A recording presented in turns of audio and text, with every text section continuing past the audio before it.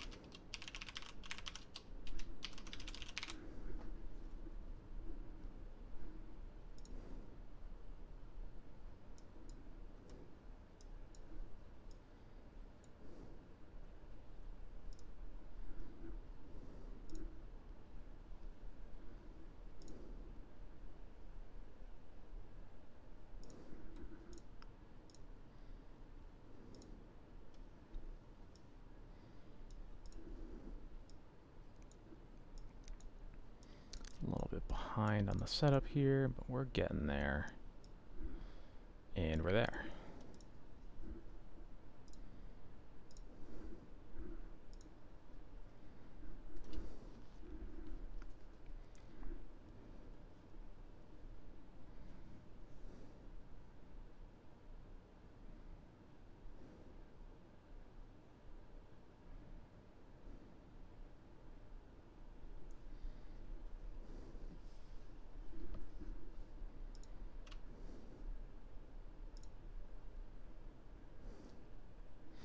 The funny part is it wasn't intentional. It just worked out that way. I just put the camera where I always put it, sat where I always sit, and it's just not there.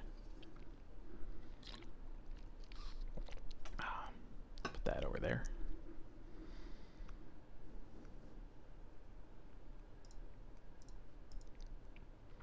Oh, okay. Sorry. I missed that meaning in what you said.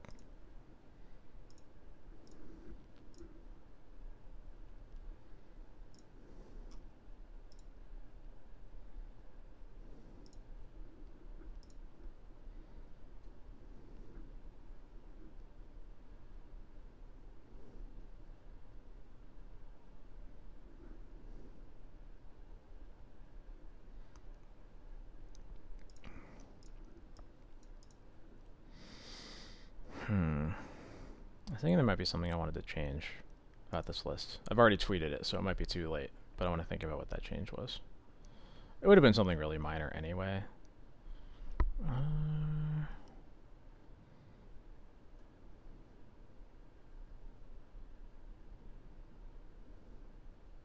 Yeah, I'm not sure. I don't remember.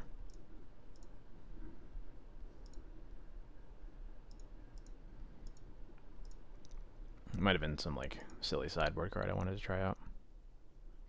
I know I was talking with XJ Cloud and friends about a few interesting ones past day or two.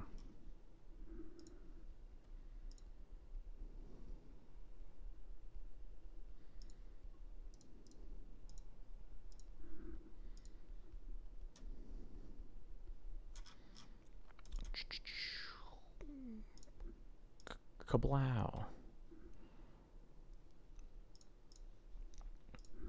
Wait a few minutes before we get into it.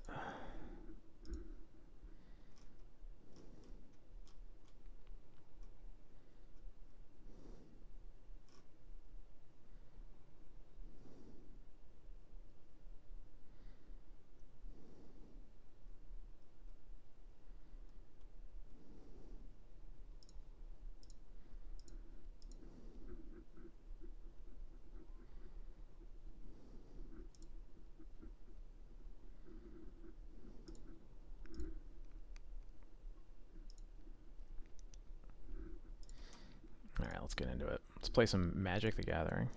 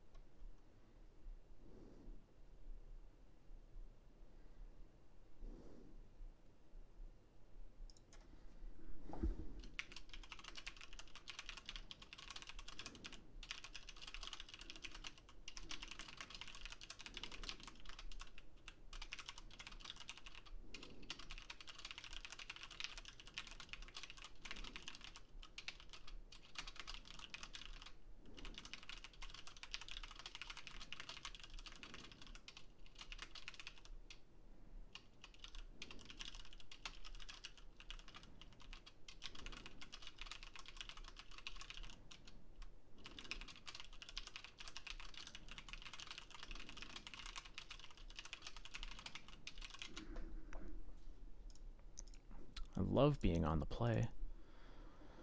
Yeah, sure. Sounds fine.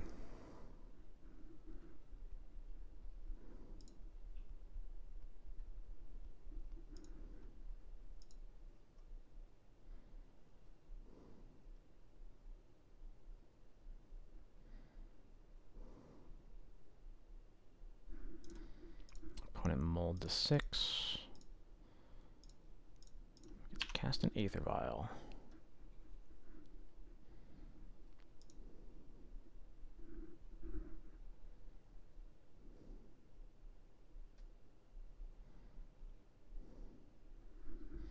Force pitching a Daze. I love it.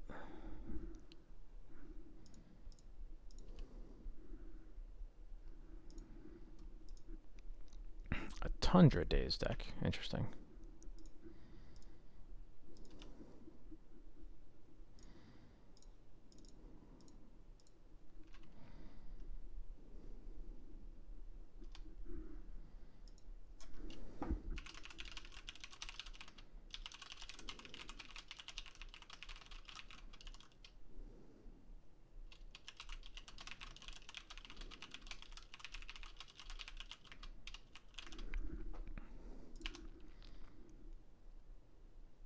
And there we go. Cool. Hey, Sleepy, what's up?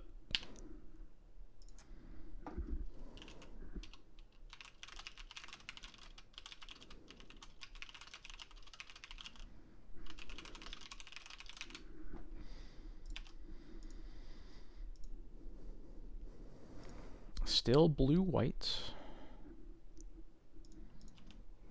Just brainstorming, huh? Alright. Oh no, not this again.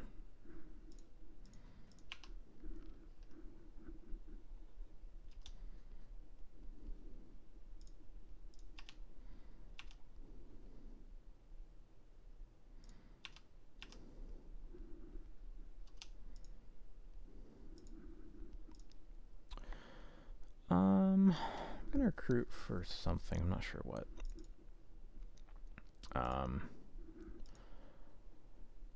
I think I'll just recruit for a Flicker Wisp. That's probably one of the better things that we can do if they are trying to cast a spell, but they do not have any mana. Yes, they must have either a Force or a Daze in their hands. Yeah, I think I'm happy to get a Wisp here.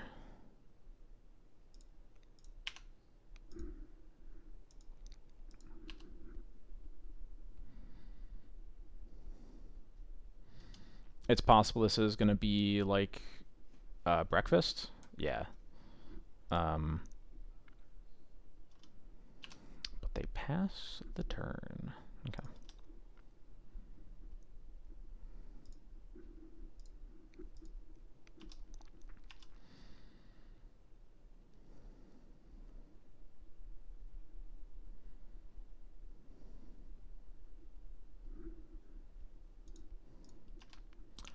Hey, philosopher. How is it going? Let me think what I want to do here.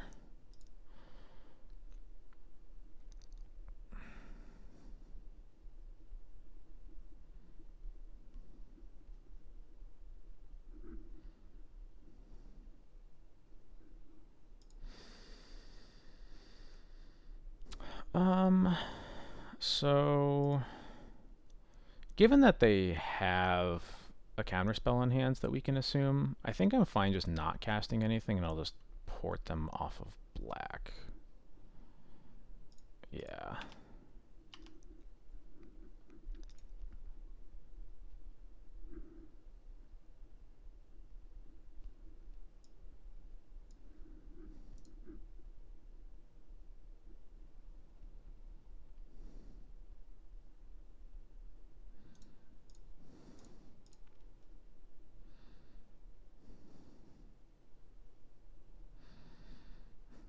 My only real misgiving is that like we don't really have anything to do with this extra mana here, but maybe we just live with that. Notably, if this is breakfast, they cannot go off through our solitude, It is Stoneforge. Or it's... I guess, I mean, this still could be breakfast. We'll see what they get. Shuko. Yep, it is breakfast.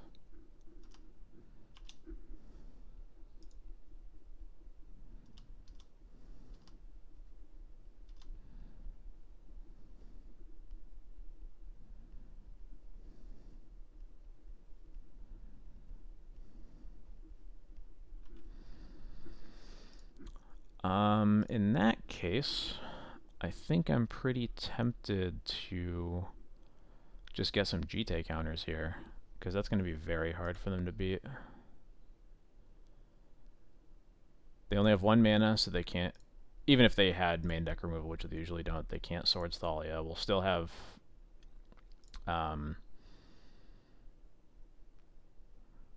we will still have Solitude, probably pitching the Spirit. So we basically have 3 ways to remove the... to kill Illusionist. Yeah, we'll start by casting this. There's a chance they'll force this, since we know that they have a counter spell. They do not. Okay, let's do it.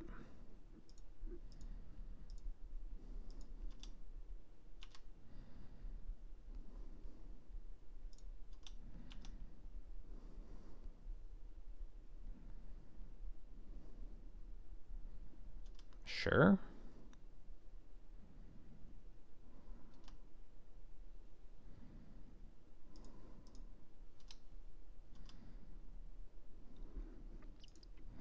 Kind of seemed like a pointless block, but...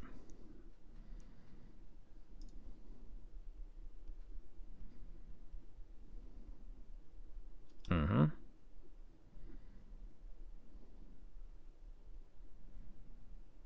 Mm-hmm.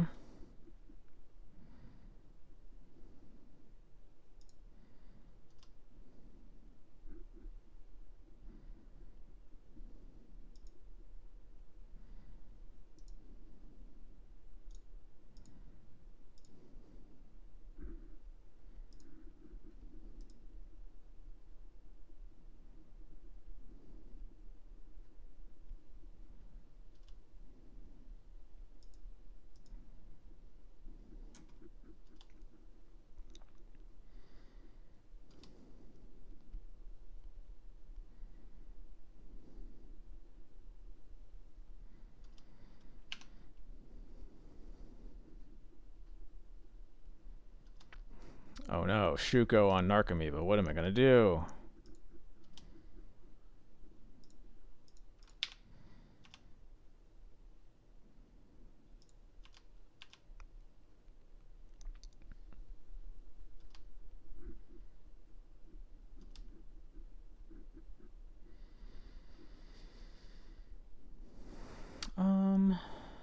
I think I'm just gonna Wisp Recruiter for another Solitude here, and then I can keep them ported off of black.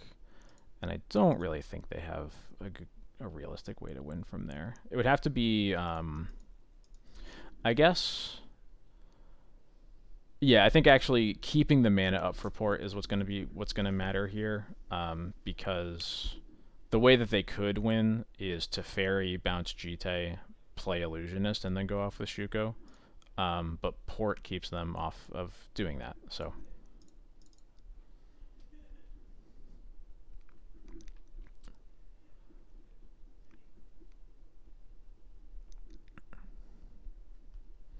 I don't think killing Narcomoeba right now matters.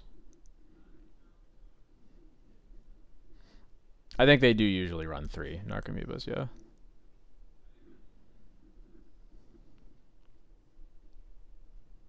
Oh, this cube. Alright.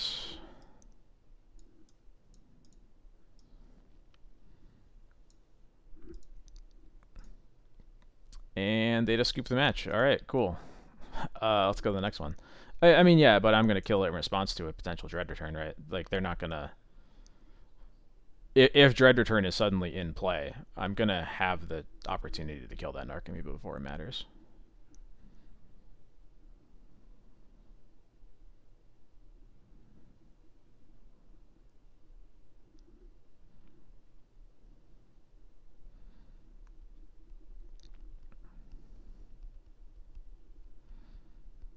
It's funny. I almost before stream got a um, got a full art Yorion, and I was just gonna like leave it showing just barely in my collection up here and see if you noticed.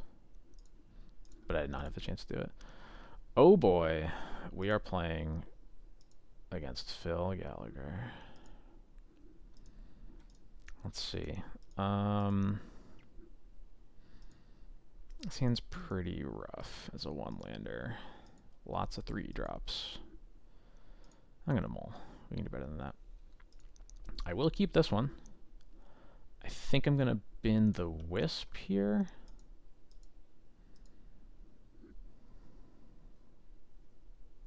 I also do not like him. So hopefully we win, but he plays really random crap, so we'll see what happens. But I will keep this bottom the Wisp.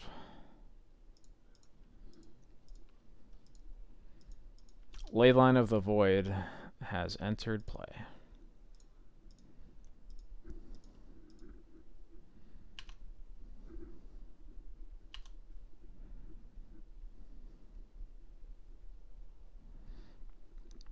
Yeah, I'm guessing this is some dumb mono black helm deck of some sort. Chrome Mox.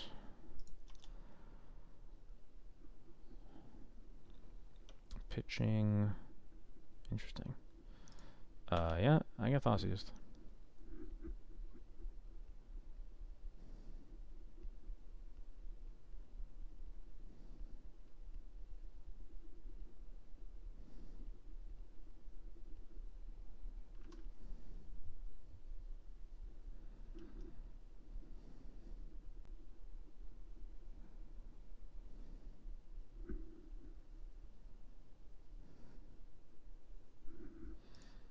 And Solitude goes away. Okay.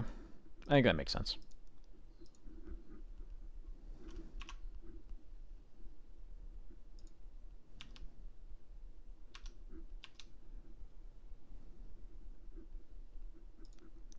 Yeah, sure. Let's go.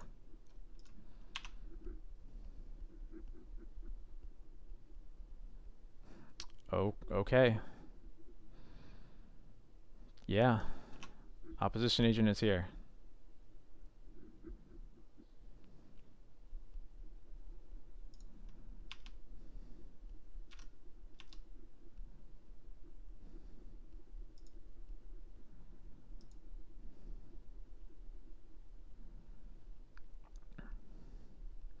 Well, yeah, the tweet was like comparing the like if when you like a single serving frozen meal is like the directions will say you can microwave it for like 3 minutes or you can put it in the oven for like 2 hours.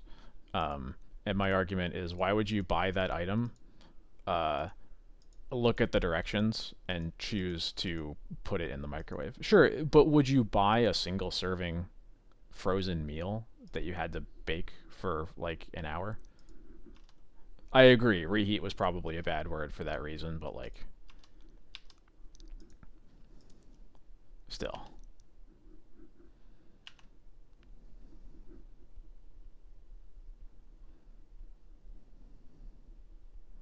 I'm really tempted to just vial in the second Thalia to eat the opposition agent. But I think that's probably just bad, so.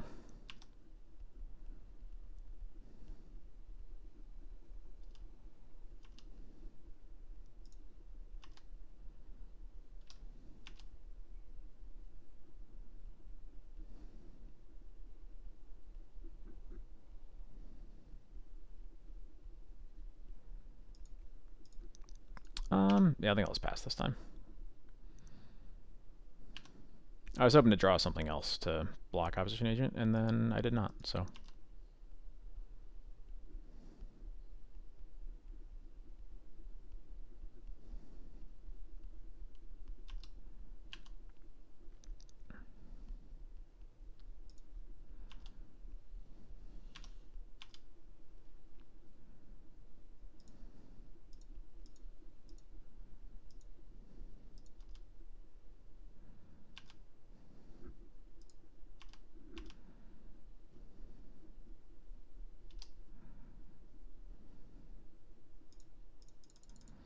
Gonna get this Yorion into play so we can start hitting him big.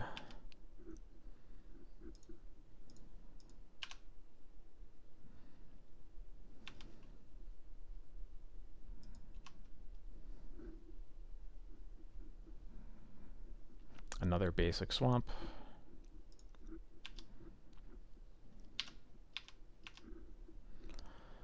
What do we got here? Caracas. I like that one.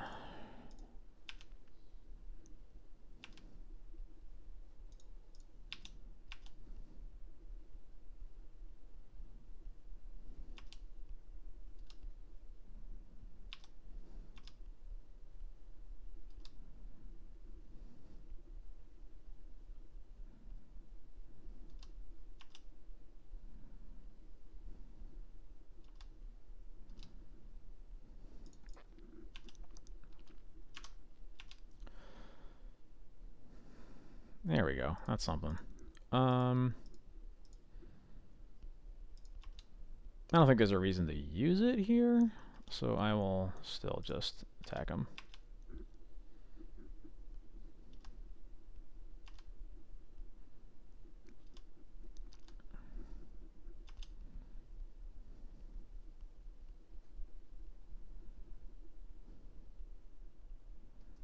Alright, cool.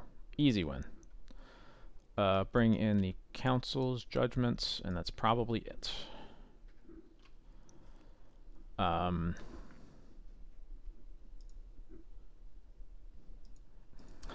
Child, I'm sorry, I'm not bringing the Yorion. I'm not bringing the Yorion, I swear.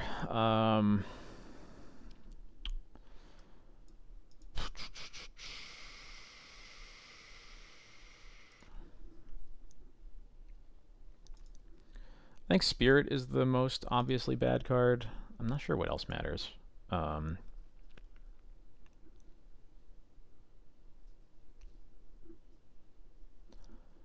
Yeah, I'm thinking about the Mind Break traps. It's like, if it doesn't get cast turn 1, it's basically never gonna do anything, but the hands where they go like Chrome Mox, Dark Ritual into a 4-drop are probably pretty... They're probably pretty tough to beat, and I think any draw where they're not doing that is like very beatable, I think is the way to look at it.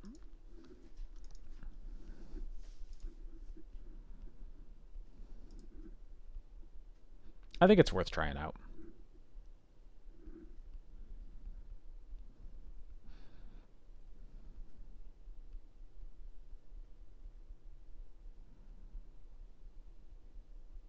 Maybe actually Spirit's better than like Ephemerates here, actually.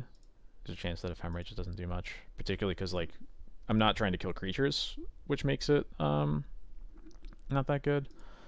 I think I would like to get rid of Jite over Sash, because at least Sash pitches to Solitude and can be keyword big in a more mana efficient way than Jite can. So I'll try this. Oh, sure, I forgot about Dauthi Marauder, so that's actually relevant.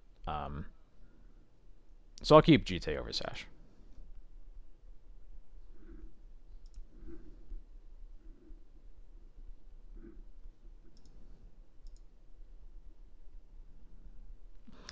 Well, it's a Mind Break Trap hands with a bunch of garbage, sadly.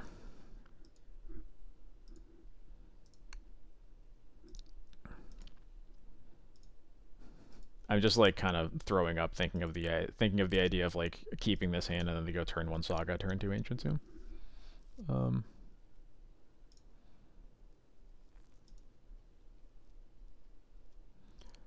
This hand is like kind of whatever, but I think it's worth keeping.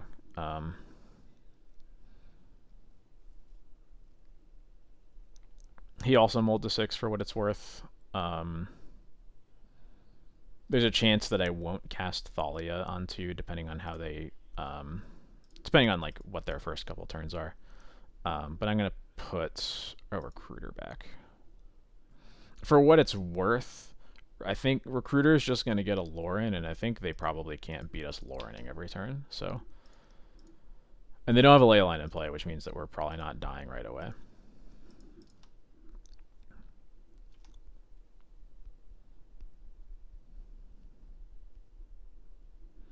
Profane Tutor. Interesting.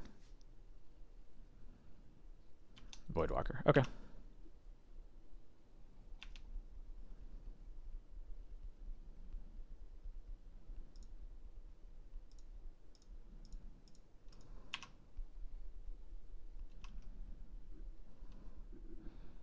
Alright, don't have Dark Ritual.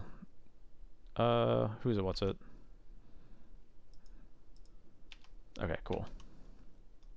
They did not have Dark Ritual. Who's it? What's it? Another Council's Judgment, huh? Ugh.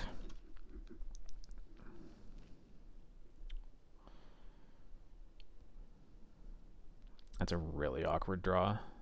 Because it makes playing as Thalia even worse. Especially if we don't draw a line for the Recruiter. So I think I'm just going to not play Thalia here. Because I'm going to be able to put it in next turn with the Vial anyway. So yeah, I'm just going to pass.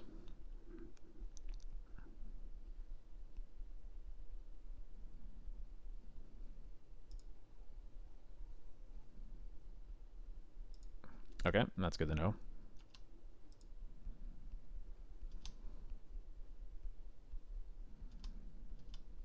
So they are beaten down.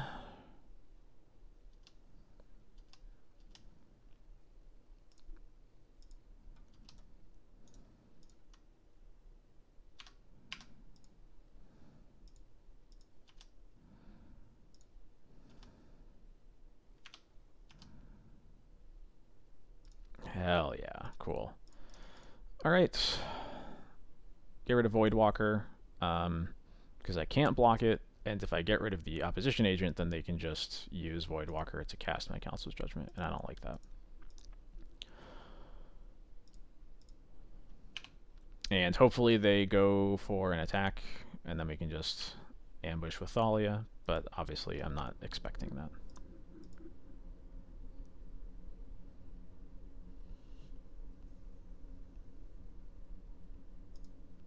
Okay. I think in that case, I'm not going to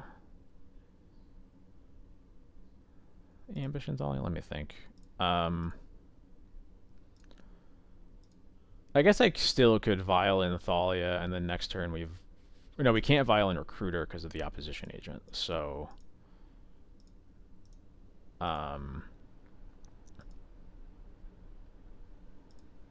So I think what we do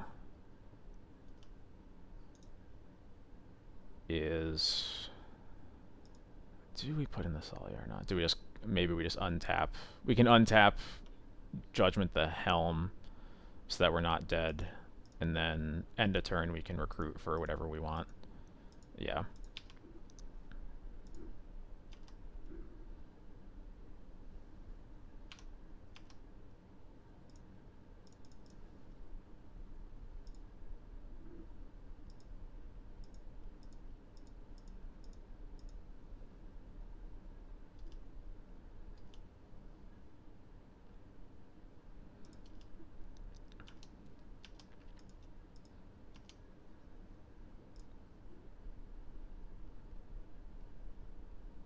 Another Helm. Okay.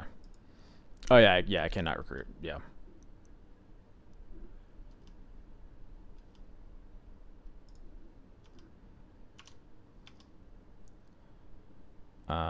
Now I can. Yeah, I didn't want Thalia in play either way. It's just the follow-up changed. So we can Wisp, Agent, Vial in Recruiter, and then recruit for a Lauren, and then hopefully from there we should be good, especially with the Spirit in play. Or Spirit that we can play next turn.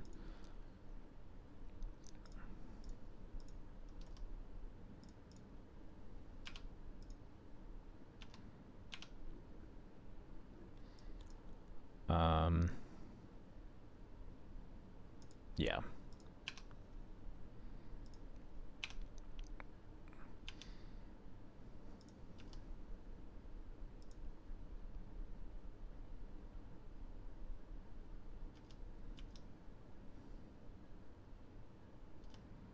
Alright, we're live.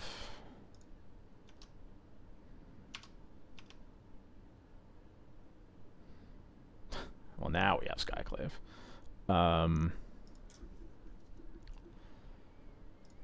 Does that change anything?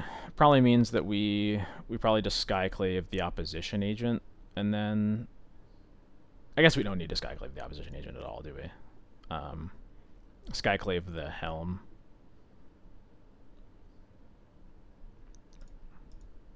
Or I guess we can still Lauren. We can Lauren cast Spirit, hold up Crocus. Yeah, okay. I'm getting cute. I don't need to get cute.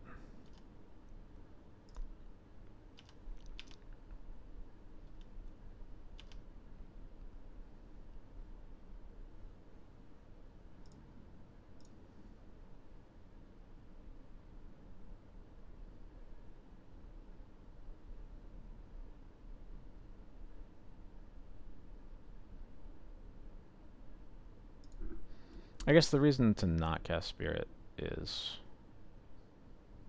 Yeah, okay. We're just going to do this. I'm just making this complicated.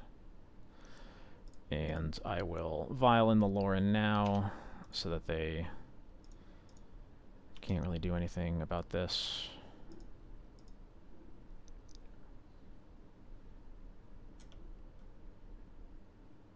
They mill us for 4. They hit a Skyclave. Okay.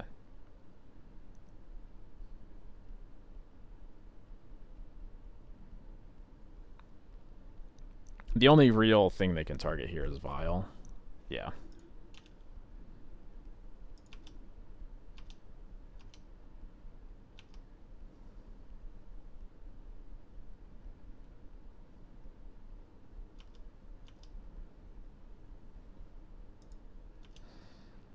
And do we bounce the Lauren now? I don't think we do.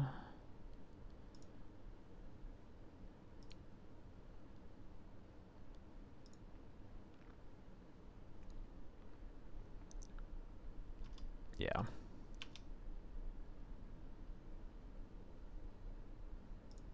Yeah, okay, so... I think that I want to Skyclave something. I'm not sure if it's my Skyclave or the Chrome Mox. I kind of like keeping them off of the mana.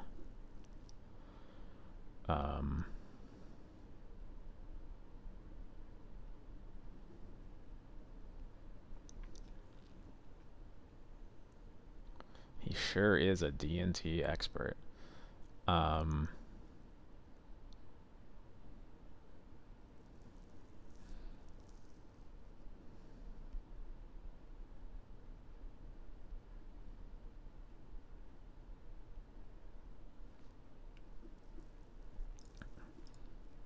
Maybe we just play Thalia and not worry about removing anything. Yeah, it's just a question of whether I want to figure out how to get in any more damage than the Wisp, but I guess the best way, honestly, is just playing Thalia, so... The only concern, I think, is how hard we're playing into Plague Engineer here, but...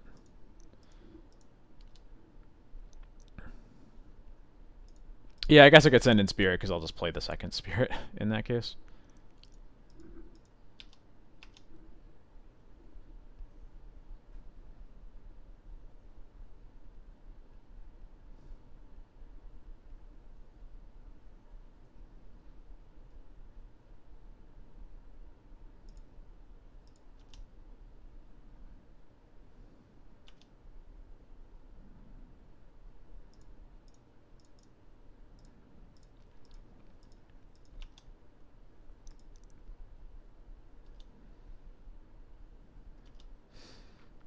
I don't think I see any value in using Mom that aggressively. I feel like that just opens us up to dying to something dumb. Alright, we win the match.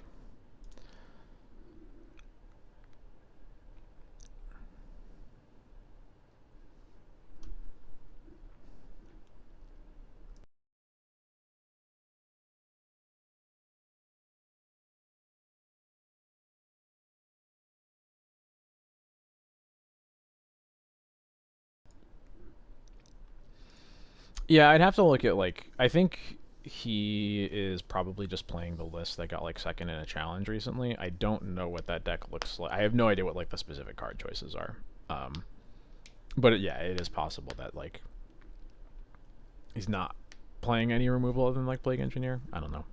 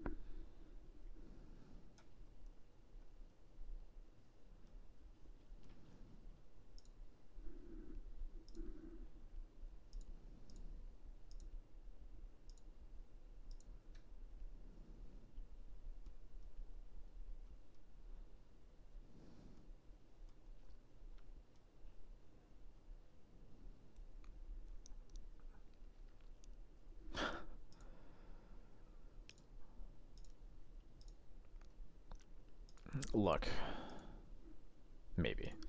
This hand is fine. I'm gonna keep it. It isn't good against everything, but it's good against enough.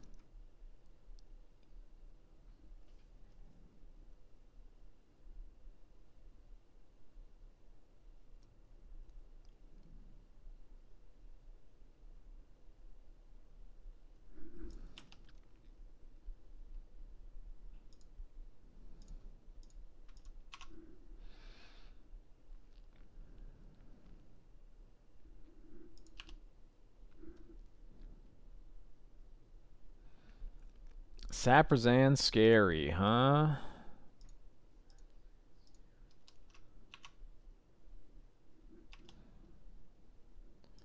Well,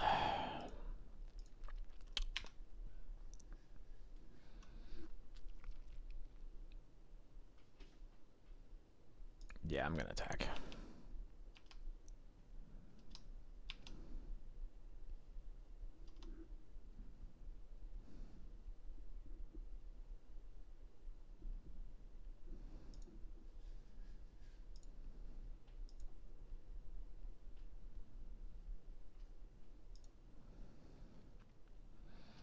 Yeah.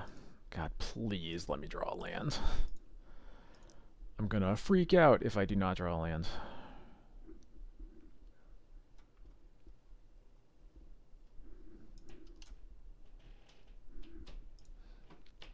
+1. Interesting. Come on. Land, land, land, land, land. Lands. That's not a land. Okay.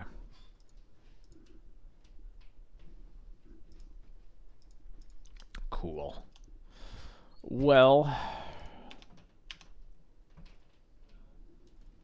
I will attack Karn back down to 5. Take that.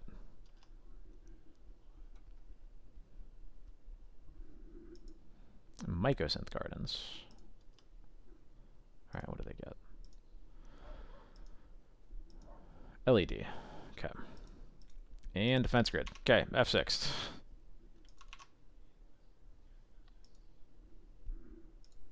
I said F6.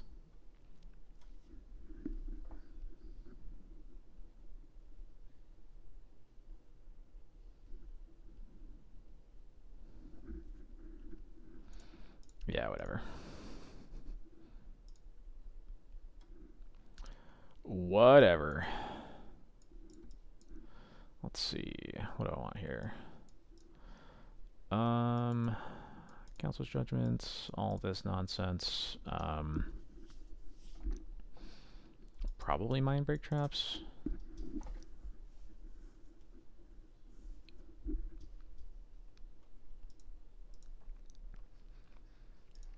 I'll start here and start thinking. No Batter Skull, no Lion Sash. I don't really like Ephemerate here. Don't really like Mother of Runes here. The rest of the deck I think is pretty fine at least.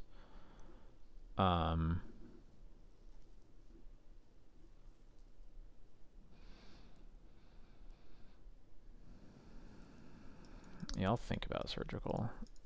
I just don't like that surgical doesn't do anything against echo, which is what you need most of your cards to deal with. Maybe just cut a wisp. This is also definitely a matchup we can board out a land, I think. Oh, that's true. They are a chalice deck, aren't they?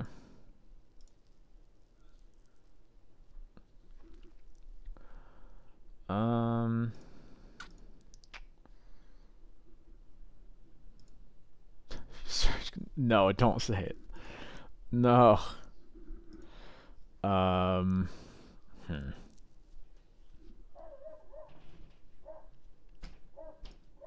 Yeah. I'm just gonna ship with that surgical. I would love to play first.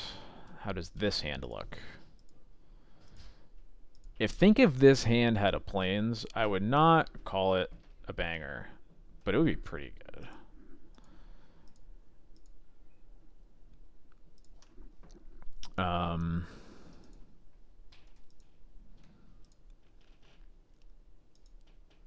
It sucks. I think I would consider keeping this, but the fact that they have Karns means Vile is not really reliable, and I think we're just too prone to never casting any of our spells. And like the Mind Break Trap isn't super reliable when they're a defense grid deck. I think if this was a plains, I would keep it. I think as is, it has to be a mulligan though.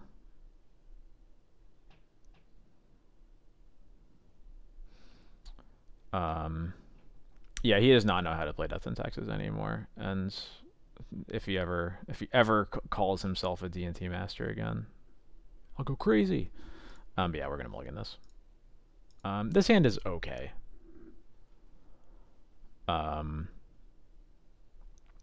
At least like Spirit shuts off Echo, and that's the scariest thing that they can do against us.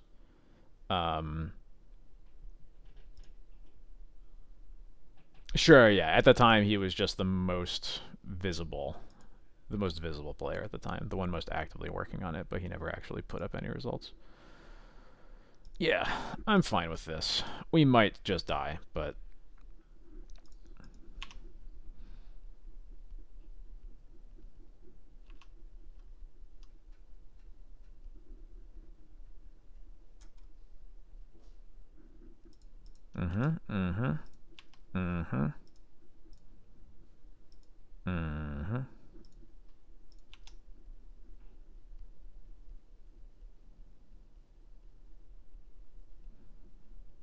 It is a Displacer Kitten deck. Interesting.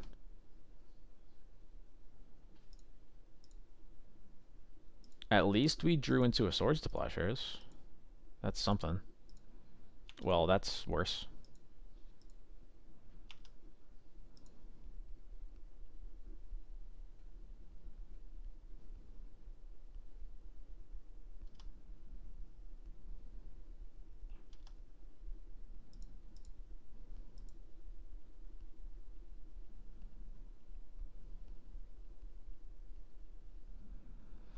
Of course.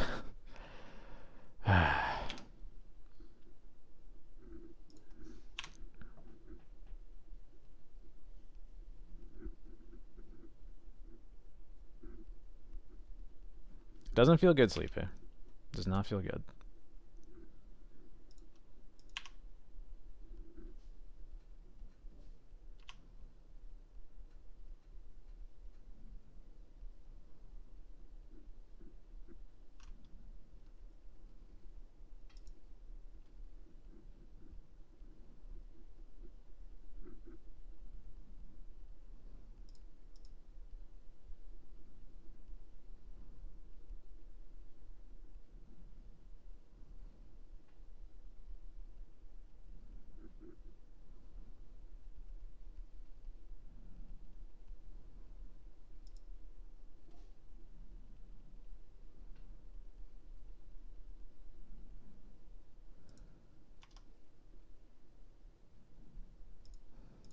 Got him.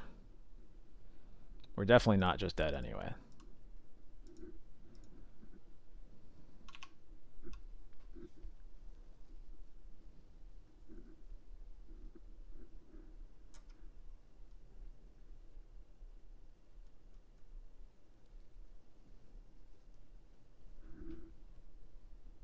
It's messed up.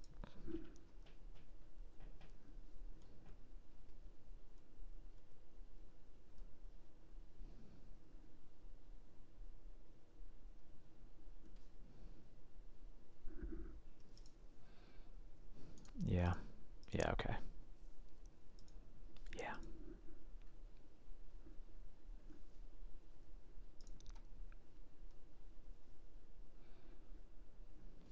Was it a game? Was it?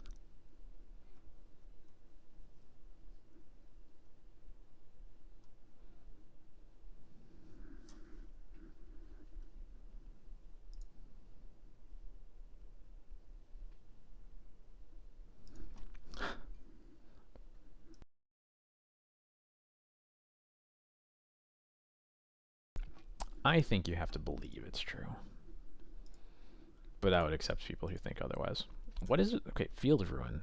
Please just be a plains.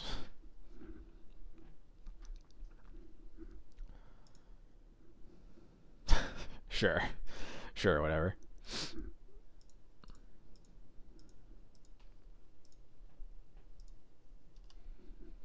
The 1-0 win was not on clock. I just won game 1 against Breakfast, and then they scooped. Like, scooped the match.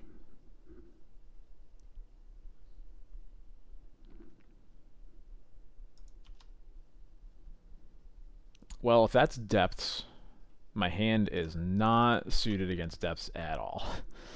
Um, so we'll see. Yeah, they probably dropped from the league. I hope so. Oh, this might just be Storm. Could still be Rainbow Depths, I guess.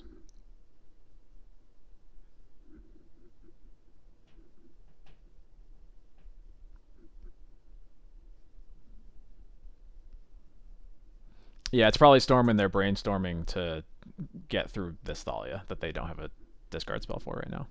That's my best guess. Oh yeah, Rainbow Display is like, yeah, they had the Rainbow lands, right?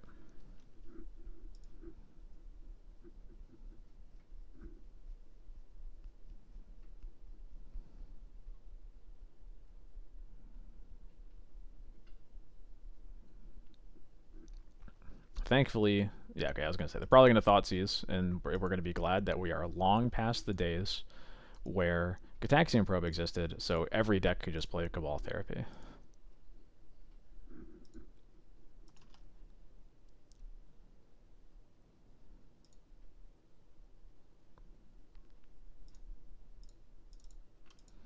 That Lauren might get cool if they start playing out their mana artifacts. We'll see.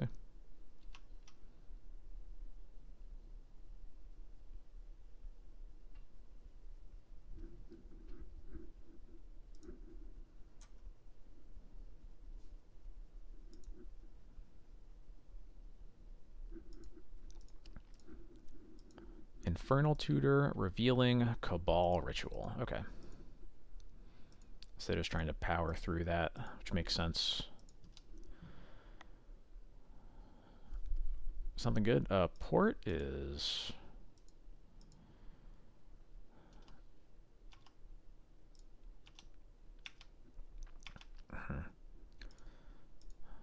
Port is better than anything we could have played, since it means they need another mana source to cast these Cabal Rituals. But once they do, the Thalia attacks is sort of negated, so we'll see what happens.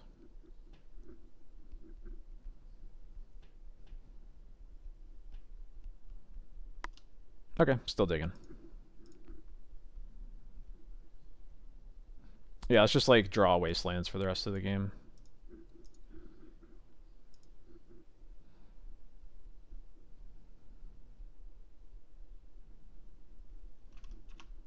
I really don't like that they've already drawn 4 lands. It's a little rude of them. Well...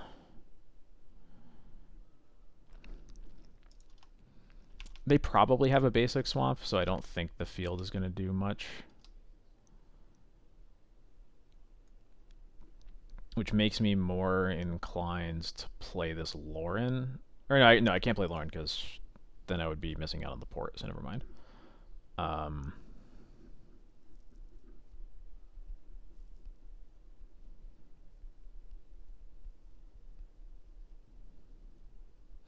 guess notably they kept on their ponder, so shuffling their deck might matter. That might actually tip me over the edge.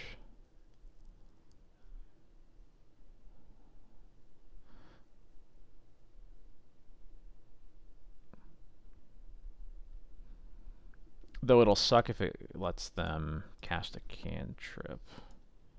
Although I guess that's why I just wait until their upkeep to do it.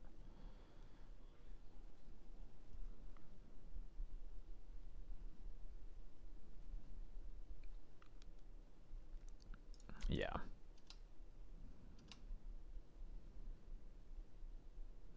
I guess I don't do it in their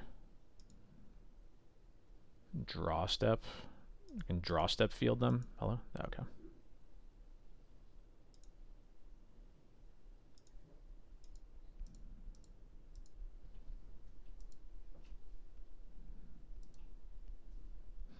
Yeah, actually, I think that's a fair point. It's so unlikely they draw a swamp anyway that I should just do this now.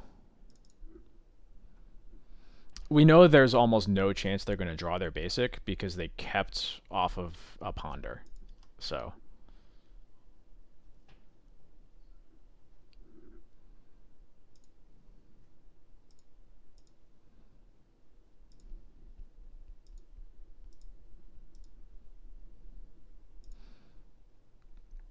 And now we'll pass into their draw step and we'll port one of the underground seas.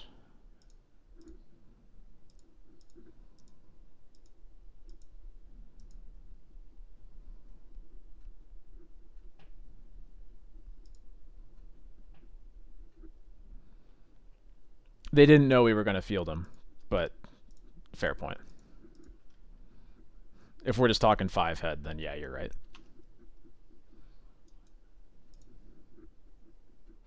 Goodbye, Lauren. It's a bummer.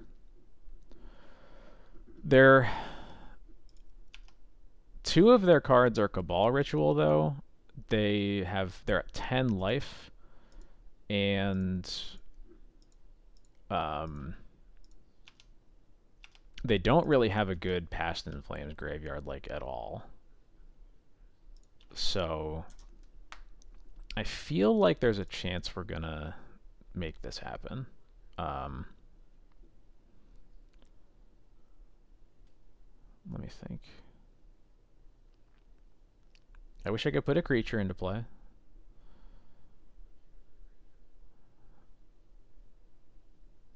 Oh, we got a prediction up. Oh, will we win another match 1-0? That's a really good one.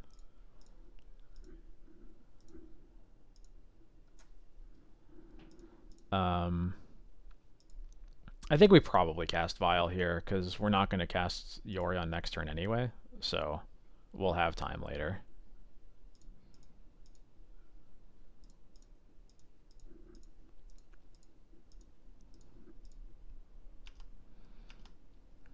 Yeah, I doubt they have any removal for it anyway, but I think it's still right to cast the Vial over putting Yorion into our hands.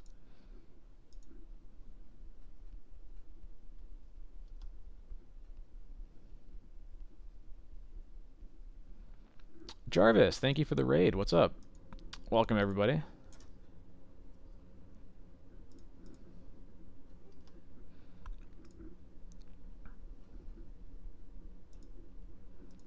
We're playing some Death and Taxes, as always. I always play Death and Taxes, if you don't know. Seeing if we can close a game against Ants.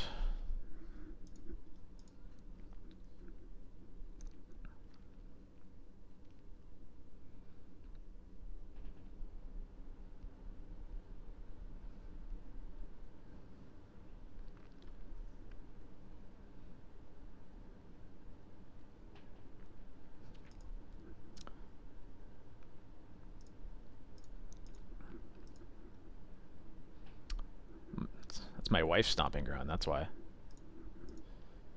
I would never play Reanimator in a million years. There are plenty of non-Death and Taxes decks that I'm like sort of into, even if I don't play them. Reanimator is not one of them. Another Plains is kinda whatever, but that's true. I have played Dredge.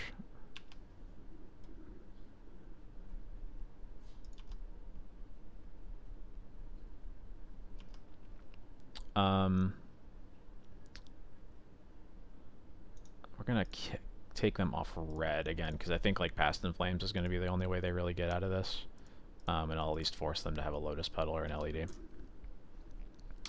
Decks I like besides Death and Taxes, I like Elves, specifically combo Elves. I think Fiend Orders and Elves is kind of whatever.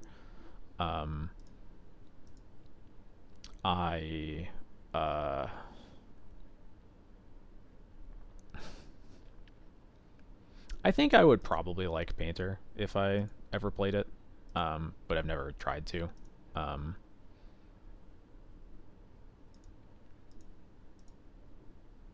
Man, they've played a land every turn. Rough.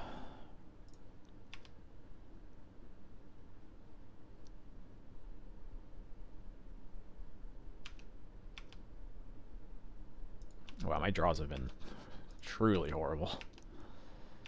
I'm going to keep this in my hand just to make them think about it.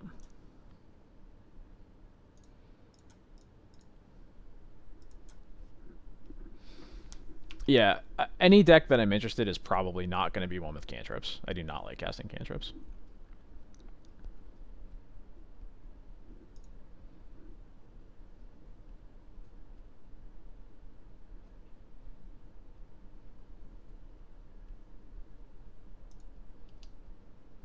Chrome Mox.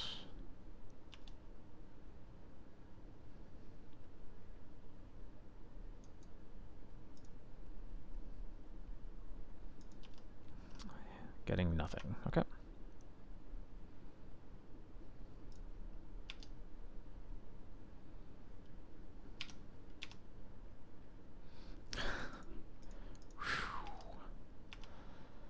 Well, 6 dead draws in a row, but I don't think it's going to matter.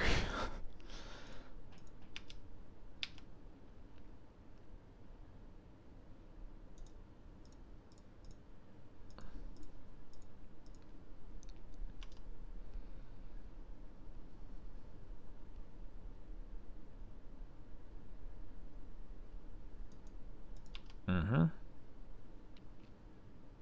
Mm-hmm.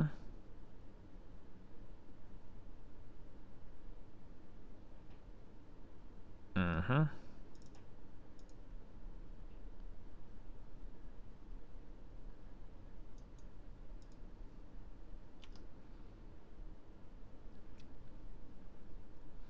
I guess this must be tutor for tendrils to survive for a bit. Maybe that was probably... Maybe I should have had Yorion in play by now, actually, because of that. Why isn't the storm counter showing up?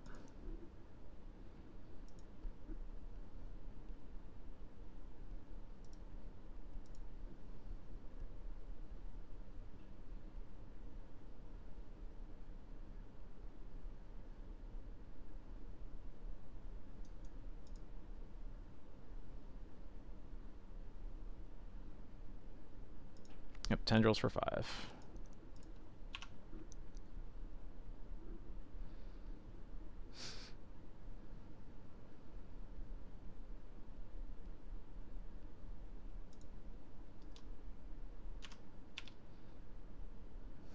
Oh my god.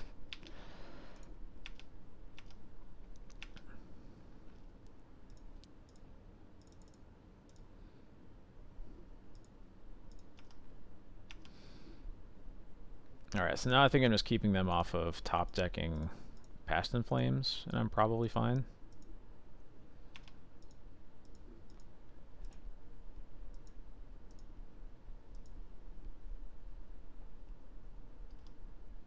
Okay, now it doesn't matter whether I port them or not, which helps a little bit.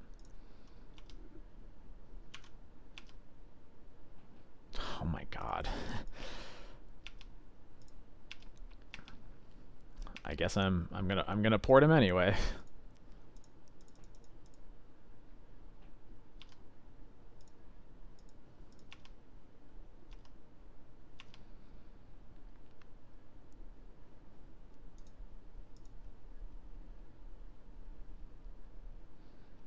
Do I care about red more? Or that's got to be red.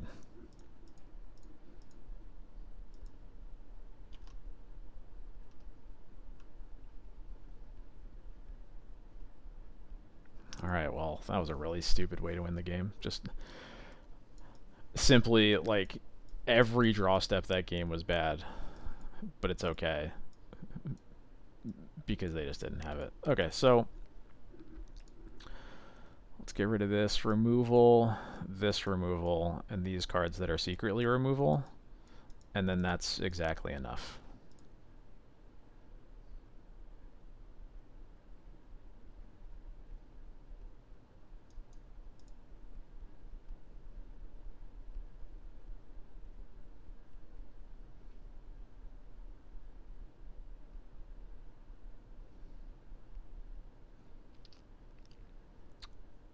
So I think that's just going to be it. Yeah, that was easy.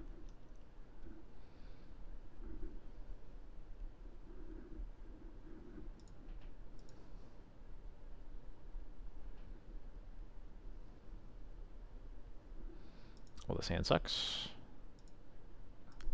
This hand's not good either. My opponent has also mulled to 6, and they just kept 6, but we're going to go to 5.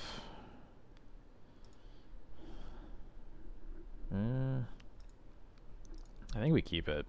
I don't love it, though. I think we put back Wisp and Crocus. Hope to draw another land to cast Recruiter for a card that matters.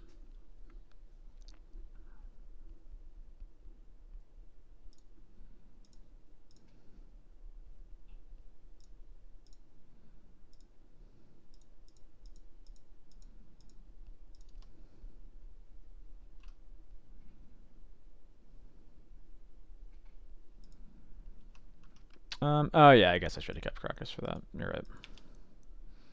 If we draw Crocus here, I'll feel smart, but no, we didn't. Okay.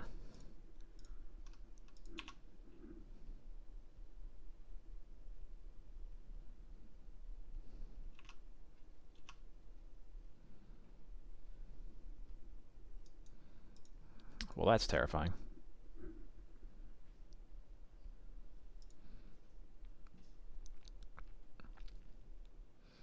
Looks like y'all got about another minute left on the prediction for if we happen to win another match 1-0. Our very first match of the night. I won game 1 against Cephalid Breakfast, and then they scooped the match.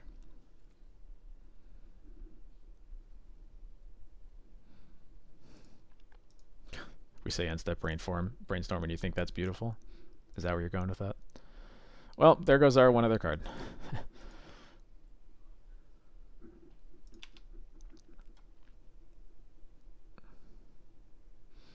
Well, at least that field is guaranteed to be a stone right now, so that's kind of nice, actually. I'm just going to attack them, and then I just have to think about whether I'm porting Island or Swamp. Swamp is better if they're going off this turn. Island is better if they're not. And I think at 4 cards, I have to assume that they're not.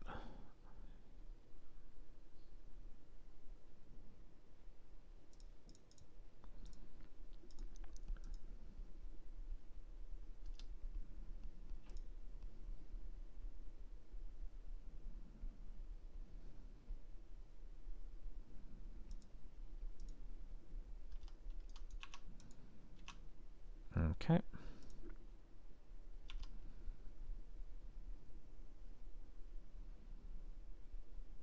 I don't hate that.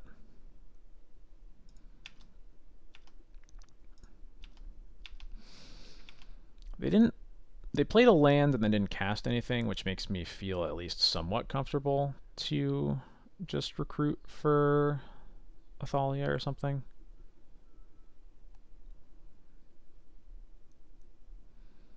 Also gets a better clock into play.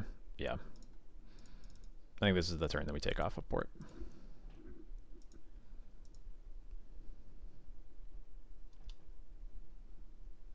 We say that's okay to play your pet cards, and I think that's beautiful. It is beautiful. It really is. Yeah, I'm just gonna Athalia.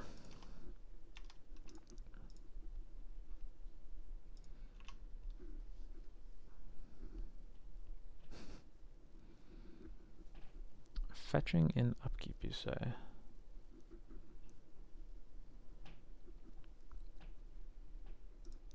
Yeah, for what's worth, I'm also very pro pet cards. Just don't pretend like they're not pet cards. That's really my only requirement.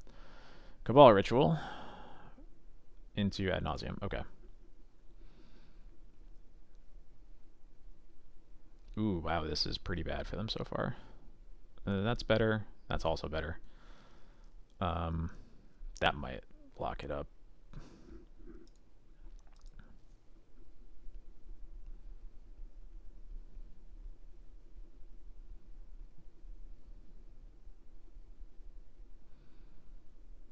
I don't know what their storm is at because it's still not showing up for me. There it is, Storm 5. So that's both rituals and the pedal, and now they're tutoring for LED. And now they can go LED. Oh, they had another. Oh, there's the Cabal Ritual. Yeah, okay, so they got it. Because now they cast both LEDs, and now they can tutor for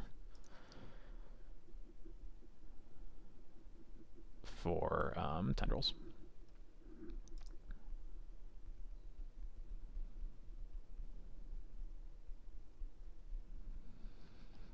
So I guess we did die to not porting them there. But I don't know if that... It's hard to say whether that's still correct or not. I'm not sure. Actually, no, we didn't die to... We didn't, because they could have just cast Ad Nauseam in response to the port anyway. So never mind.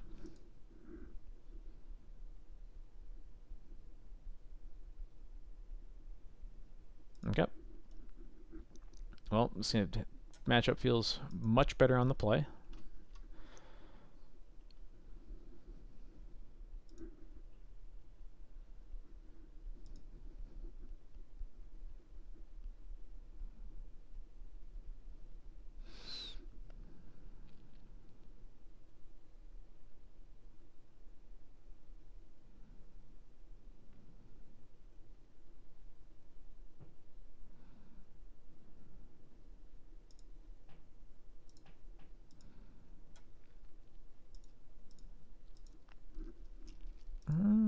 I don't hate this. Cage is basically as good as anything else. We have 2 waste targets and Thalia. I think I like this. And Lauren will be good if they play out any mana rocks through Thalia attacks.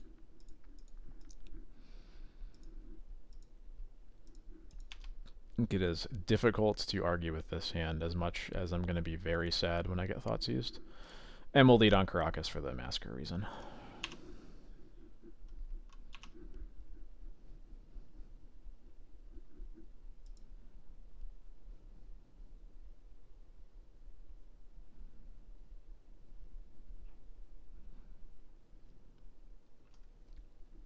Love to see it.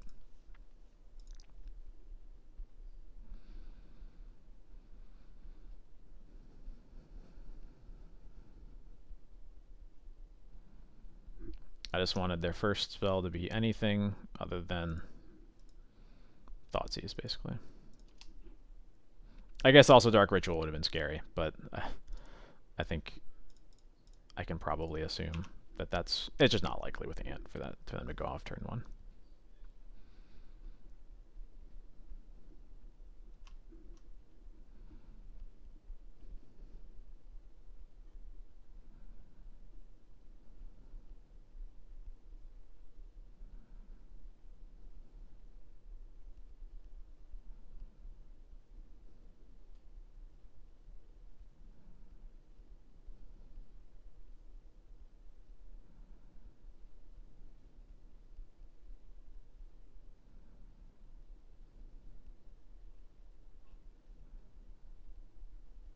Thinking hard about this spell before it goes on the stack.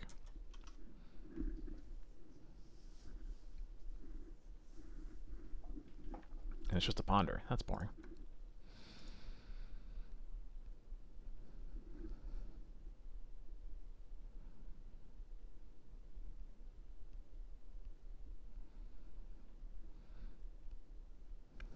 I would like to draw a Spirit of the Labyrinth and then Wasteland.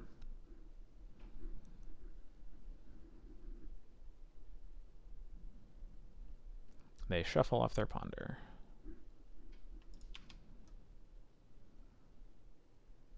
Nice! I am so good at this game.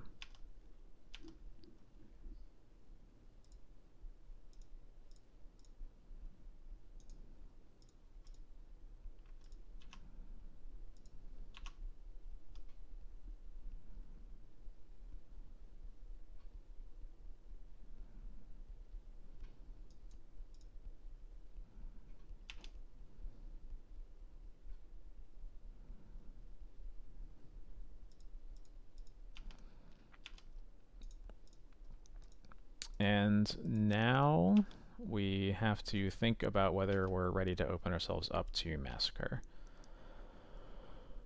I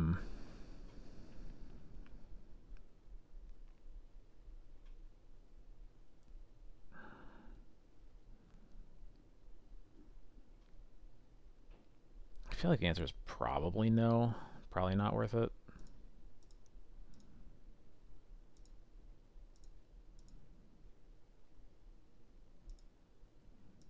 Yeah, they still only have basically 0 mana.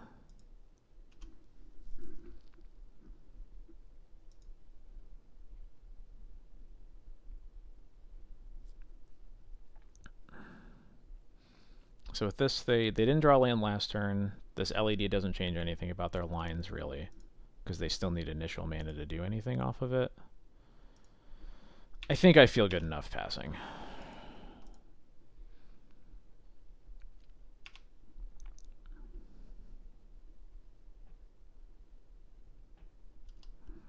Another LED.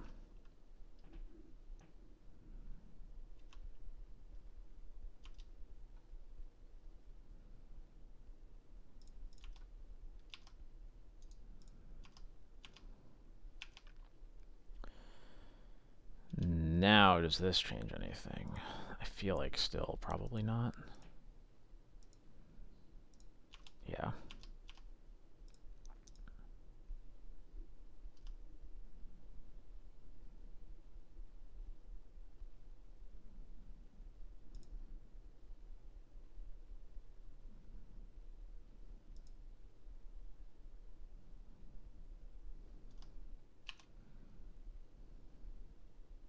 They go into cleanup, and Past in Flames is in the yard. Who was that? That was NC10. Thank you so much for the follow. Welcome to the stream. And now we drew a non-white source plains. Or non-plains white source. A non-white source plains. What does that even mean? So yeah. Dog incoming. Hell yeah. Let's go. It's Jax. What's up? Doesn't really matter. No, I'm just gonna get another LEDs. Goodbye.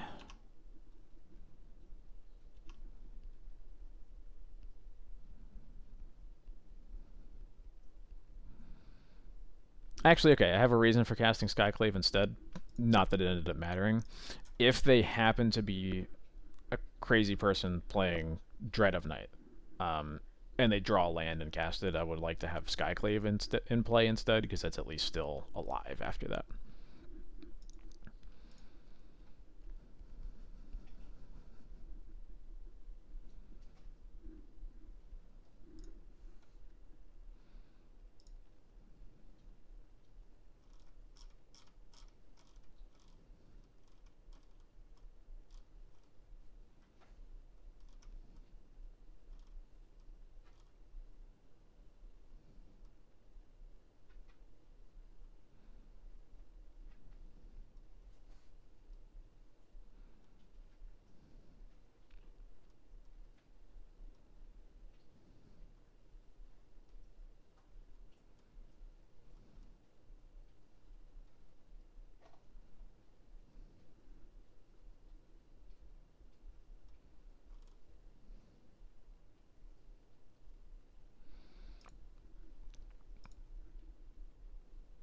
I'm contractually obligated.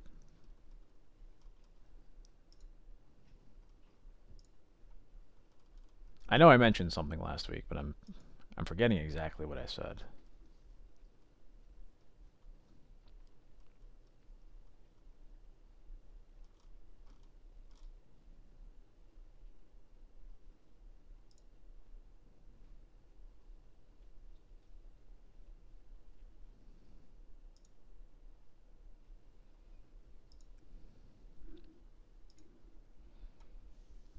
Now, I know I didn't write any documents including any subsections. I didn't number any paragraphs over here, let me tell you.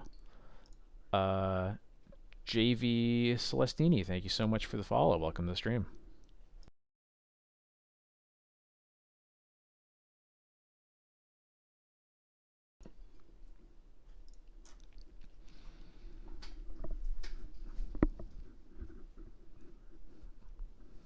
Yeah, I'd say it's cool.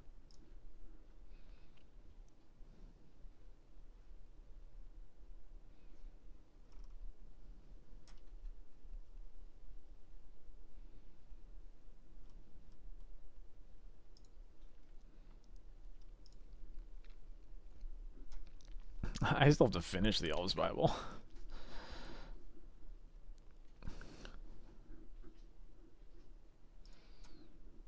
Yeah, for those for my patrons out there, beginning of March, I'm going to be releasing my Elves matchup primer. It's going to be tackling all 3 Elves matchups. You know, there's Nettle Elves, Reclaimer Elves, and also the quote-unquote Elves, the Newton list that plays Fiend Artisan. Getting a lot of these today. Get out of here. This is much better. What are we bottoming? My opponent has mulled to 5. We can probably just bottom Ephemerate here.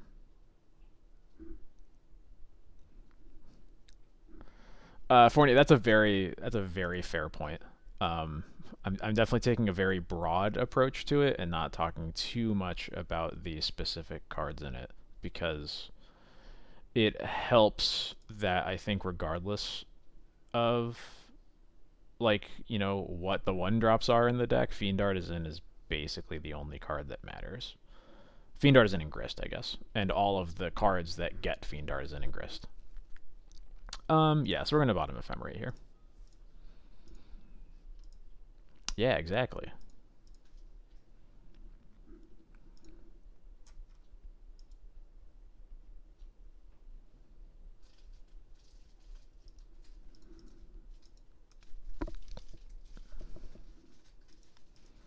Oh, Caracas, you say? Is this initiative?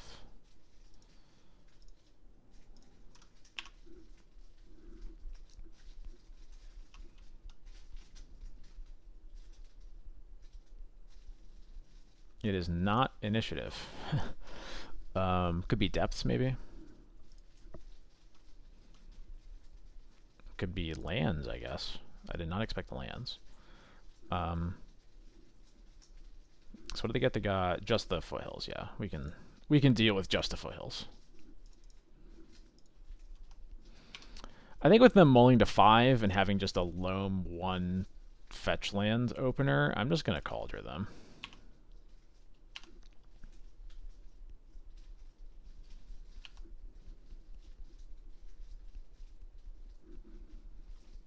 They mill Grove, Loam, Punishing Fire.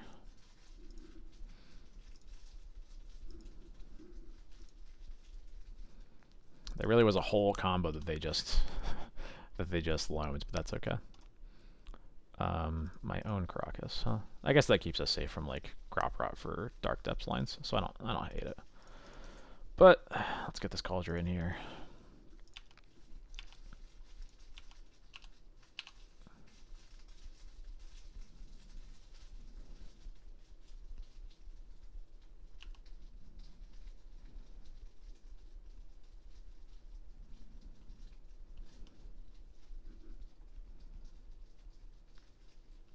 They dredge a loam into crop rotation and 2 wastelands.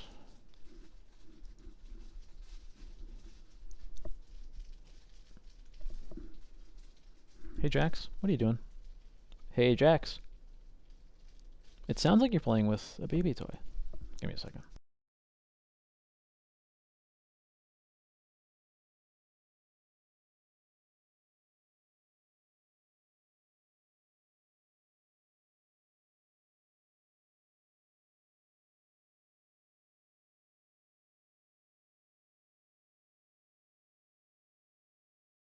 Yeah, I was realizing as I was getting up, this is going to be what reveals the bike, huh? Yeah, there's a bike back there. Kitty got a sick new bike. Life from the loam on waste foothills. Yes. Or yeah, sorry, we did put on the trainer. We've had it for a bit, but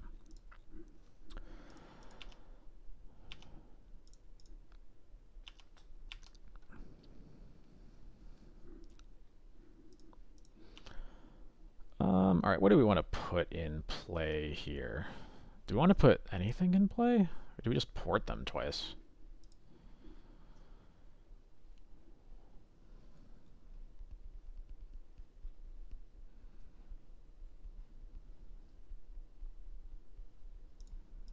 I'm just going to port them twice.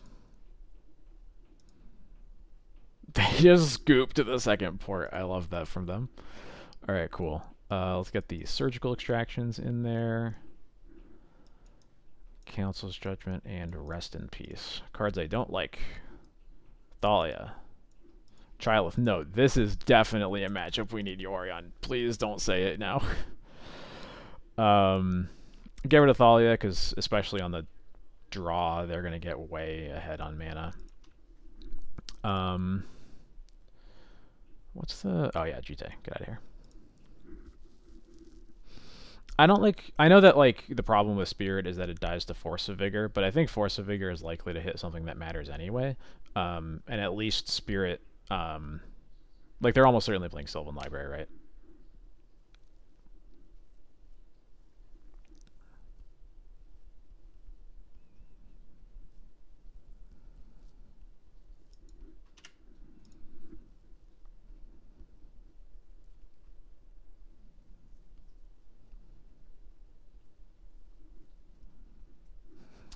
Yeah, is Jarvis here? Jarvis is still here?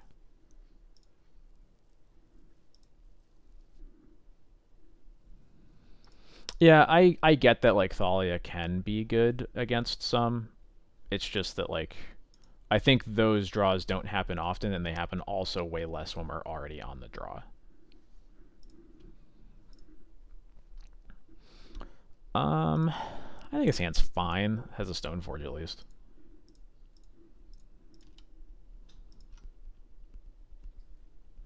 God, my lands are already broken. Come on.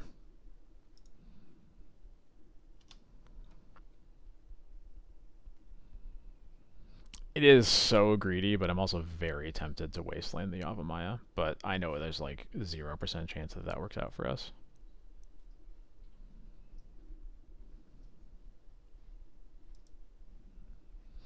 I do not like wastelanding it because, like, I think the chances that they don't have another green source are, like, very low. And if we wasteland into this exploration that they already have in play, I think the failure rate is, like, extremely high. I think there's a chance that we punk them by just killing their only green source, but I think it's very unlikely. I think if we didn't have Mom into Stoneforge, I would think about it, but as is, I don't think we need to take that risk. Although I did just have to tell my planes to tap for white, so maybe I should have wastelanded it.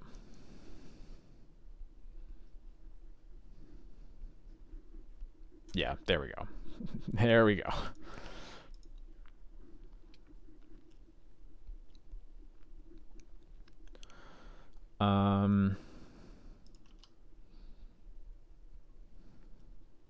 Okay, cool. So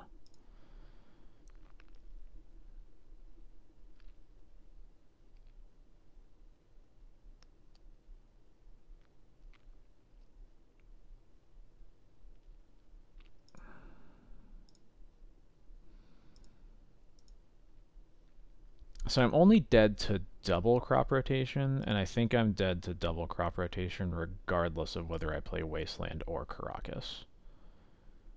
So I'll play my Wasteland because it's less appealing for them to Wasteland it, and I'm just going to hold the mana up so I don't die to a single crop rotation. And then next turn we can play Stoneforge while holding that up.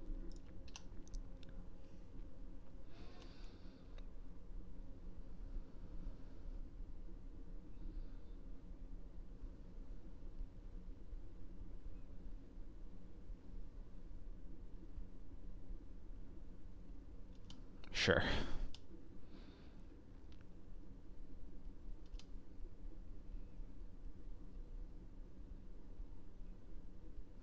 Wow, that's kind of messed up.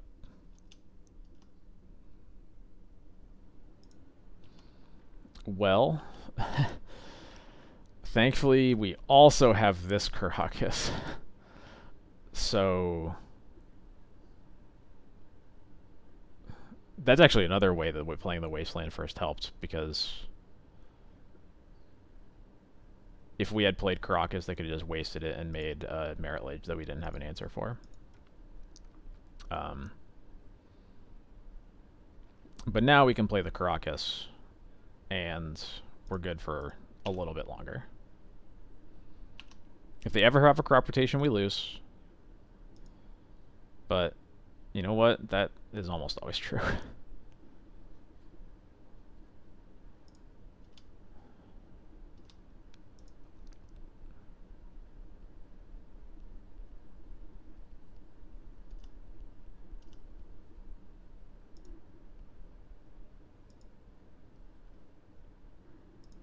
Mm-hmm. Mm-hmm.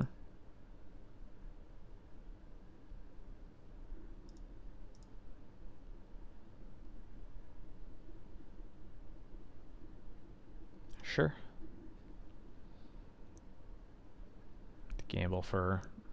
I think it was probably gambling for the loam. Could be something else, though. Could be gambling for some other land, I suppose.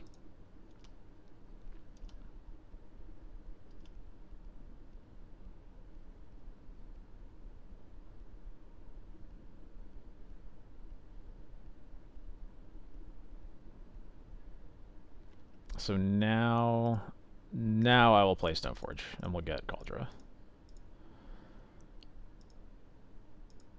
Although I guess I should probably get Sash here instead, because I'm not ahead enough to handle the fact that they can literally just like make a Lage, make me use both my lands to deal with it, and then just loam them back and do it again. So yeah, I think I actually have to get Sash.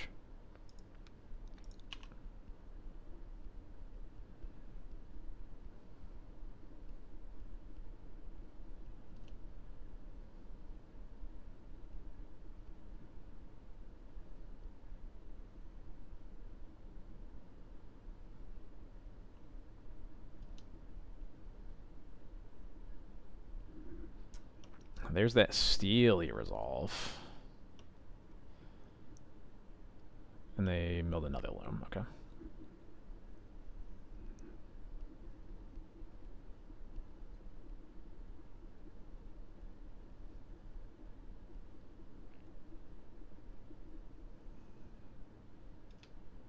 So they have Heath and Forest.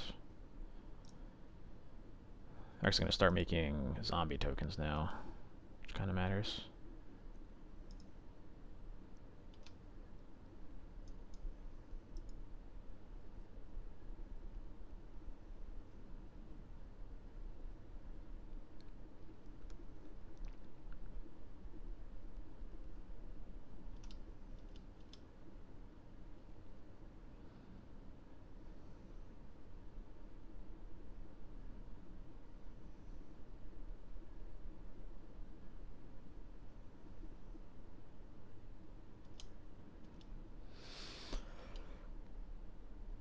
I draw a white source. Would be nice. I guess it doesn't have to be a white source, actually. Wasting this. That's fine, right? Because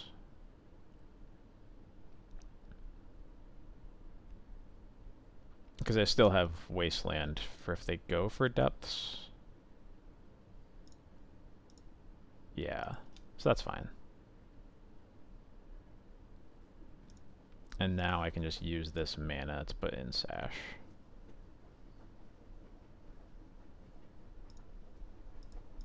And I hope to draw a white source so that I can activate Sash multiple times, and I am the best gamer that has ever gamed.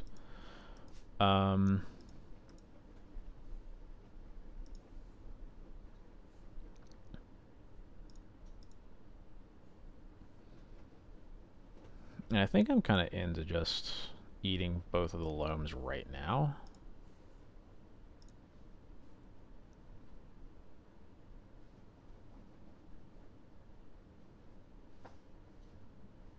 Yeah, I'm gonna eat both loams.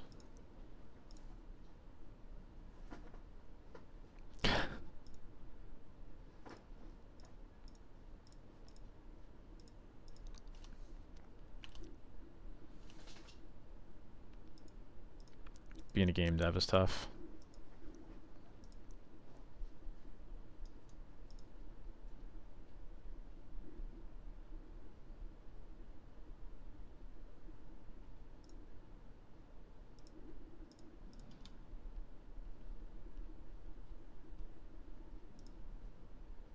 Play Grove.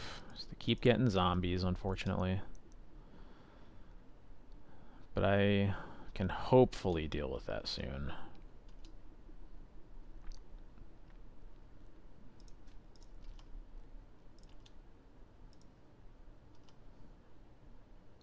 Gamer shouldn't have access.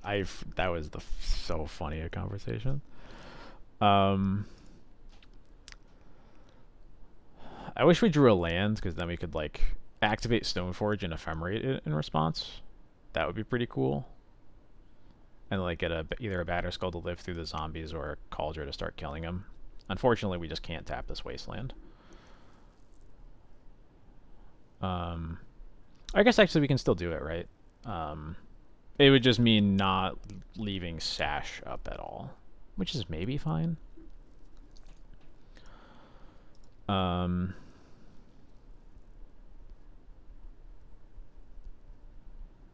me think. How can we maybe outplay them a bit here? One important thing is they don't have Loam, and there's a chance that we can afford to tap this Wasteland and let them go for depths because we have Wisp in our hand. So I'm trying to think about how we can kind of play that right.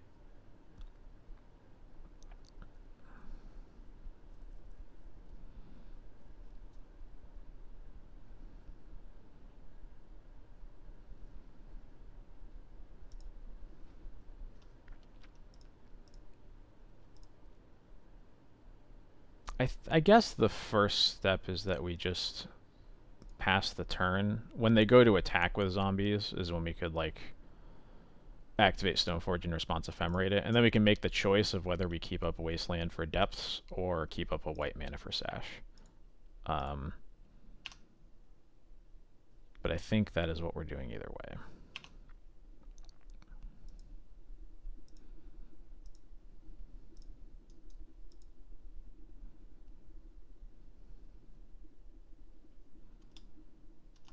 I'm gonna laugh if they actually end up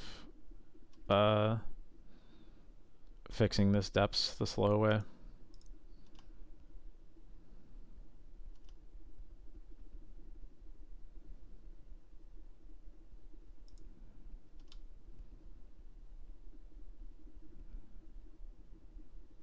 Wasteland is a bit of a bummer here.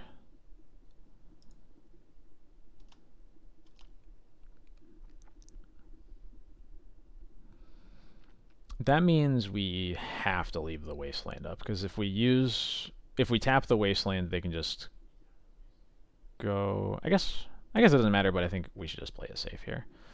So I'm going to activate Stoneforge, hold priority, cast Ephemerate on Stoneforge.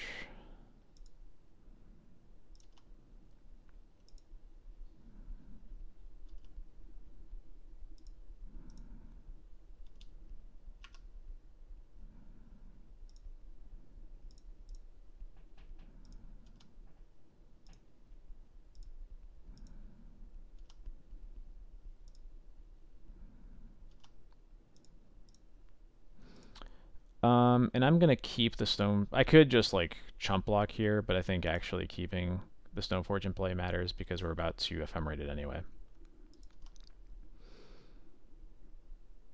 Yeah, Stoneforge hold priority lines are truly the best. They're really a lost art ever since like Stoneblade kind of became unplayable. Um, I think here.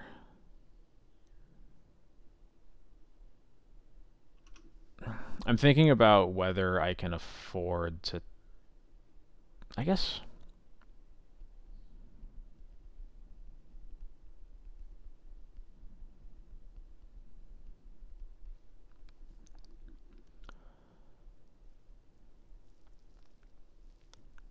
So I'm definitely casting Ephemerate on the Stoneforge. I'm just trying to figure out whether I can afford to tap the mana to put Cauldron in. As it stands, they can just waste our waste. We waste the depths in the response, and then they make a Merilage, and we don't currently have a way to answer it.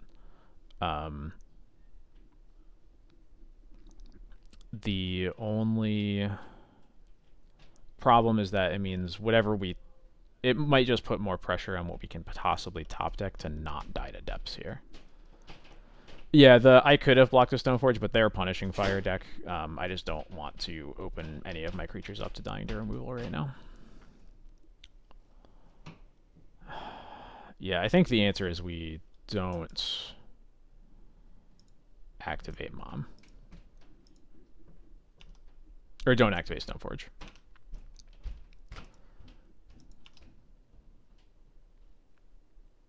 Another Vial, huh? Oh yeah, because actually what we'll do is we'll just Wisp. We'll just Wisp a zombie token, and then the Wisp can block the Merilage.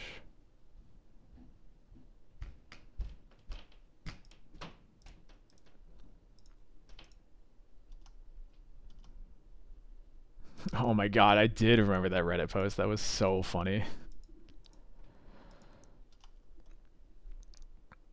Okay, actually what we can do is we can just cast Wisp, flicker one of the zombies, and then we have Ephemerate to kill the Merilage when they go for it. So that's what we'll do.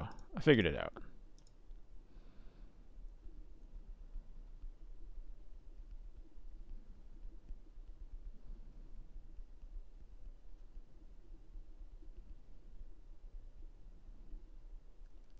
Oh yeah, you're right. Yeah, I couldn't have done it anyway. You're all right. So I was thinking way too hard about something I couldn't do anyway. You'll love to see it.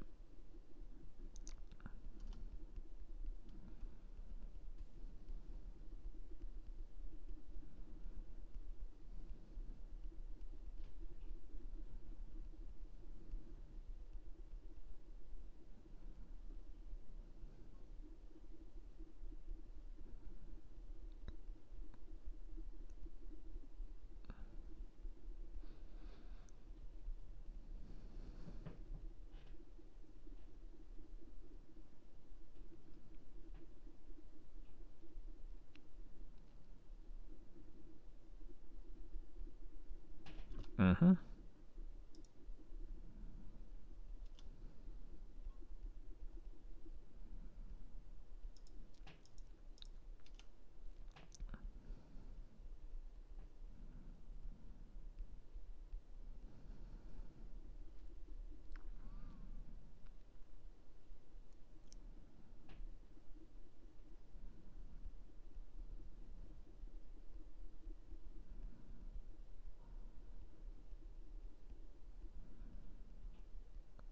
I think we do this now.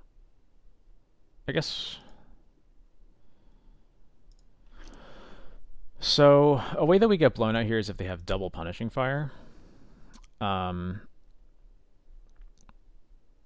trying to figure out the best way to play around that. I'm curious if we can, or if we just die to it regardless.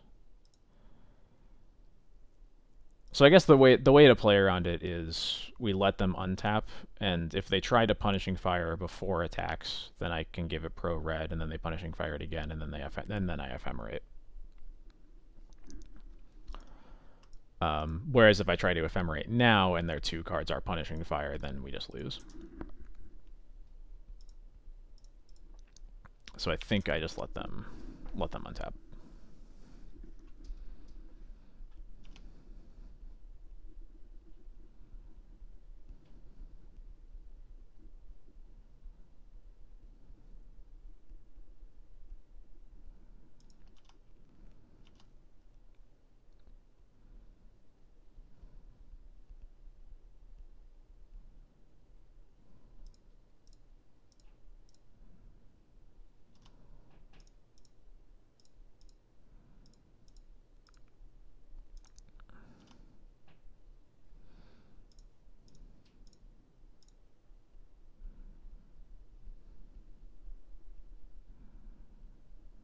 And the important part here is that even if they do now have double punishing fire, we're not dead to it because at least we got the chance to block it. So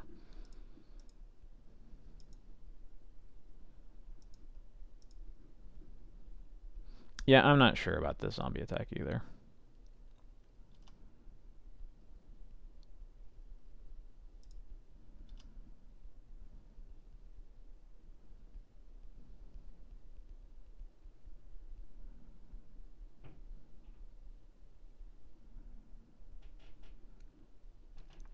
Crop rotating the taiga. Is it like into one of stage and depths and then it's into tabernacle. Okay. Yeah, tabernacle makes sense. Okay, so what are we gonna let die here?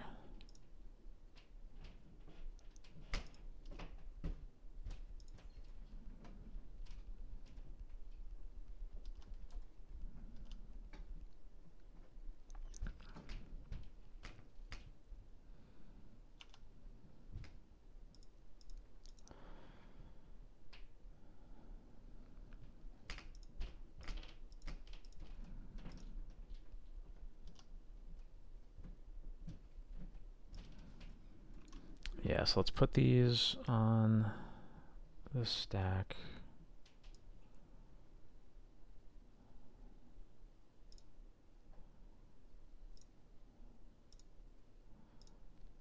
So I think the easy one is we can just ephemerate Wisp and kill one of the zombie tokens.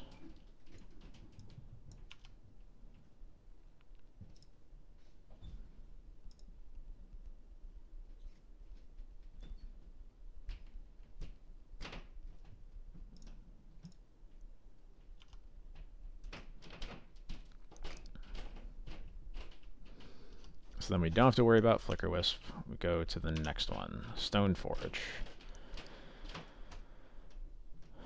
So we're definitely either letting Stoneforge die or putting in Cauldra first. The only problem with putting in Cauldra first is then we can only keep one of these three. And I kind of think we want all of these. So I think we might just let Stoneforge die and keep everything else.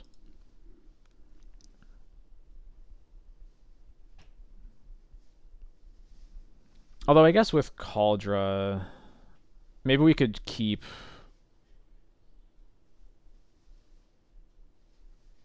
I guess maybe we do have to put in Cauldra, because we're just going to be stuck on mana so bad for the rest of the game anyway. So maybe we just keep...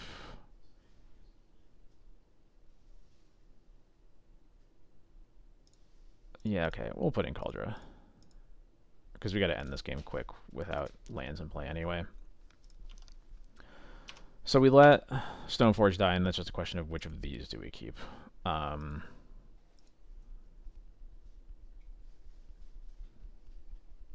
kind of into Banner Skull just to kill them. Like, the problem with Sash is that it's going to take up mana we don't have, and we don't really need Mom when these are our threats in play. So I think I'm just going to keep the Batter Skull and try to kill them fast.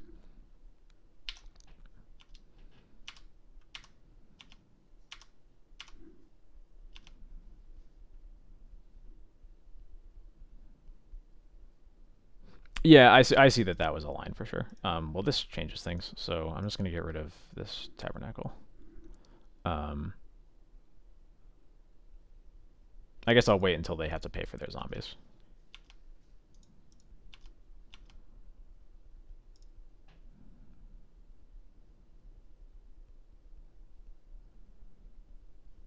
That's the wrong one to block, but okay.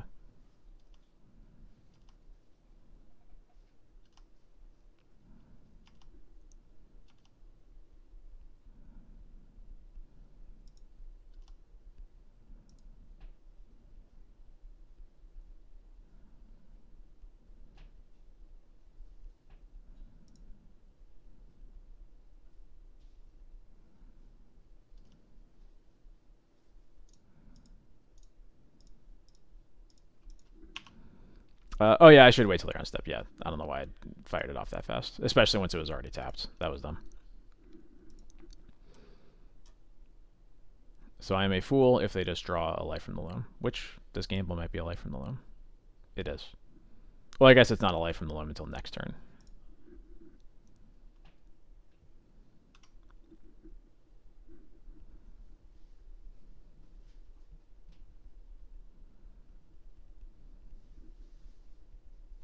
Cool. All right, got there against Lance. Lance is a pretty tough matchup sometimes, so I'm gonna pretty happy with that 2-0 against them.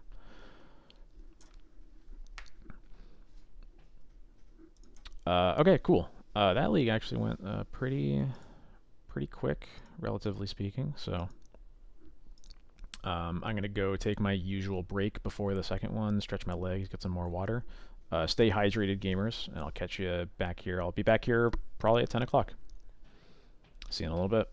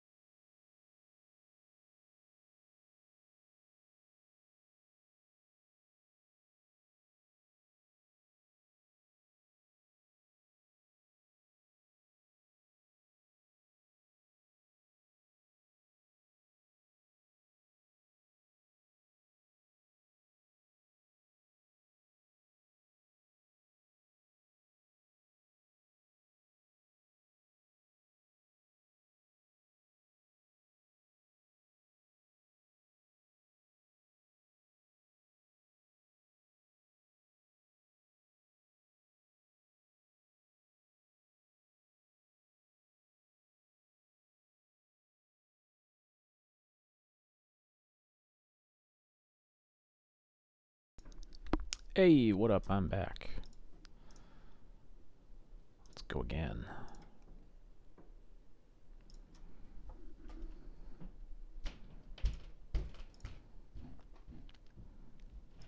Toast, I'm so sorry. I'm so sorry. You'll have to forgive me.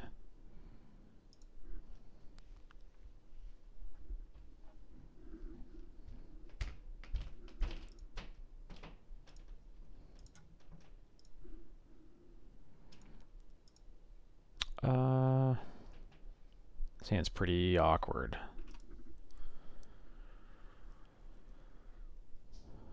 I think if this Batter Skull was not here, I would consider this to be a pretty whatever 6.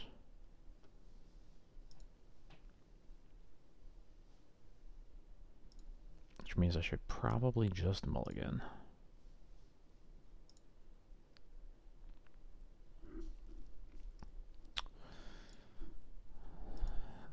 This... I think this is a better 6 than that was, but not by as much as I was hoping. It's only one land, only one wastable land here is definitely risky, but I don't think it's worth going to 5 for that.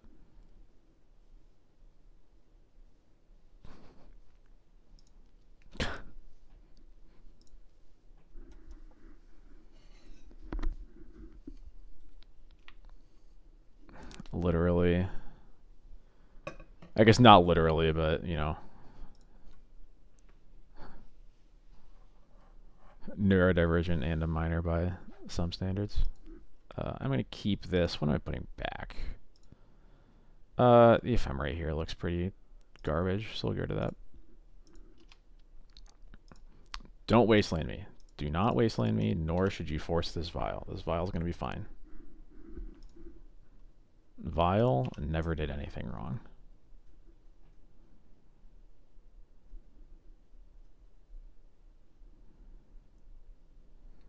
Deal.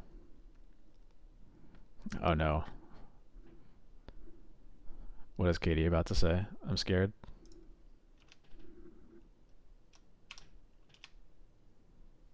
Nice. I feel like I just want to cast this spirit in case it's combo. I'll feel dumb if this gets countered. Okay, it is Delver probably then. Bummer.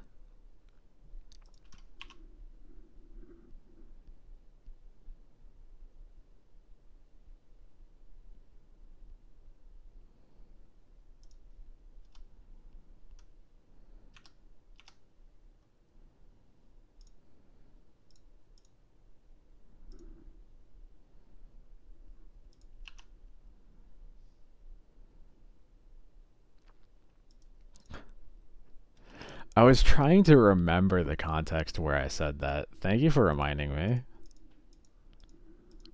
They were literally neurodivergent and a minor.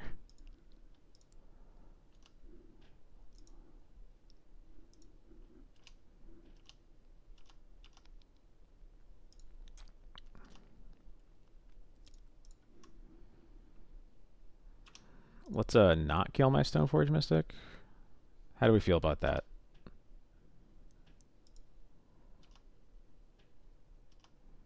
Nice. My opponent approves. I hope that doesn't mean that it's just because they're going to kill me.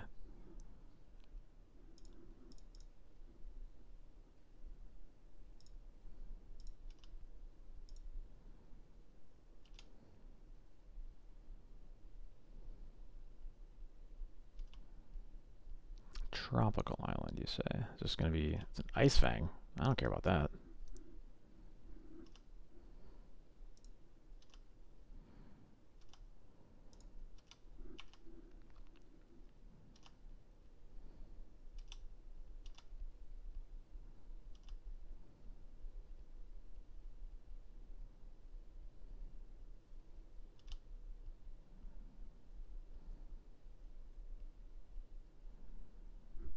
Yeah, really, how could she?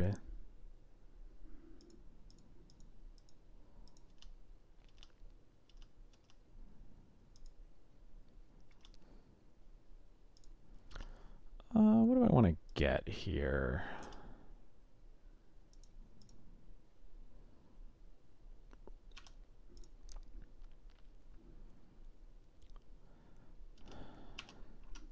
Part of me is feeling this like might be an Atraxa deck. It might be like either like show and tell, or I'm feeling some kind of show and tell deck, which is making me want to get a Solitude potentially.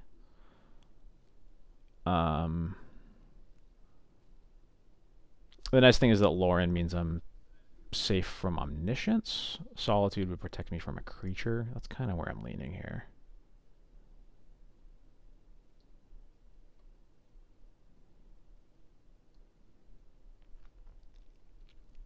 Yeah, I think I'm into that. I'll just keep Vile on 3 for a while. Toast, are you calling my child racist? Hello? What's happening? I missed a couple messages.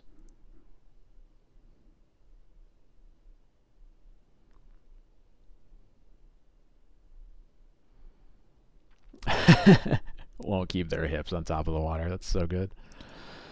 So true though. Yeah, let's GT because I can. And they scoop. Alright, cool. Easy. I don't know what they're playing, so I'm gonna underboard probably. I think I'm just gonna bring in 2 Council's Judgments and cut a GT. That's kind of what I'm leaning towards too.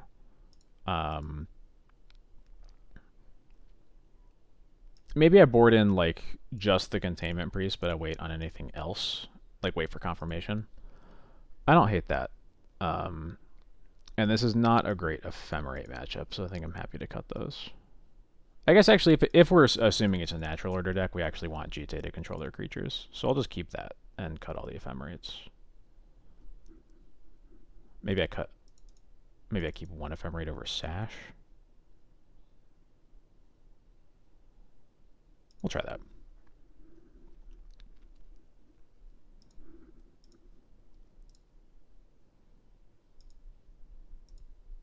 Hey Cauldra, what's up? Yeah, wait, I didn't get told to board in Yorion. What happened? What's going on? I think this hand kind of sucks. This hand is so much better. Whoa. Alright, let's go. I think I'm gonna put back 1 of the swords. I think I'd like everything else. Ancient Tomb? Alright, this is certainly indicative of a show and tell deck. Yep. Alright. Well, I think I gotta put in Thalia here, right? Yes! Got him.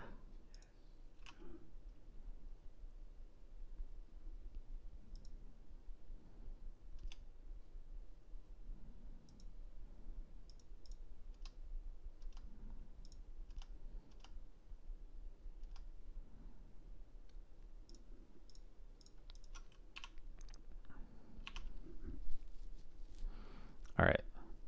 So they can play 3 spells. I guess 2, because they only have 2 cards in the hand. Although, okay, sure. Ponder.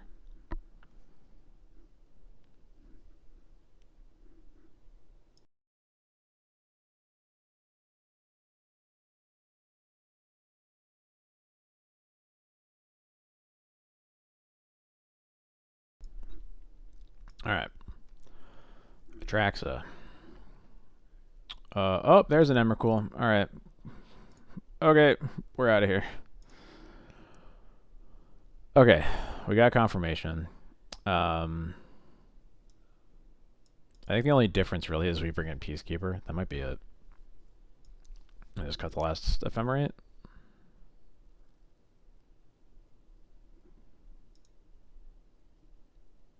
Oh, I guess I also want Cage for natural order. I should assume that they're natural order. And I'll board out a Swords to Plowshares, maybe? Maybe that's wrong. I'm not really sure what's bad here. I guess Skyclave actually isn't that good.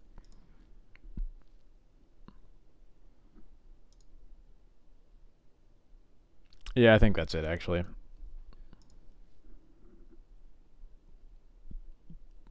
Pretty much everything they're going to put in play that matters is 8 or more mana. So, yep, I think that works.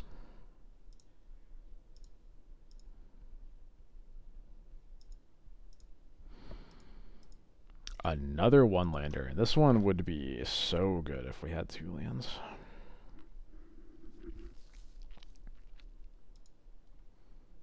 It really sucks.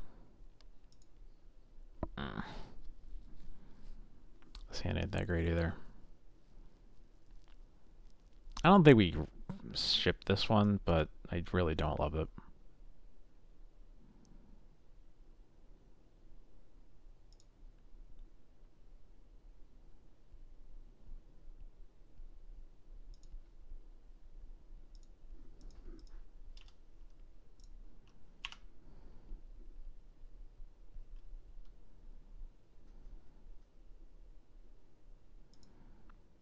Just play like a Dryad Arbor as your first land, so I can Swords it.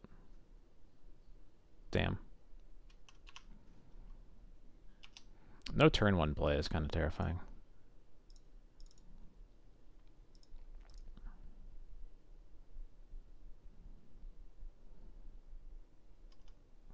I will take that.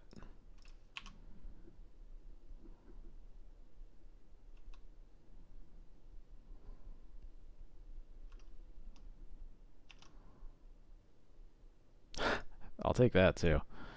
I guess there's... Let me think. With this Caracas in play, I think it means they're only really likely to go for Show and Tell through an Omniscience, which means that I should probably just recruit a Lauren right now to make sure that I can't die to that. And then we can deal with casting Stoneforge later.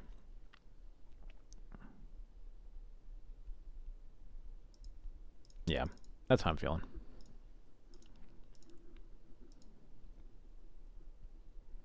Force pitching Cunning Wish. Alright.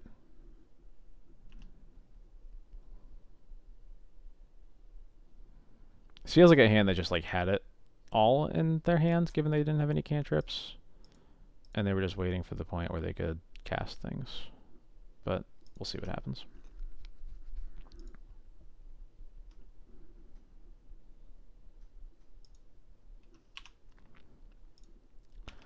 Nothing yet. Solitude, that's big. That's big.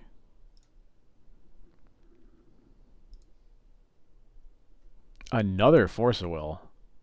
Another Cunning Wish. Okay. Alright.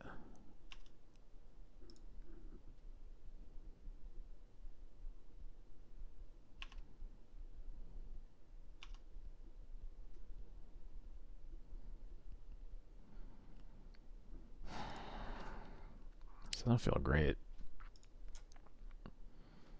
I'm kind of tempted to just put this Skyclave in as a 2-2. There's just so few targets, and I need to have a clock in play. Yeah.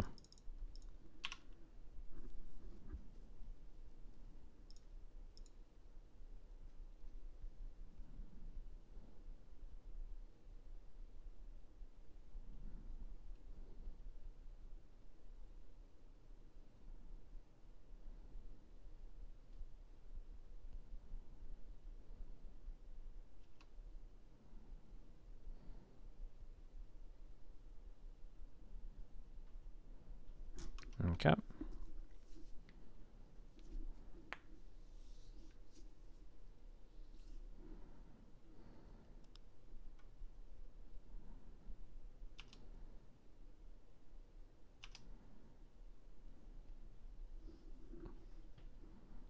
That ain't bad, actually.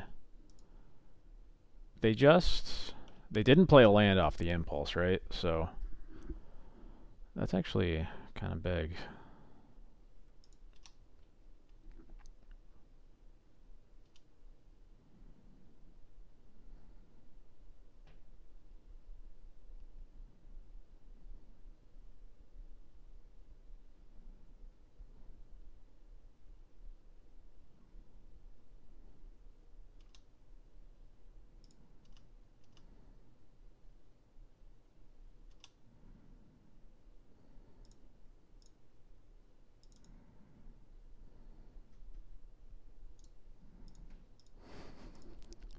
Katie, don't say it. Don't say it. Please.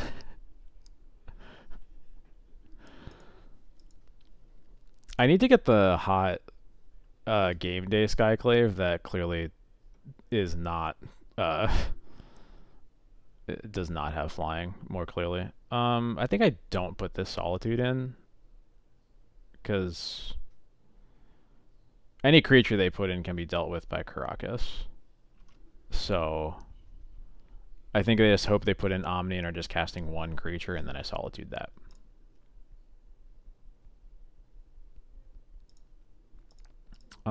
Okay. That's annoying. But again, I can still just Karakas it, thankfully. We'll see what they keep. They got a lot of different card types here. They are going to have a force, unfortunately, but I mean, I don't think it was, for what it's worth, they've already used two. I think it's like not that ridiculous to hope that like if they're putting in Atraxa that they won't hit Force of Will in the top 10.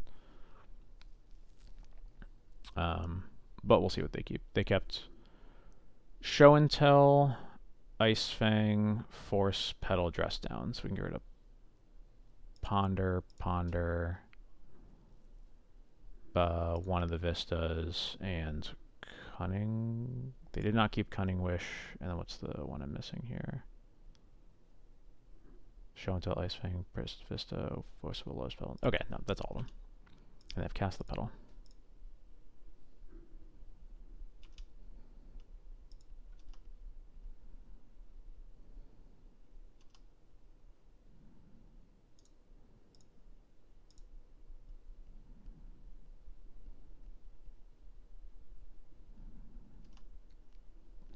Yeah, I keep like looking at them, thinking about getting them, but I have not, obviously.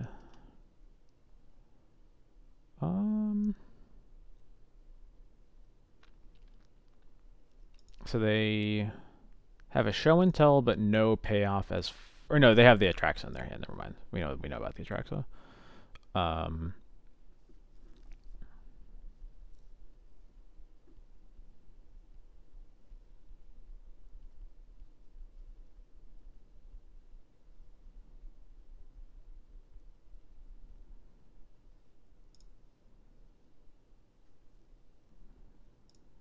I guess what we can do here is just use the swords and the Ice Fang, and then this time we'll put in the Solitude off the Show and Tell.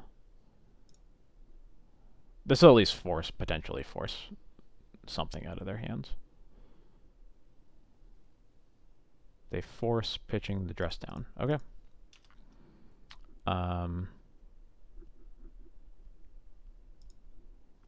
We know they have Omniscience. Or you mean they don't have the Omniscience in their hand? Yeah, no, I think we probably already knew that. At least I'm not giving them a creature. I'll take the trade. Solitude's going to come into play anyway.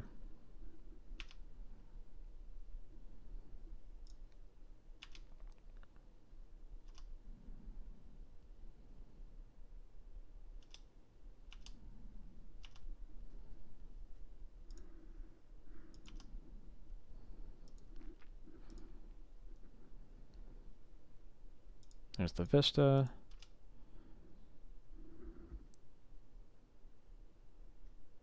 There's Ice Fang.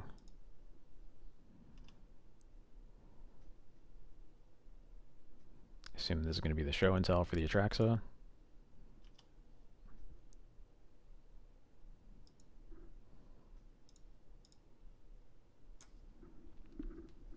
Surgical. Yeah, actually probably is. It's a fair point.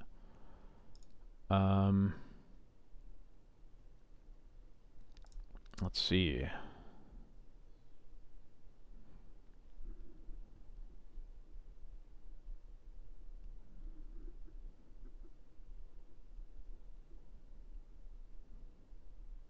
Yeah, I bet we could cut some cards for surgicals, and just like we're gonna have to, like, these games are gonna involve like so many Show and Tells being cast that maybe we just deal with the first one and then surgical the rest. I could definitely see that. What do they keep? Tropical Island, Impulse, and Ponder. Okay, that's easy. Wow, they really just hit only those three types. Nice. That's good for us. Equip here. Kill the Ice Fang. The surgical target would just be show and tell. They don't... I think most of the time they're kind of counting on that to work one way or another. And if you're able to deal with the first show and tell that they cast, and then surgical show and tell so they can't cast them, they kind of just lose. They don't really have any kind of backup plan.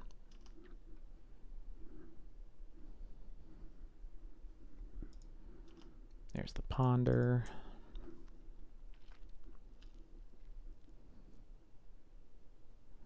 Yeah, exactly. Like, it used to be that they just...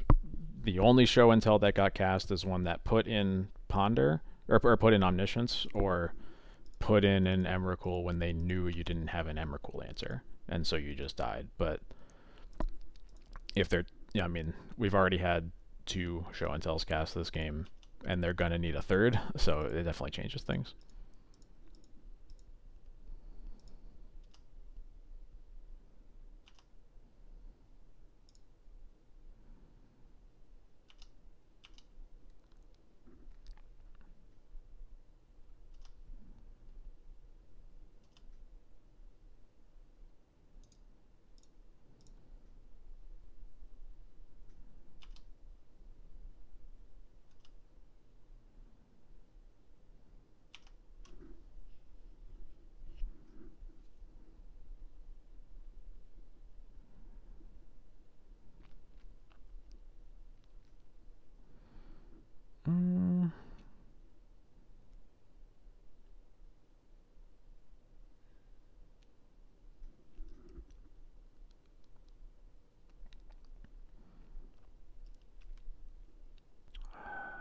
Just wondering if I field them here. There's probably not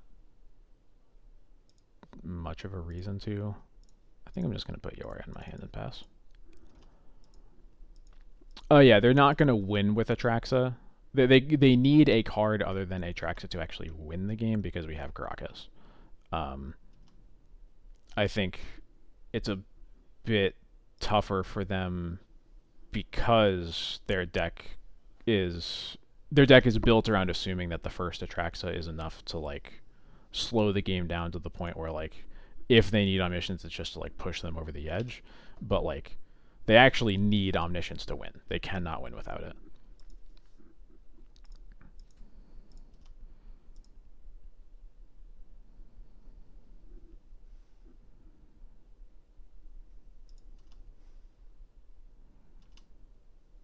I wonder if I was actually supposed to Wisp here. Because then they'd just be dead.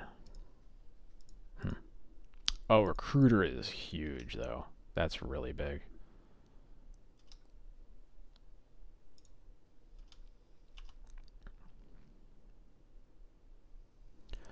So I can use all my GT counters to turn off a potential Ancient Tomb. I'm not sure how much that matters.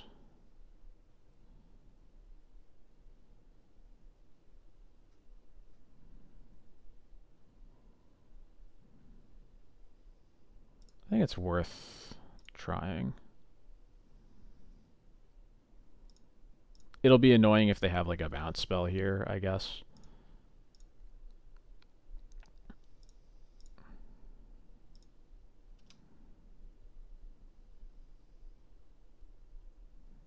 But they don't. And now I will Recruiter for a Lauren of the third path. Of course they have another Force of Will. Force pitching the third Cunning Wish.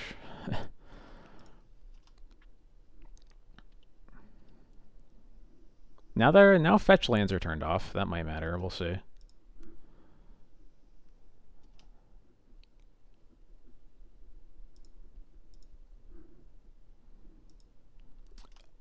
I will say, I think it's really dumb if Cage doesn't stop Grist.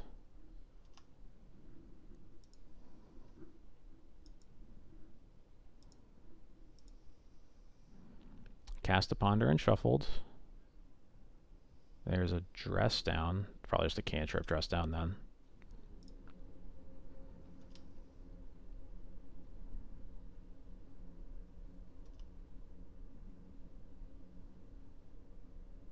Alright, cool. Got there.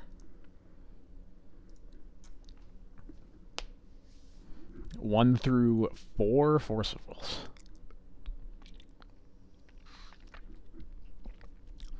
Yeah, that's the thing that gets to me. Like, I totally respect that a game as complicated as Magic is going to have some weird edge cases where things don't work how you would expect them to. But I feel like when that's the case, it's usually not in situations where, like, the intuitive reading of the card just isn't correct. And the intuitive reading of Grafdigger's Cage against Grist is like, it obviously stops it, right? Cage says creatures can't enter from the library, and Grist is a creature while it's in your library.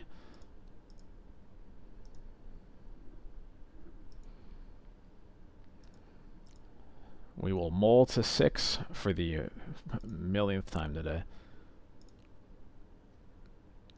This is a good 6, though.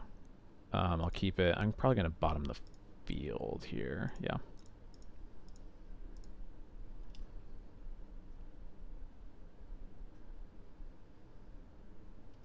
Eight cast, huh?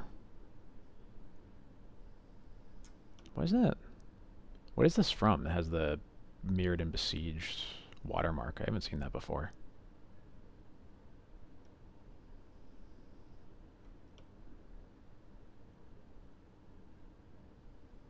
Huh.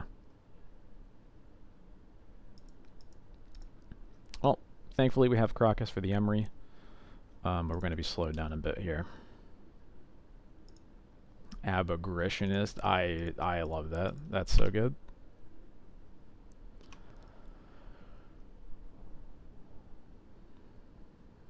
No, get out of here. Go away.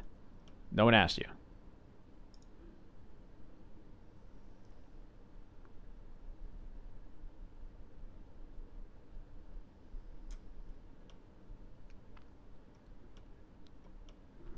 What dual deck is it that it's a... like a... like not new border card, though? Like, I know it was in, it was in, the Elspeth versus Tezzeret dual deck, but that's not the right set symbol for it. That's the part that's throwing me off.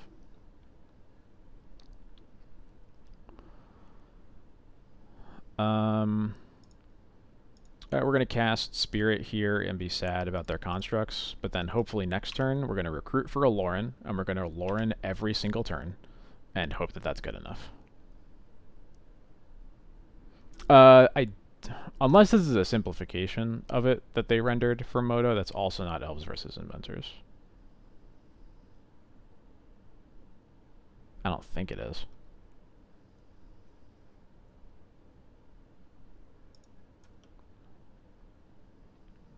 I mean, I guess that must be what it is. It's just a different set symbol online.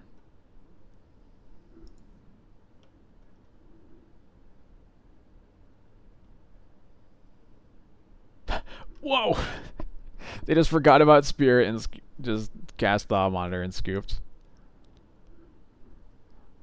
You'll love to see it. Alright, let's get these judgments in here. Containment Priests. Peacekeeper is not great, but sometimes you just need to buy time. And I think about Cage sometimes. These moms are very bad, though. Let's get these out of here.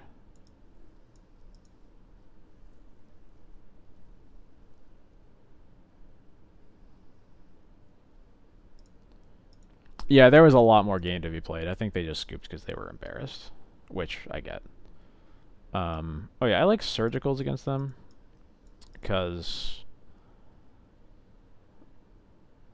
like they only have like 2 real ways to win, and it's either the realistic ways to win are kill you with Saga tokens super fast and kill you with Cannoneer.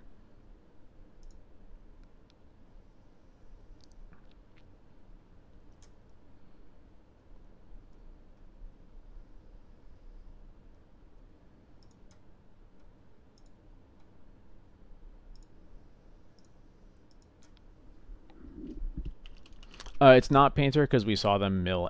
They milled a Psy off of the Emery, so it's not Painter.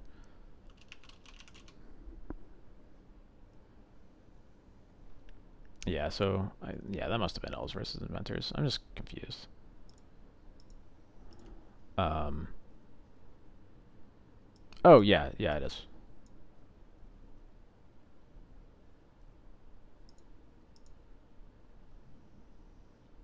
What else do I want to get rid of here?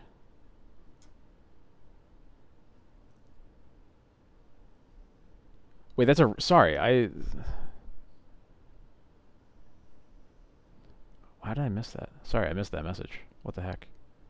New Fricks versus Main Pure. Sorry, I'm very old and dumb.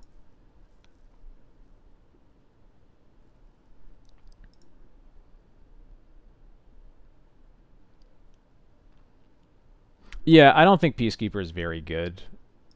I'm always kind of torn on it. I think I'll just cut it this time. Um, Now I want to know what's in that dual deck. I didn't know that existed. Um, Sorry, now I'm distracted. I need to cut one more card.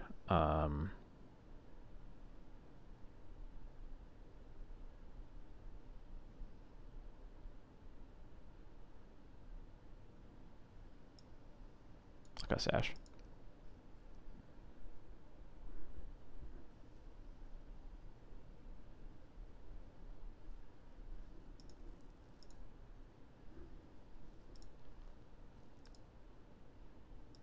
Uh, uh,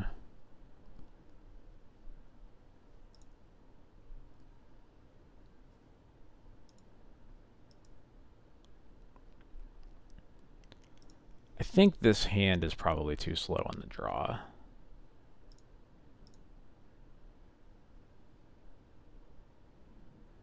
That might be a greedy mull, but that's kind of what I'm leaning here.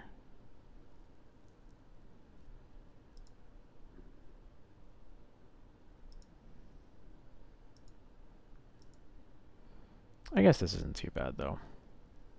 Yeah, I'll keep it.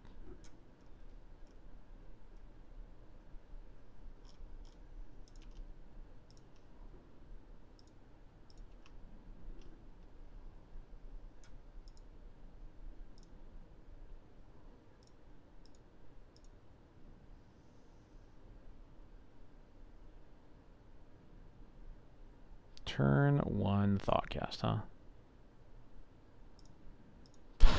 Yeah, this all makes sense.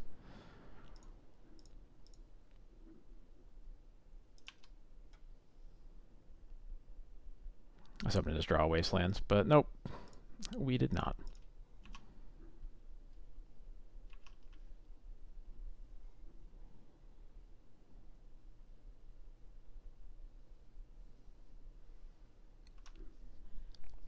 Yeah, now I want to see what's in them because I literally just didn't know these. What the chill out. Were you kidding me? Yo, Magic Friends, thank you so much for the 6-month streak. Really appreciate that. And now it's just yeah, okay, sure, whatever. I'm out of here. Goodbye.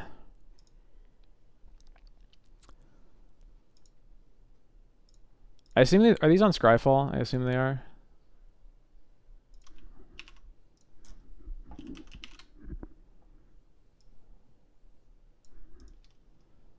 I would love to play first. Oh, I should have revisited my boarding, but you know, too late now.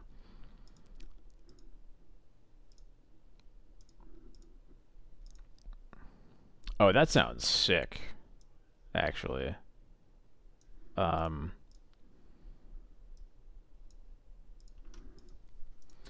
I don't hate like 2 swords into Thalia. Wisp is kind of whatever.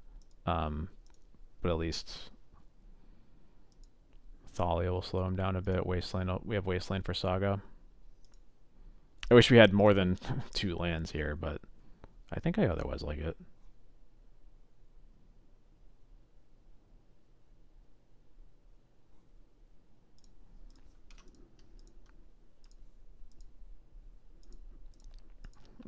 Hand is good if you draw plans. Basically every D&T hand there ever has been.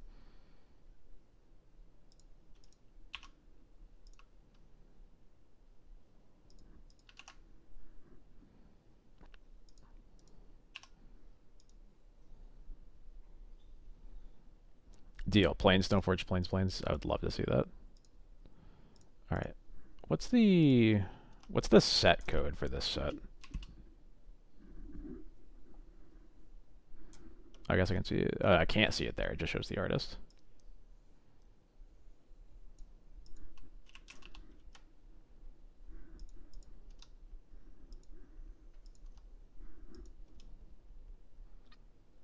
There's a Saga and an Odawaragon. Happy to see that.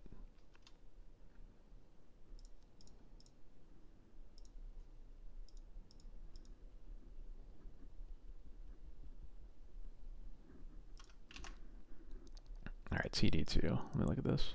Ooh, Platinum Angel. That's a real good card to be listed first. Force on the Sai. Yeah, sure. If I draw a land here... Nah, damn. I was going to say if I draw a land here, I'm probably just going to Swords and Wasteland. That might be a bit greedy, but... As is, I'll just Swords.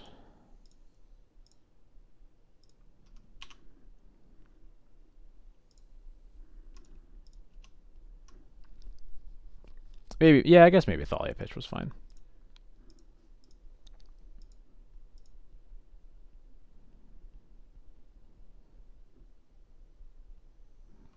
Just to get the Thalia on the board this turn. And with no lands coming up, these Wisps aren't looking too good anyway. Damn, we would have kept this Thoughtcast from getting cast. Although they didn't draw any zeros off of that, so that feels good. High Batter Skull. No one asked for you.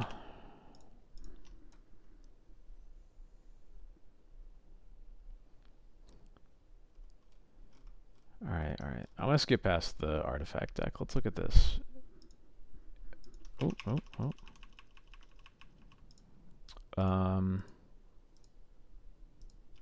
I guess they're tapped out now, so I can let this resolve. And then I'll take a draw step before I Solitude the Thigh.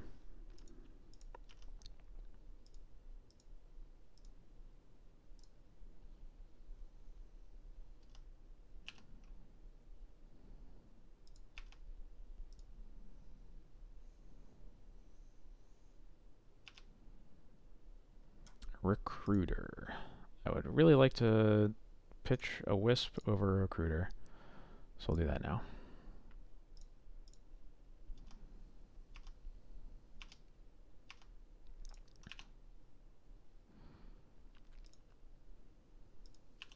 Please give me a Plains.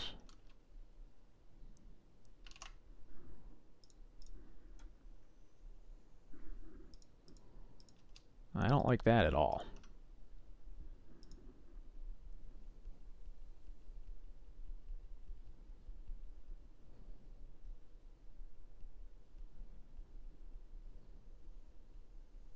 I especially don't like this.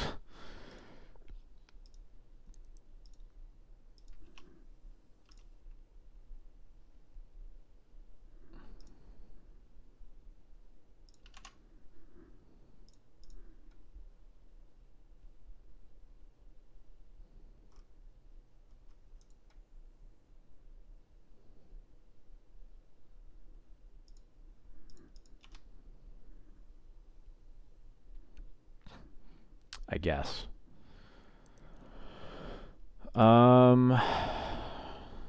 What do we even do here?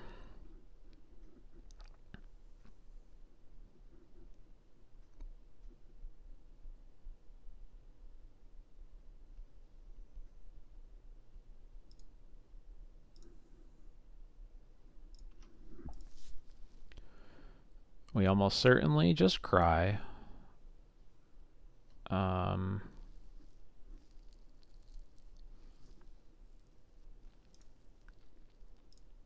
Yeah, I think that is our only hope. recruit Solitude, hope to draw a 4th land. We'll get to kill a Kappa, and then we die to Saga tokens, but like there's no way we're not dying to the Cannoneer.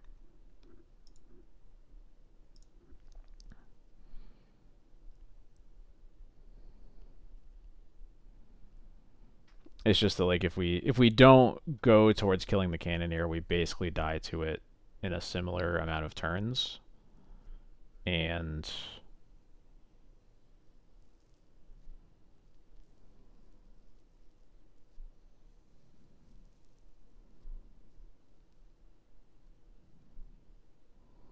do they though?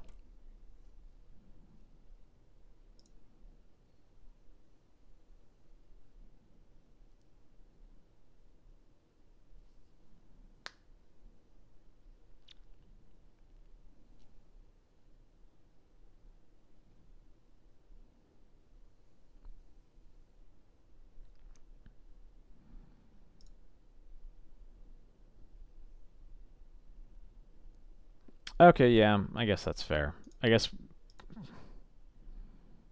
yeah, I see the logic behind this now. I don't love it, but I don't like playing as Daycast anyway, so that's no different.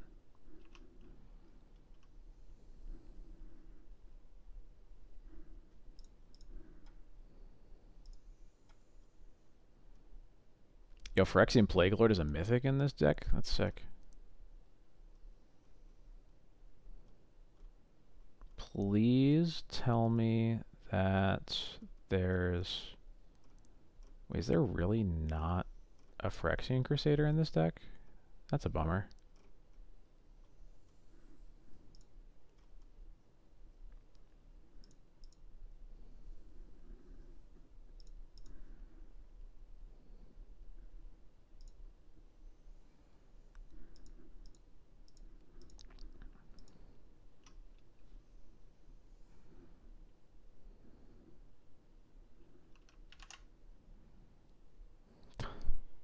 Are you kidding? No. No. I am so upset. I'm fuming.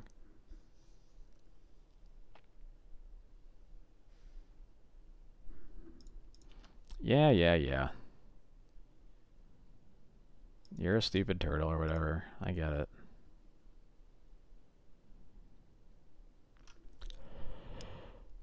Okay. Game's over. I'm off it.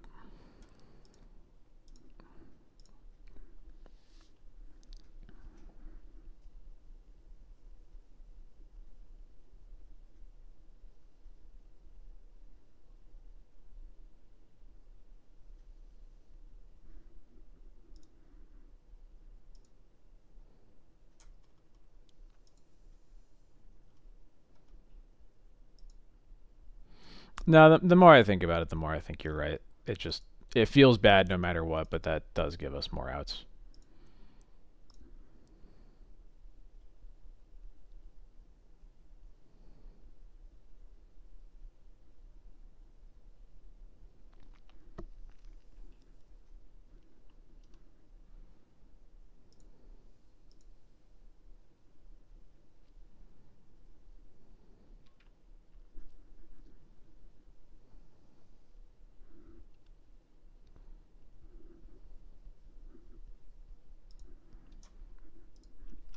Hand was broken if we drew planes, and then we did not draw planes.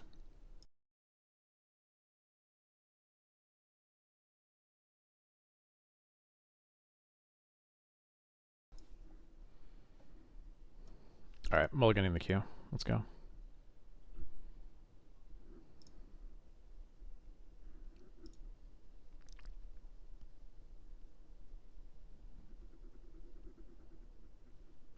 It worked.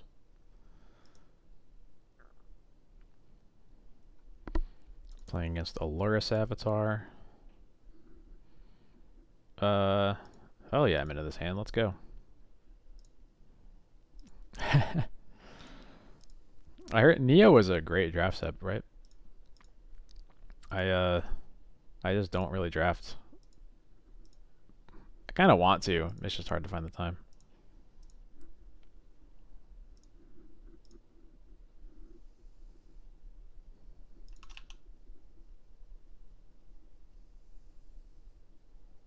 Oh yeah, sealed. Man, that sealed pool was nuts.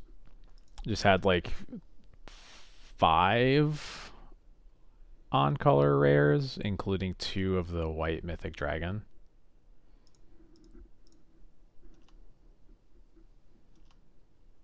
Okay. 2 swords, huh? Boy, howdy.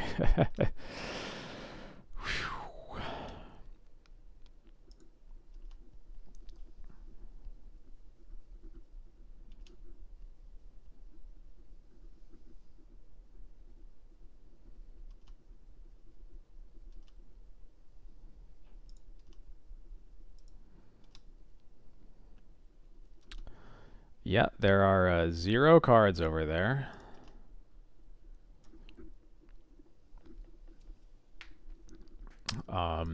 So I'm just gonna let them untap. Or I guess they have 1 card. They have a plains in their hands. I'm gonna let them untap, let them attack, and then I'm gonna Solitude the White Plume and whatever else they play. I guess I could also just play Mom, and then... I guess now that I have the second Solitude, actually, I'll just play Mom. And...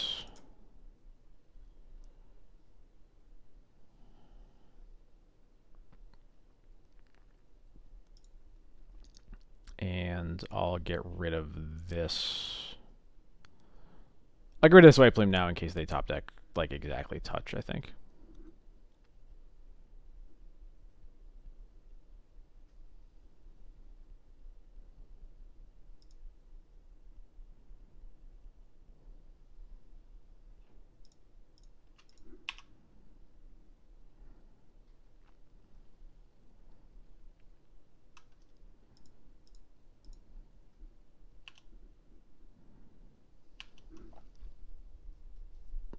I guess that's true. If we do just wait till we untap, Ephemerate does cover touch. And I could bait them into putting counters on it. No, that's fair.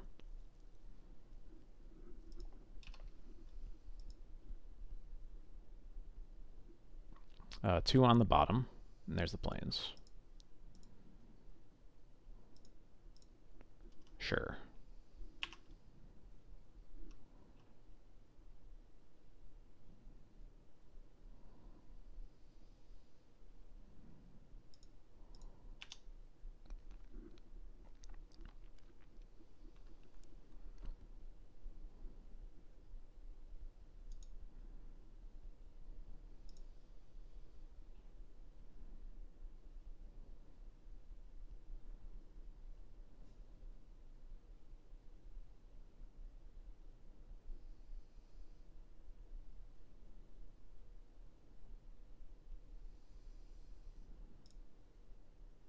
Yeah, getting rid of Spirit there.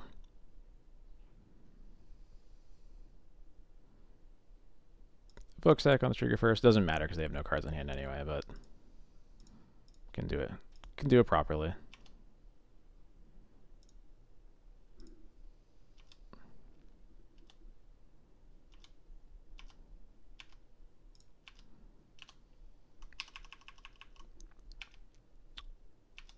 Get the basic here.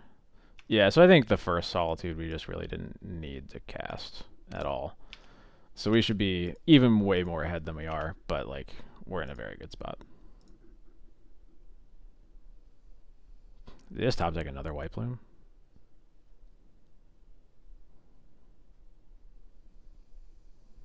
It's a Spellbinder. Okay, sure.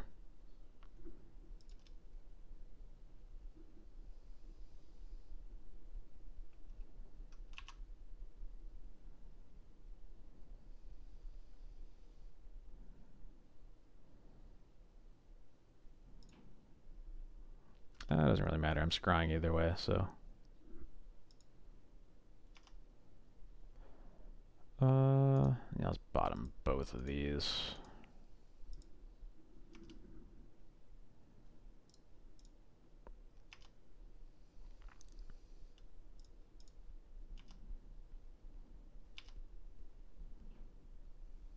Sure.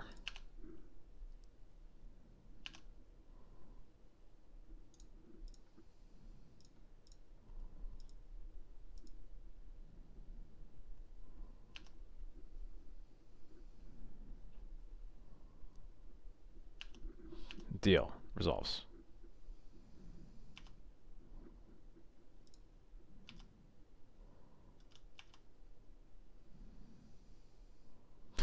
Alright. Game's over.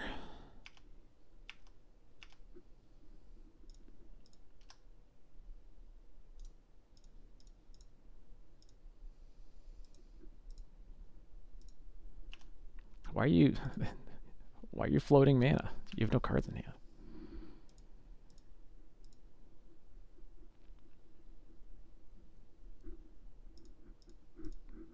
Mm-hmm.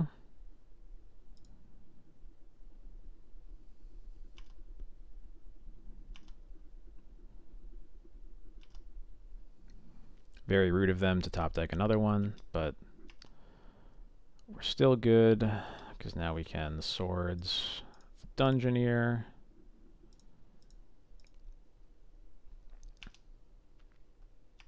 Get our own skeleton. Or we Wisp, and then we'll get our own skeleton.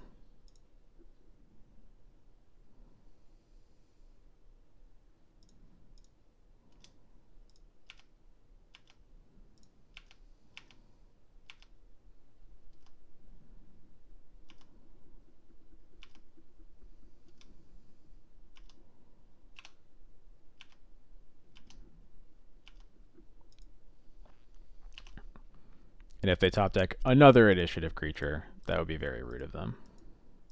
But it might still be beatable, honestly. Why are they using the Lotus Petal?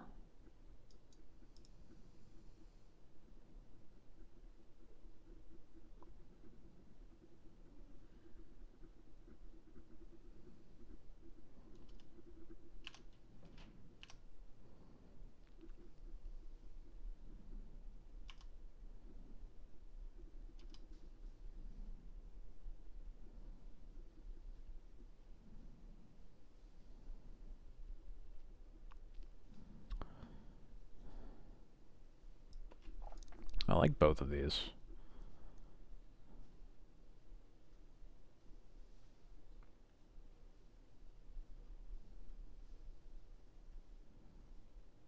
I'm probably just gonna get Recruiter that gets a Stoneforge.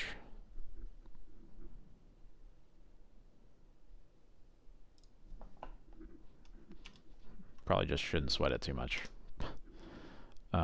I could also get a Solitude, but I don't think I really need to, because the Stoneforge is just gonna get a Cauldra, and then they're not gonna be able to beat that.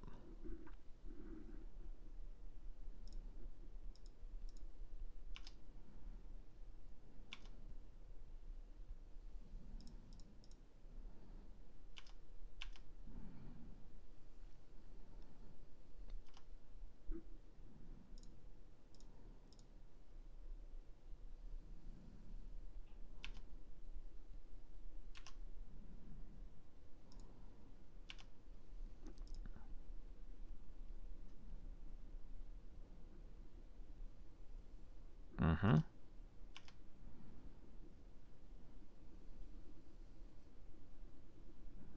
There's the Solitude.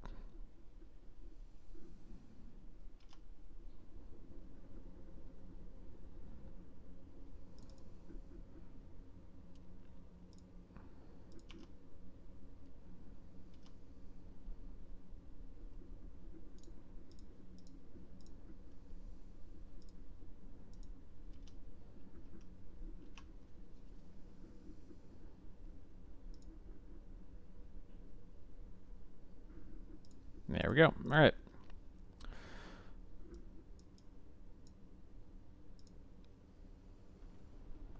Judgments, Containment Priests, and goodbye to Thalias. Yeah, that's it.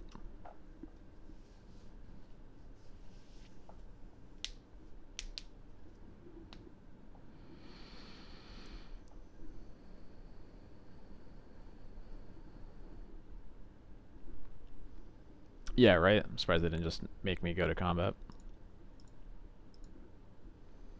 I'm not missing anything, am I? No. Yeah, that's it.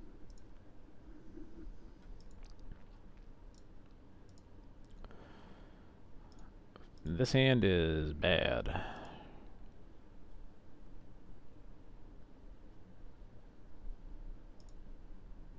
opponent is also mulling to 6. This hand is great. Let's keep this one.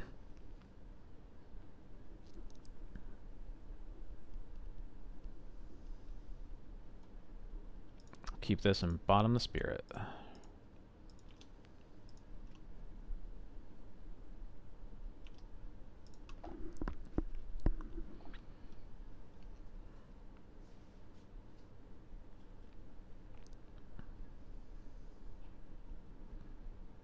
A white plume adventurer, crazy. And it's not even getting cast.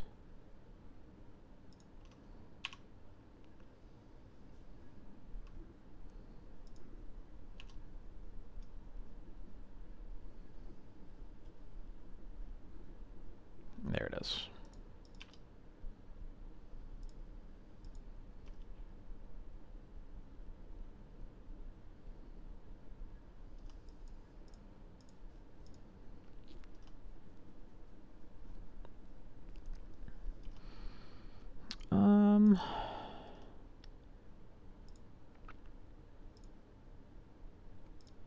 I feel like a Solitude Ephemerate is probably worth it here.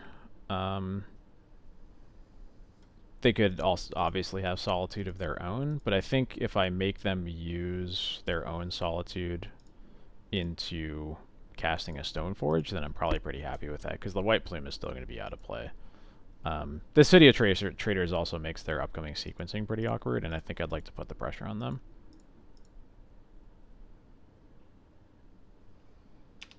So yeah, I'm going to go for it. I'm not sure what I'm pitching, though. It's obviously either Stoneforge or Skyclave.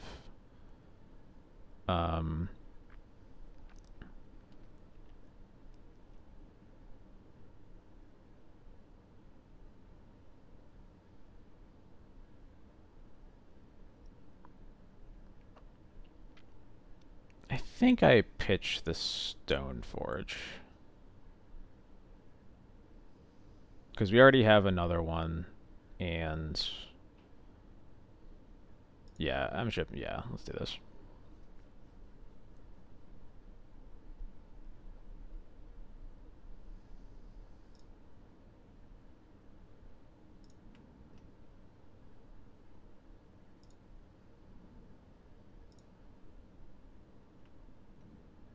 Let's do this now to not accidentally pass priority where I really can't. Okay, cool. I'll exile it again. Let's go.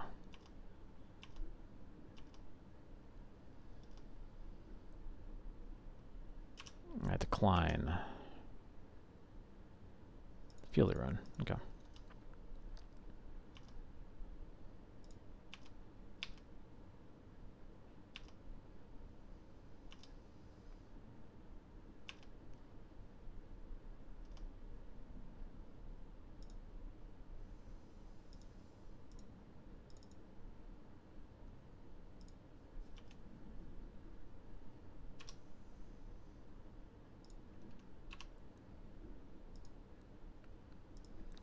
Too bad Ephemerating Solitude takes away its flying.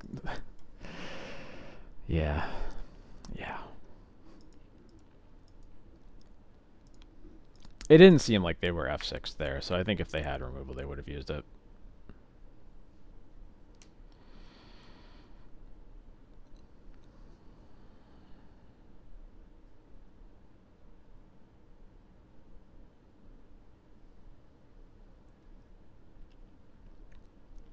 Yeah, and even if they have those, they can't kill both of our creatures. So let me just Skyclave the one that they play and then take the initiative again. So I think it actually has to be Solitude plus Touch.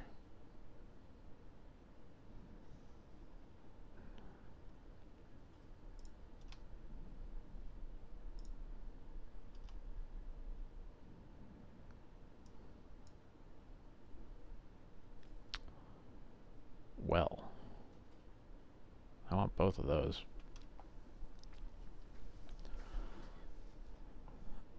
So I think what I do is put... I think I want swords on top, and then I'm going to draw...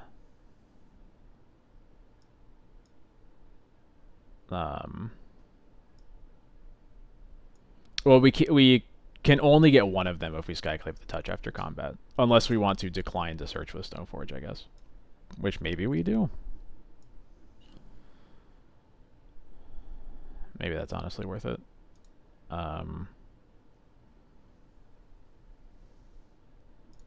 Yeah, definitely keeping Plow on top.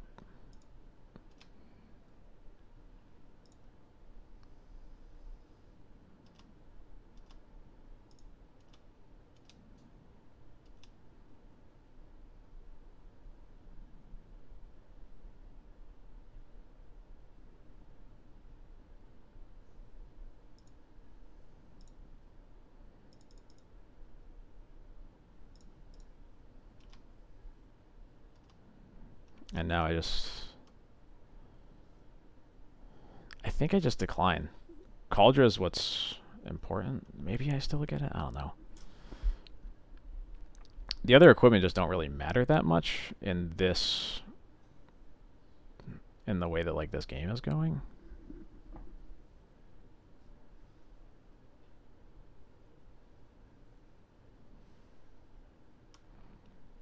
Yeah, I guess that's true. Yeah, I'll just get the Batter Skull.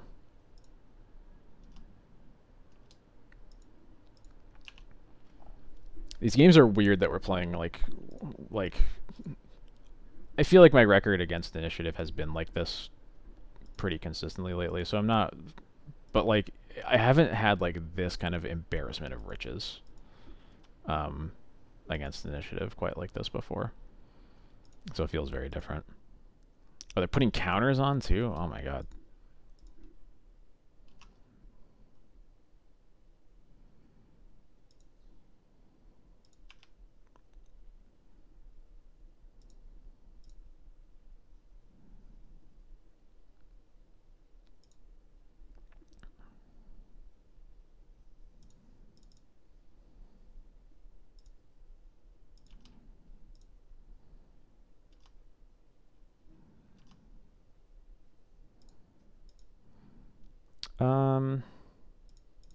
Do I attack? Do I play around Solitude by not attacking with my Solitude?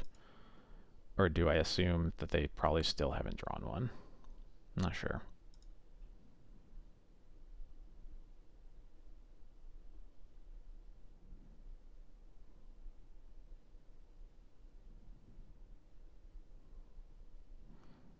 Well, like a Solitude killing Skyclave means that they also get to kill Solitude with my Solitude with the illusion token off Skyclave. I think yeah, I think we want to keep that back as a blocker.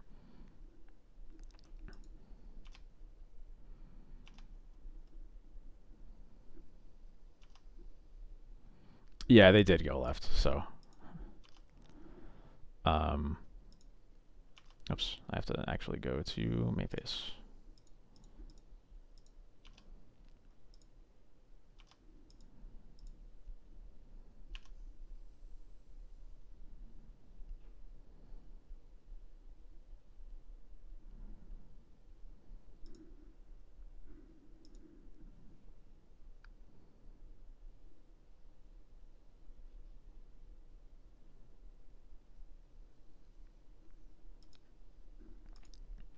Cavern is on human. Not that it really matters with two white sources out there.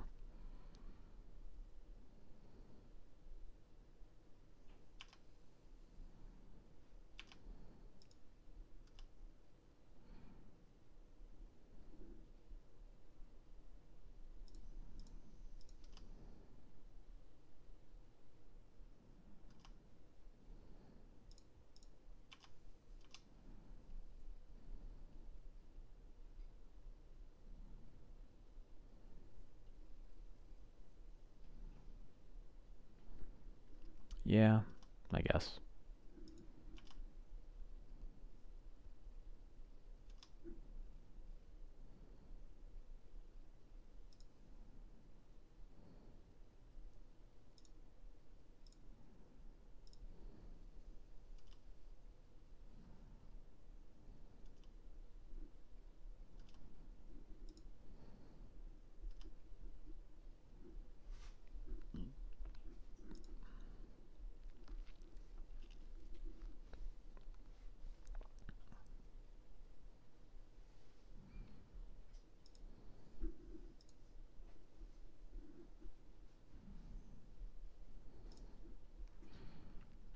Yeah, I agree. I'm not gonna look a gift core in the mouth. Let me tell you, it's very weird how quickly we went from only 4 removal spells and everything else sucks to having 12 extremely playable removal spells.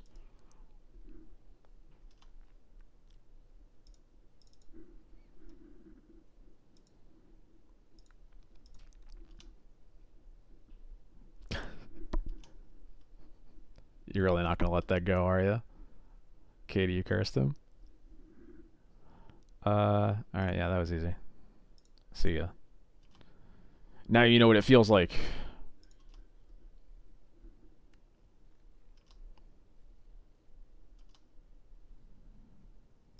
Um,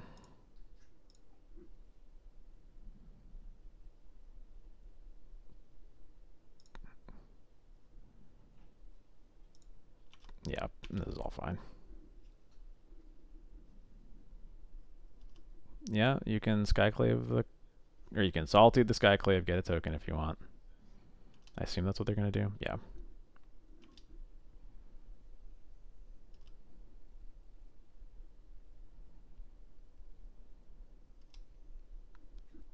We're just way past the point where this is remotely enough, so it was fine to go for it.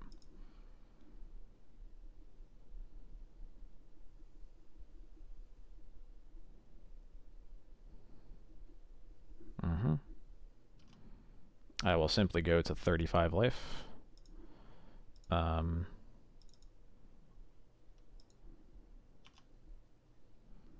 Yes, I will. I've done that on stream before, and I'll do it again. It is very dumb that Skyclave has a built-in downside of the the downside of using Skyclave scales with the relevancy of the thing that you kill. I think that you should be able to use Skyclave to kill Emrakul the Aeon's Torn, with the downside being that your opponent gets a 15/15 illusion.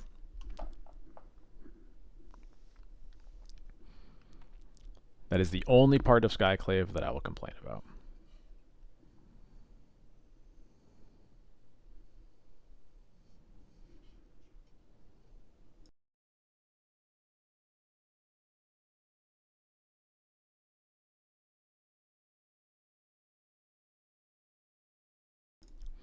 I mean, I'm not going to complain about 1 white 2/2 exile target non-land permanent, but I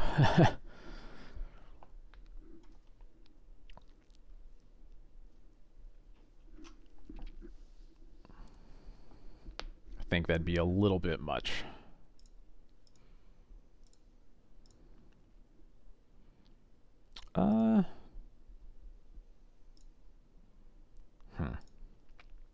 I think we keep this. It's just annoying how many 3-drops we have in a hand that only has 2 planes.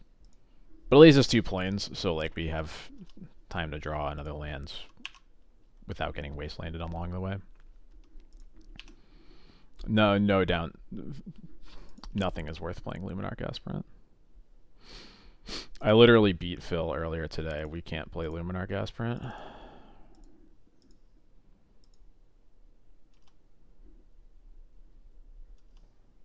Delver, okay.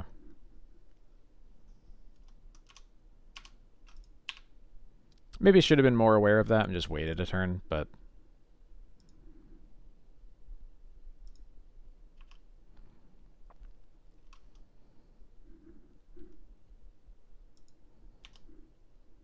yeah, I was busy playing the game, dude.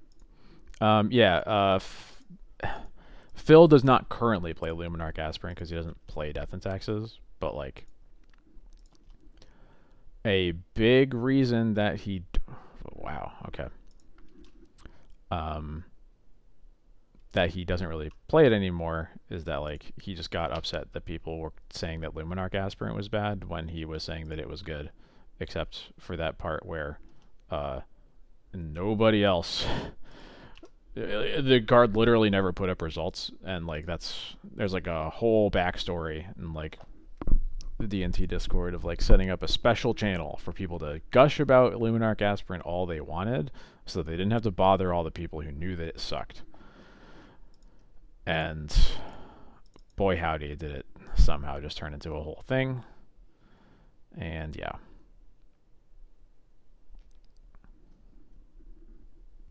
Force pitching Murktide Regents. Deal.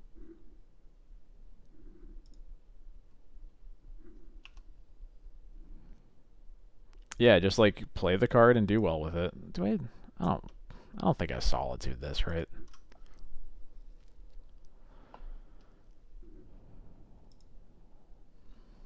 Maybe I do because Lauren doesn't really do much here, and like I guess with this wasteland, maybe the risk is kind of low. And they also missed a land drop. No, they did. They did not miss a land drop. No, they dazed. That's what happens. So I should probably think about solituding this here.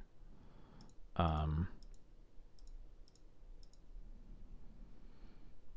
have the option, but if I, it's a question of whether I'm willing to let them get the chance to draw a Force of Will.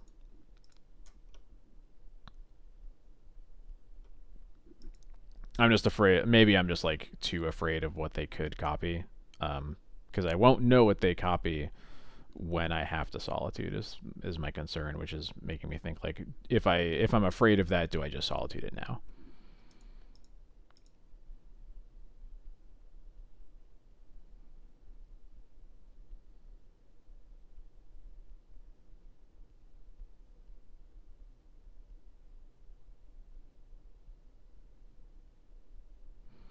I guess if they do have Force, they get to copy something on. All right, I'll let it live.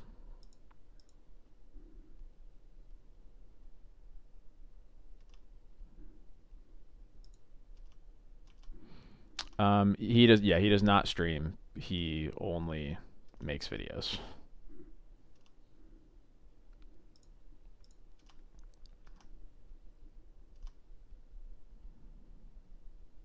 Yeah, if you just don't want to solitude it, I also get that. Um,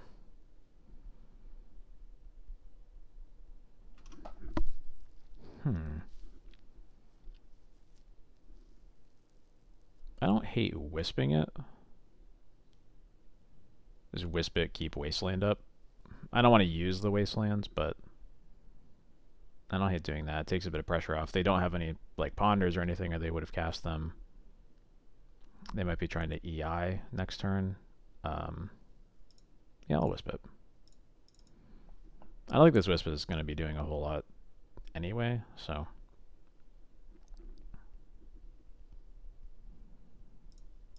Yeah, I agree with that. They're going to EI and I'm going to be sad, but it's not worth the wasteland.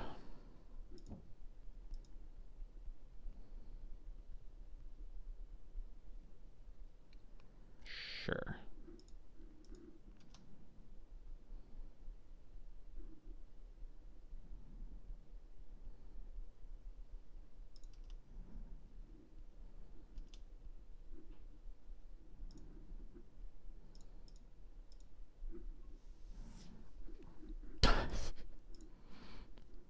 Just like that, huh?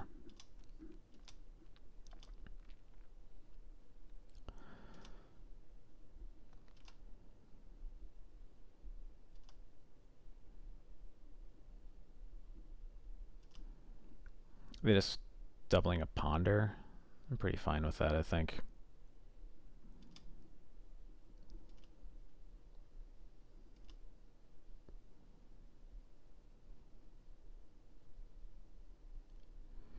I don't think 60 card has more room to fire off wastelands. I think the problem with 60 card D&T is that a lot of times all you can do is wastelands because you don't have a good long game against like anything.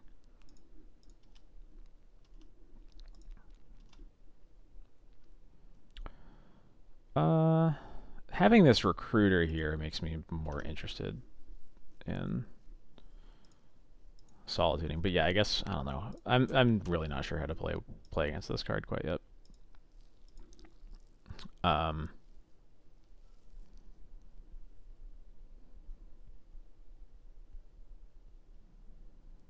I think I want to start with recruiter and see what they do. And then there's a chance I'm just gonna Solitude. Probably Solid. I guess I'm probably gonna Solitude next turn when they, um, if they put another counter on it, which they probably are.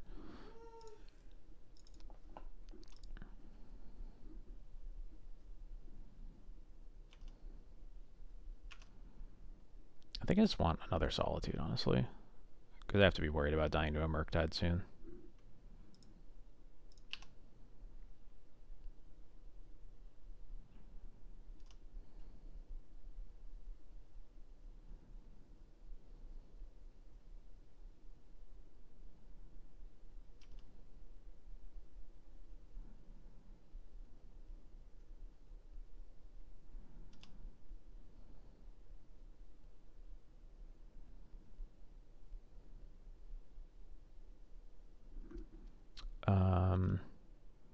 Alright, so I'm going to try to Solitude in response to this EI before they can get like a counter in their hand.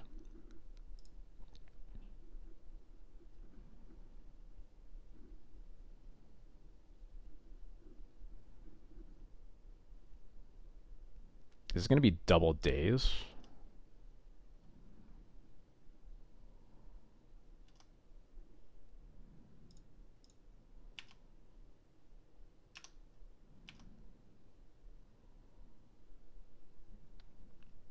Well, that really sucks.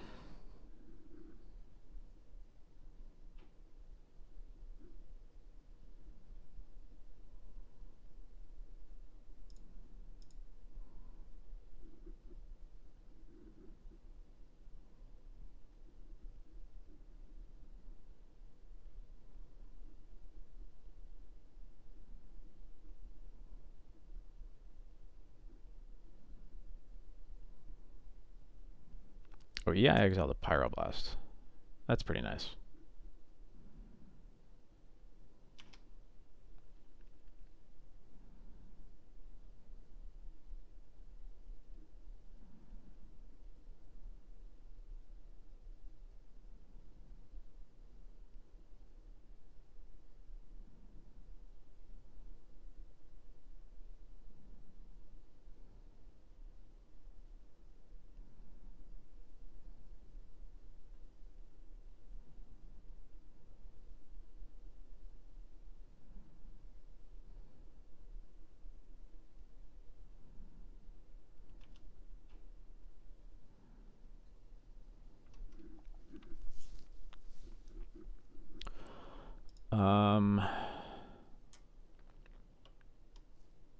So I think I have to Solitude this. I just have to Solitude it now, and I can put Yorion in my hand, and hopefully that resolves next turn.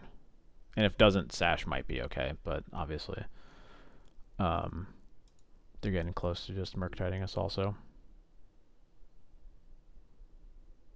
Alright, we're not going to be casting Sash. It's getting exiled. Never mind.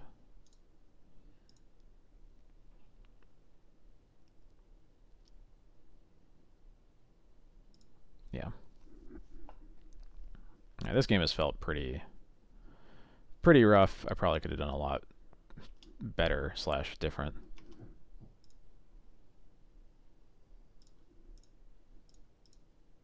But they did definitely have the right combination of permission early in the game.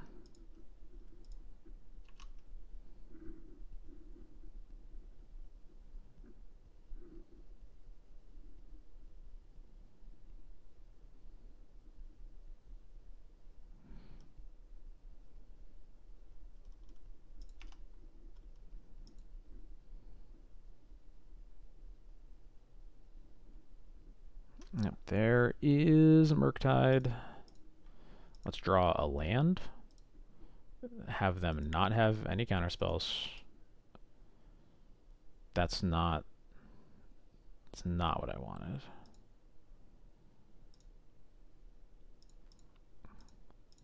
There's a chance it'll work out though.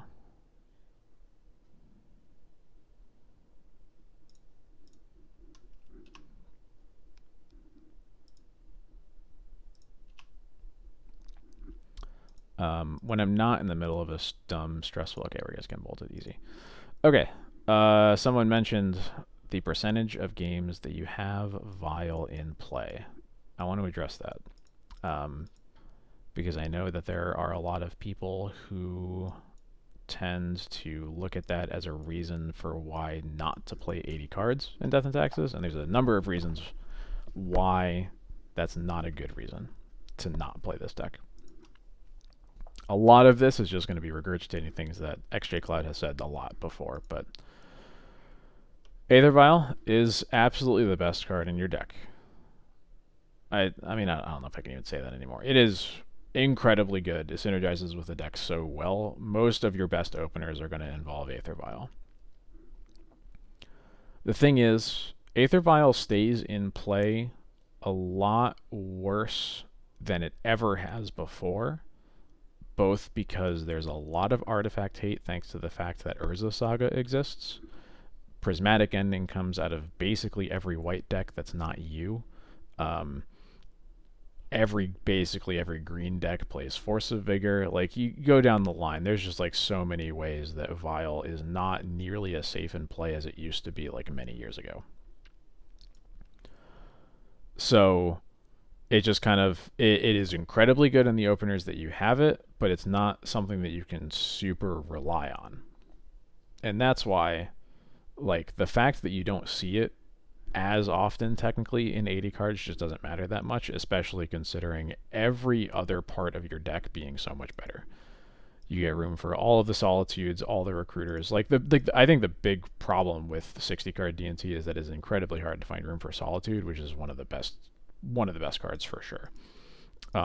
Your sideboard is also a lot worse because since you don't actually have a good end game against most of anything, both because you don't have a 8th card in your hand and because you don't have like all this removal, you have to actually play a sideboard that has cards for fair matchups, like quite a bit. And with Yorion, you just kind of get to ignore those and just play like a card that's a sideboard that's like almost all for combo.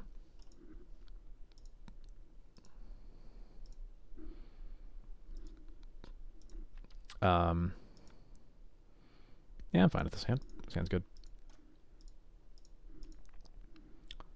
Oh, Smexy voice. Well, hello. I'm just going to talk normally.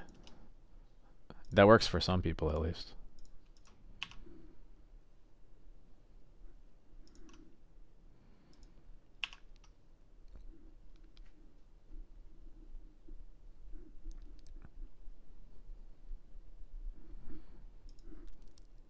I'm glad. There are people who do play 60 card D&T. Like, those people do literally exist in like in the physical plane, but they're not correct. Let's put it that way.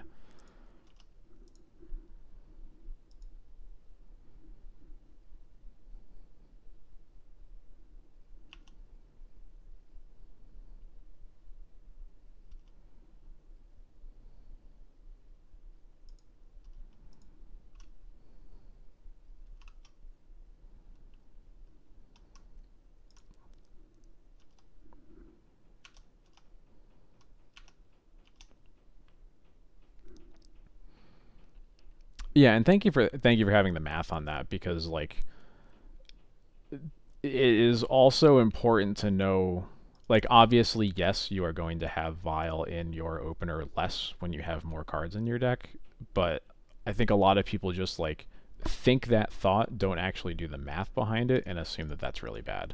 But actually, it's just not that bad.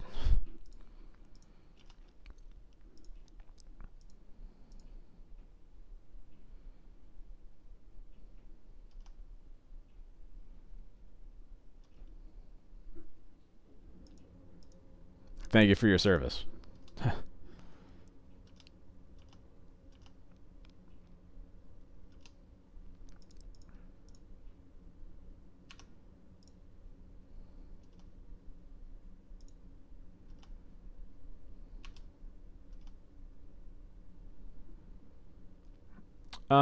Yeah, I guess like that's technically true. I don't think that's like a big reason to.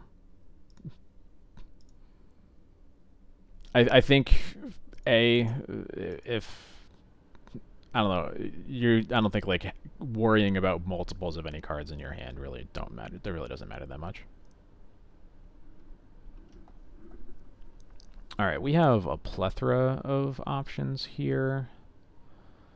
I'm kind of leaning towards just casting Stoneforge for something. What I'll probably do in combat is Vial in Wisp, maybe to like blink Spelldancer and kill Channeler. We certainly could like Solitude and Wisp it and kill both the creatures, but that plays pretty hard into Force of Will here, and I think I'd rather just wait for my Vial to tick up.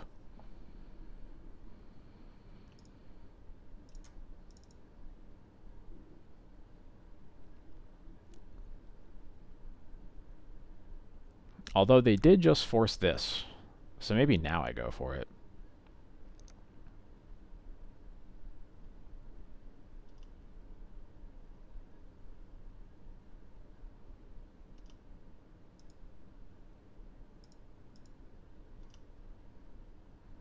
Yeah, I'm gonna do it. Goodbye, Yorion. I'll miss you.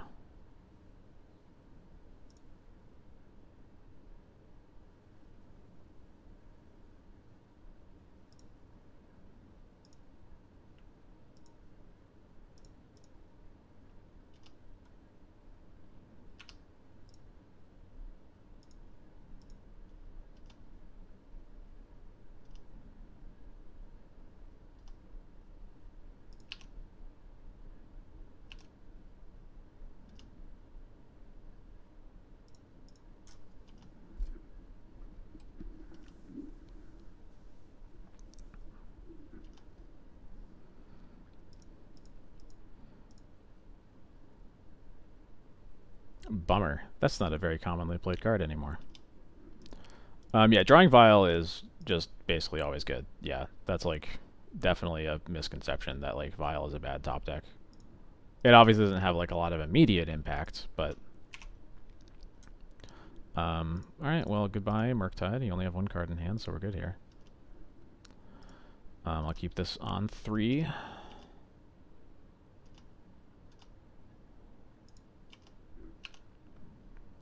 Yeah, I think we got this one. There's a lot of game to play here still, but once we've stabilized like this, it tends to be pretty difficult for them.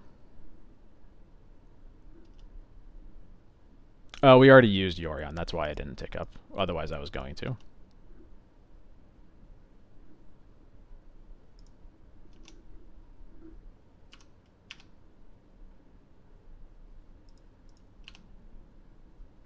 It's kind of awkward cards to be drawing. I'd rather be able to put something into play, but You Are Not the Beatdown is going to be, I'm going to try to write it for April. Be the article I release in April on my Patreon that you should all check out. Type !Patreon if you want to read some really cool and good articles about Death and Taxes, if you ask me.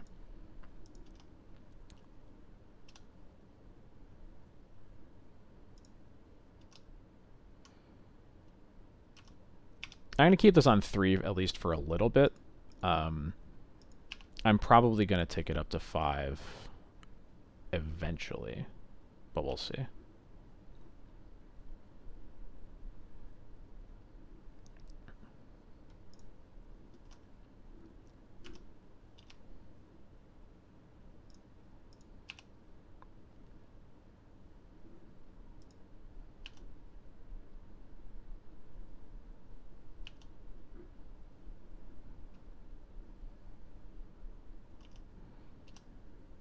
Man, Brainstorm's still not playing anything, huh? What have they drawn?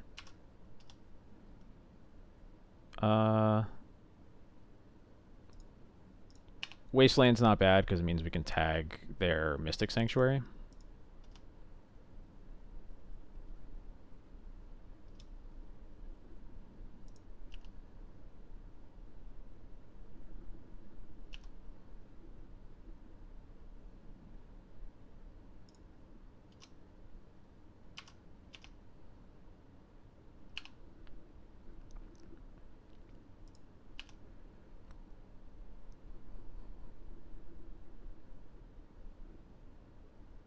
There's a chance that at some point I just need to like put this Skyclave in or something, but I would really like to draw something else first. I don't think there's really a whole lot, especially with this hand. I don't know that we're pressed to end the game quickly. I think we can probably afford to milk this one a bit.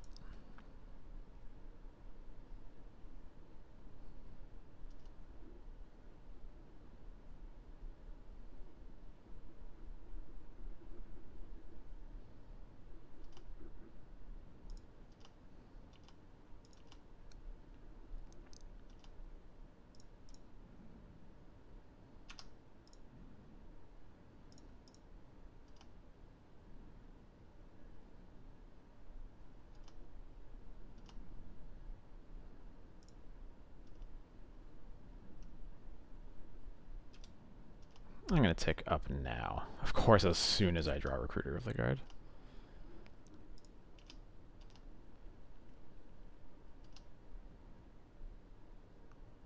Well, let's see if he gets forced. I'm not super upset if it gets forced, because... what do I want to get here, actually? I think with my hand just full of removal, I just want to get a Stoneforge to try to lock it up. Yeah, especially because I can hard cast anything that I get off of it.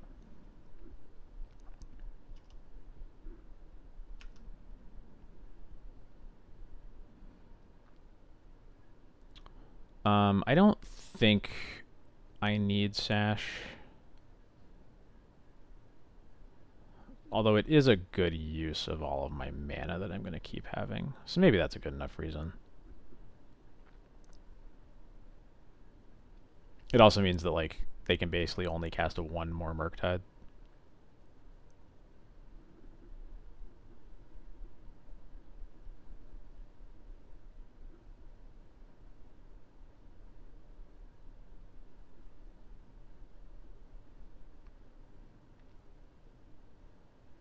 Yeah, if only I had one more mana. If only I had not ticked up, we'd be able to get it.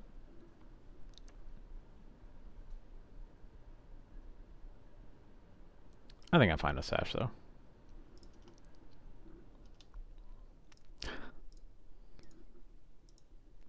I really do got to work on all those bells and whistles of the stream, like the whatever the channel point rewards are, things like that. Got to get some Brotherhood's End. 3 damage to each creature and each planeswalker.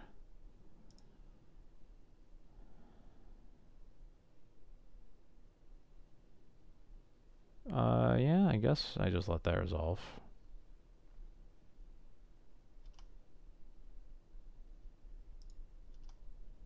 It's a minor bummer, but...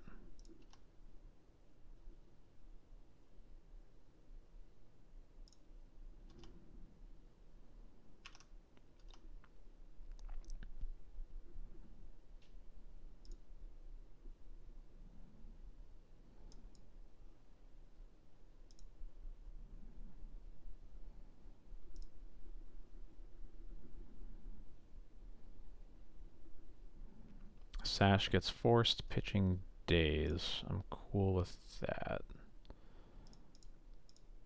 Now I'll recruit again.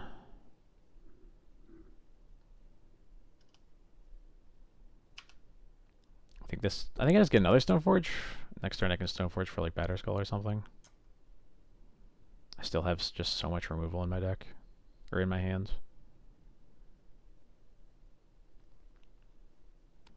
Yeah, there's also an argument for just...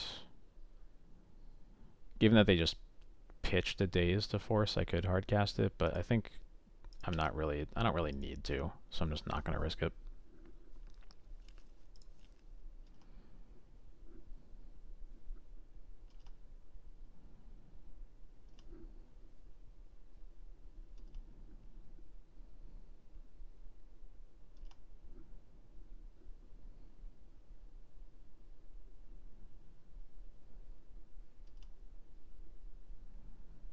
Do they not have Mystic Sanctuary in their deck? Feels very weird, but That's the second fetch that could have gotten an EI and didn't. It's very strange.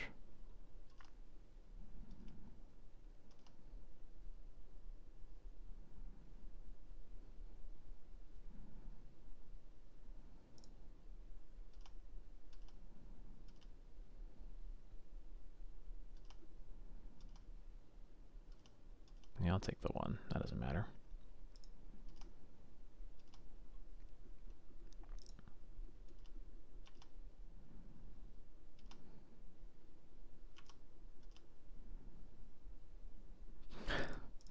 Yet another solitude.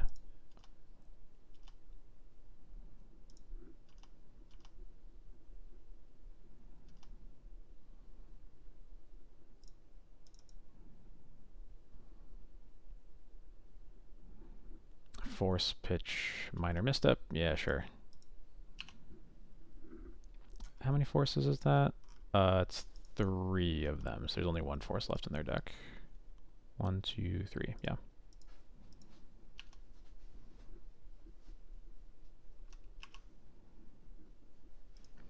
With this solitude, I'm kind of tempted to just vial it in for the clock.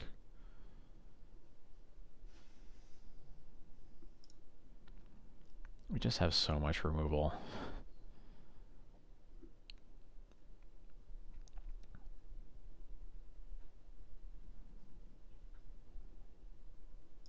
Yeah.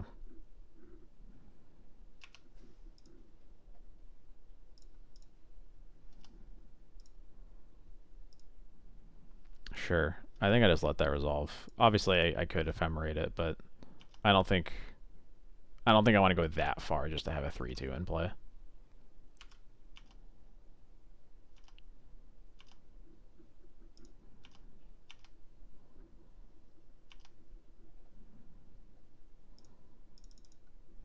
Now this I like.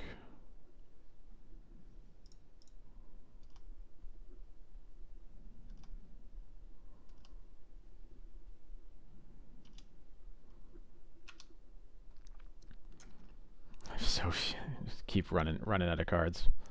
Yeah, whatever.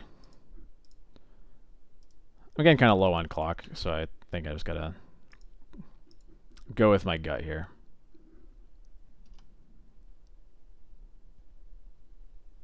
I think that was... It could have been Solitude, Wisp, or Stoneforge. I think any of those make a decent amount of sense.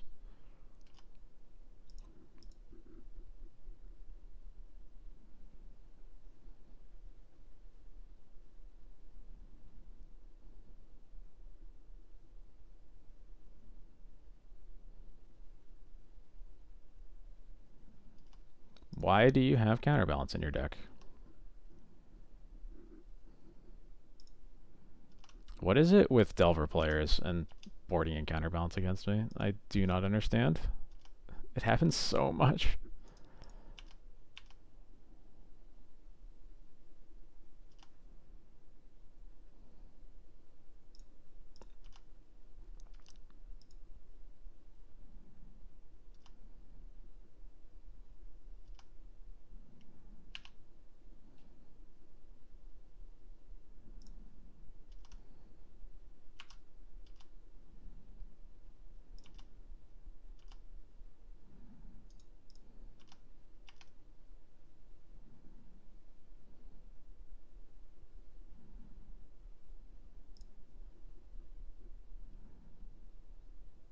Yeah, sure. That's fine. That's bolt number 3, notably.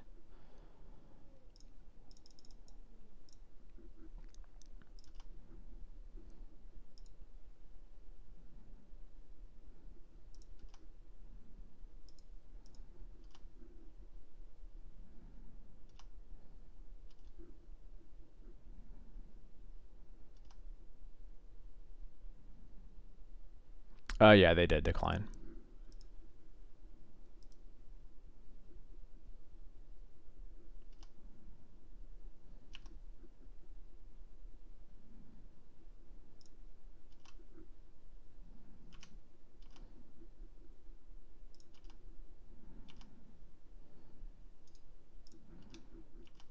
Yeah, I don't know why, because they have one force left in their deck.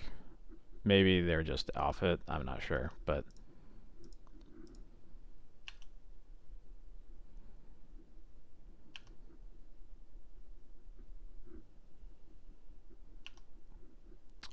yeah, that I guess that's possible.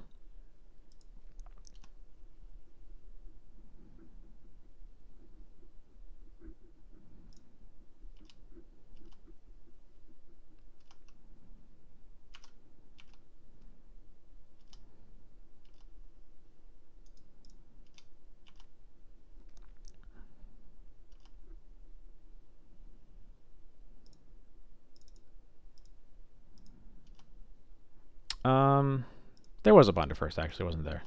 Yeah, you're right about that.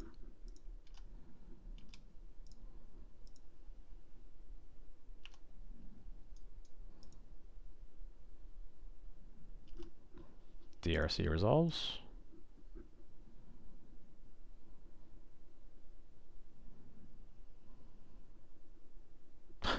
Okay, sure.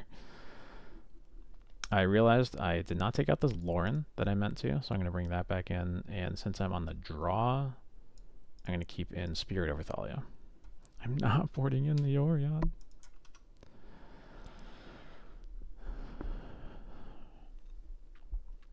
Alright, let's play a little bit quicker on this last game. This hand's a bit slow, but it at least has good cards.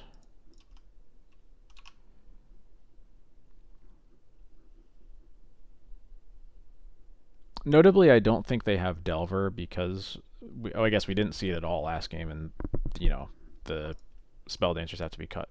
Or something has to be cut for the Spell Dancers, so I think they're not as likely to have turn 1 threats, which makes a keep like this a little bit more defensible.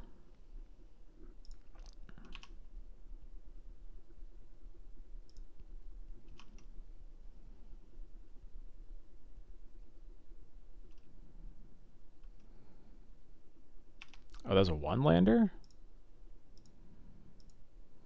Curious. I'm just going to not let them cast a Daze here.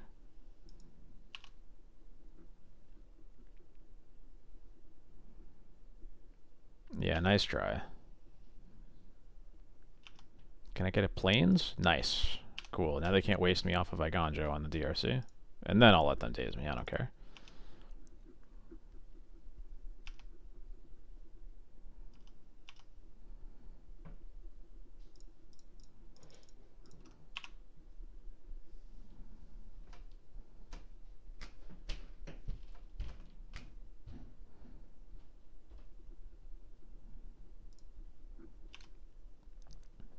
And more Plains. Love it. Good evening, Geodude Jared. Welcome to the stream. Hope you're having a good night. Yeah, if only we had the 60. Force, pitches, expressive iteration. Sure.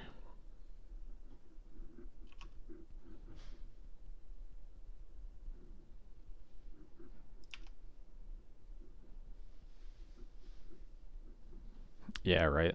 So unlucky.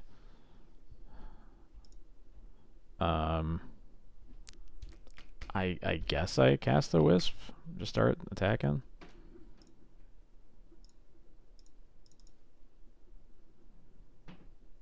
Like, they probably have a Bolt, but...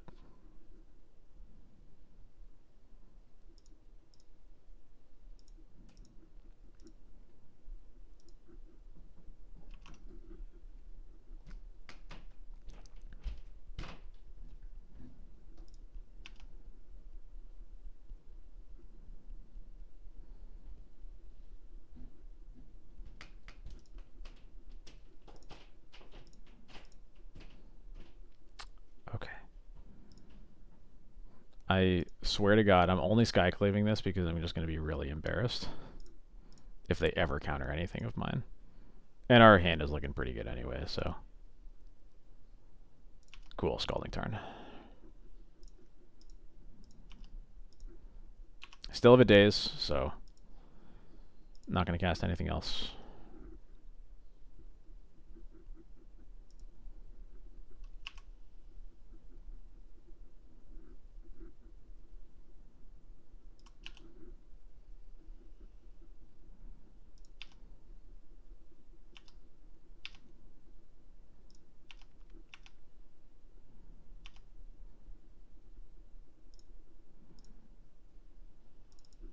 here, I am happy to play Spirit, put Yorion in hand, and we'll pass.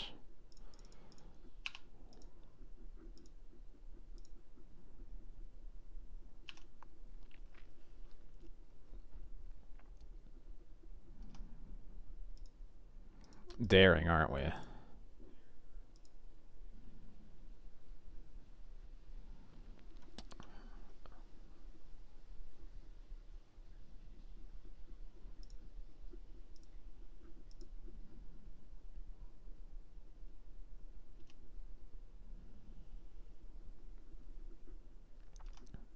I thought about that. The only reason I didn't is because it didn't seem likely that we were going to have to ephemerate anything. No, this Tarn was what they played from their hands, or they played it from. Oh no, I guess we do know because this Tarn was exiled to the first EI, which is different from the one that they flipped to the counterbalance. Yeah, you're right. I'm just gonna pass.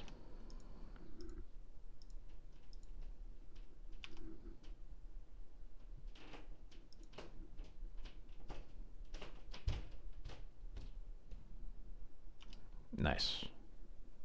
Now we get use out of this other Caracas.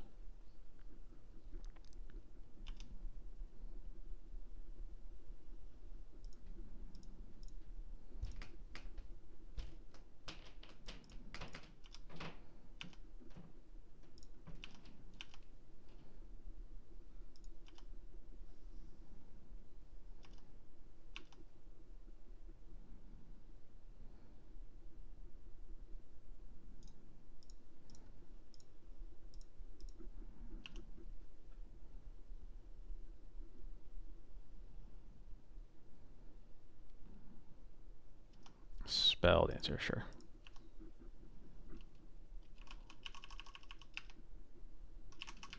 Jesus Christ. Why? Where did that F6 come from? Well, that's really annoying.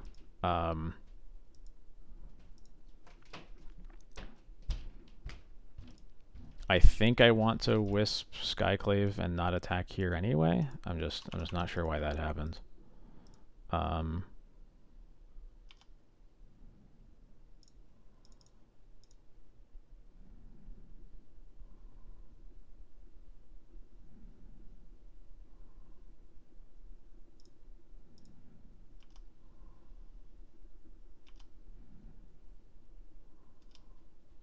Oh shoot, I meant to play lands.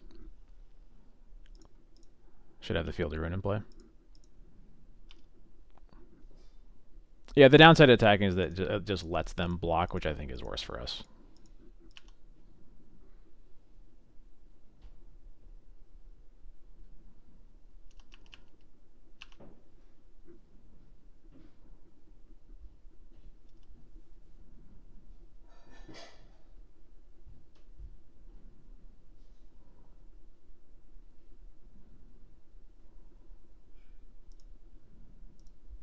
Well, that's annoying.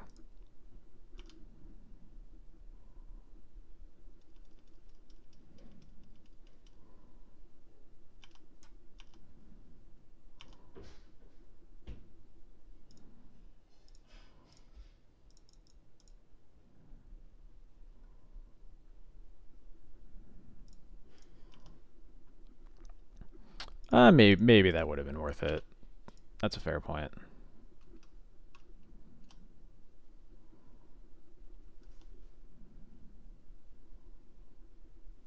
Sure.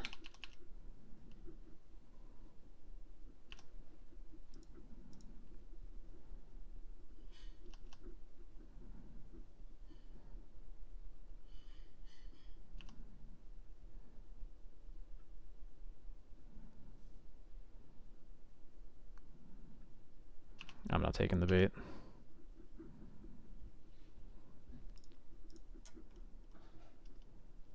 I assume that just basically just means double bolt. Oh, that's so good.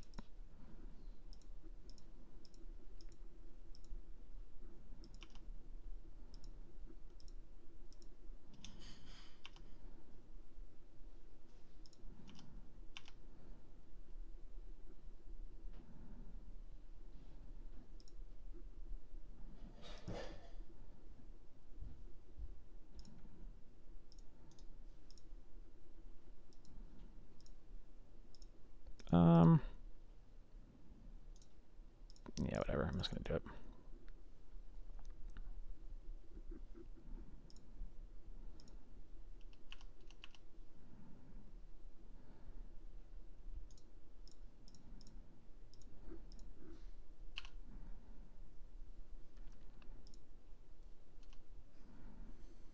All right, feeling good. I think we'll get there.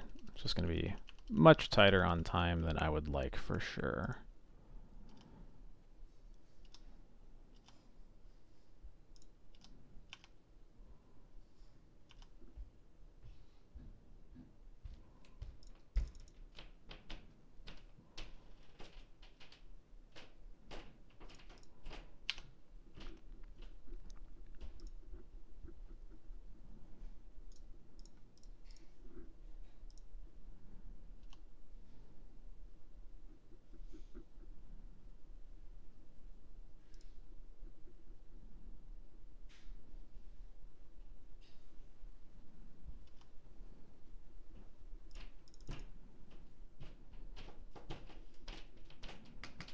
Alright, and now I should be able to attack all through anything.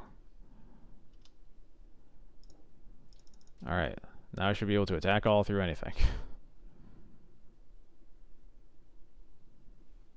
This might be a little greedy, but I don't think it's likely they have an answer for both of those creatures, so. Phew, okay. That was a little tight.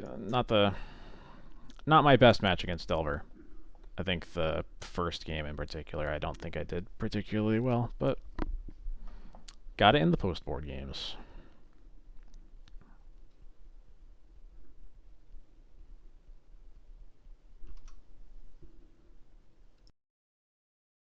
One more chance to win a game, or to win a match 1-0. We'll see what happens.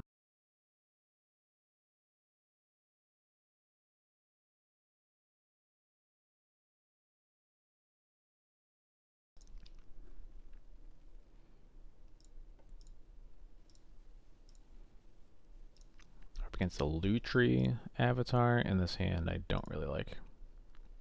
This hand I like more. I'll just bottom one of the Thalias. Opponent has kept 7.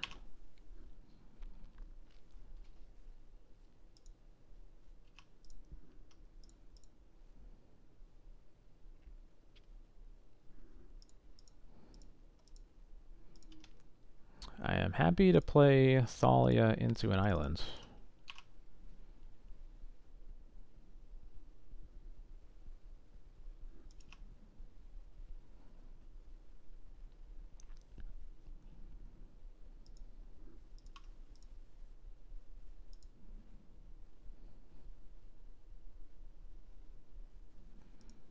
Scalding turn, eh? I'm not sure what that means.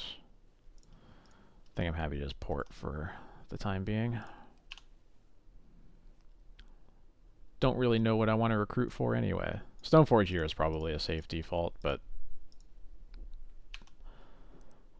while I can do other things anyway.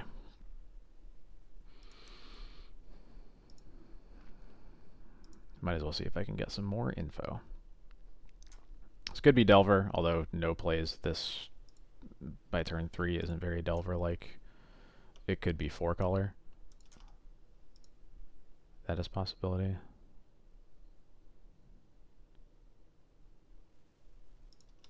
It's kind of looking like Delver.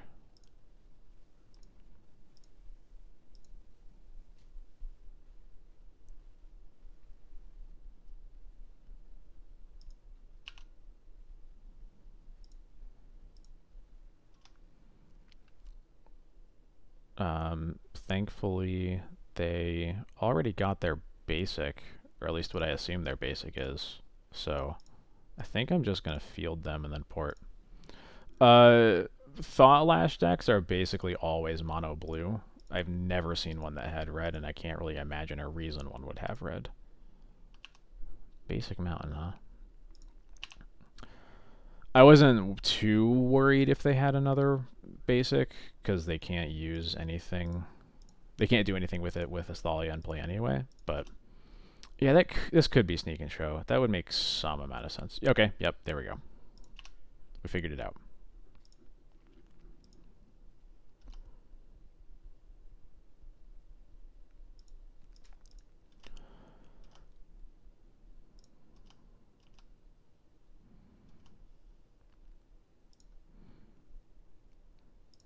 So I think I already have Lauren and Solitude and a Skyclave. So I think I'm not even sure what I'm going to recruit for here.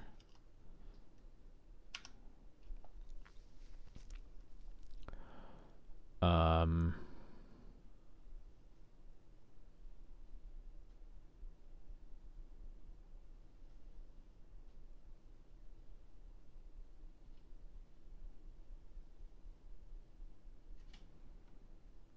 so if they have Omniscience, we have Lauren. If they have a creature, we have Solitude. If they just hard cast a sneak attack, then we have a Skyclave.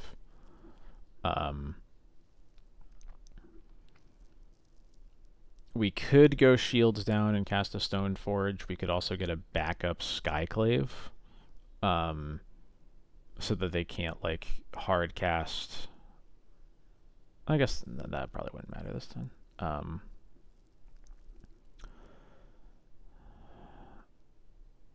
I think do I even need a Stoneforge really? Because I'm gonna have clock is 3.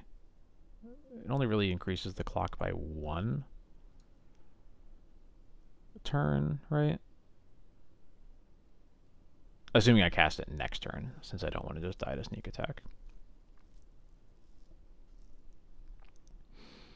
Yeah, I don't think we actually need Stoneforge here. I'm just gonna get a backup Solitude, I think.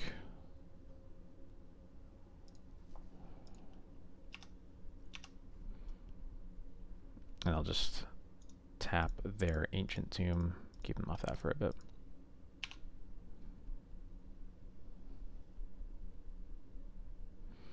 Yeah, I mean, yeah, Spirit turns off cantrips, but like Thalia is already doing enough to their cantrips, and I want to get cards that keep me from dying to them already having stuff in their hands, because it's turn 5 and they've cast a Ponder, so like something has to be going on, right? Like this.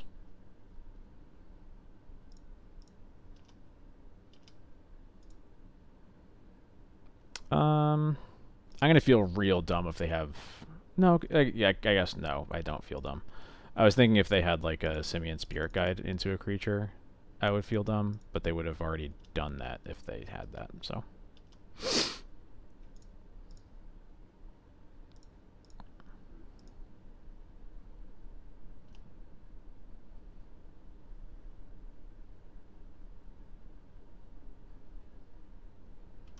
And the reason here to use Skyclave over Lauren is that I specifically want Lauren in case they try to show and tell in an Omniscience.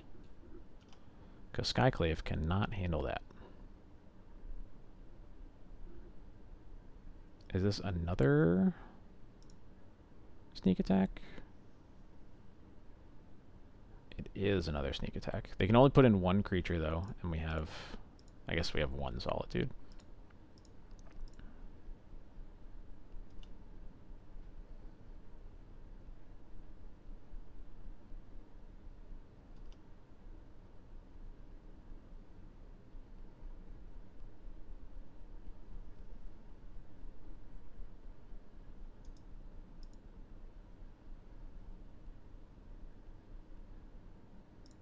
I guess we... Ugh.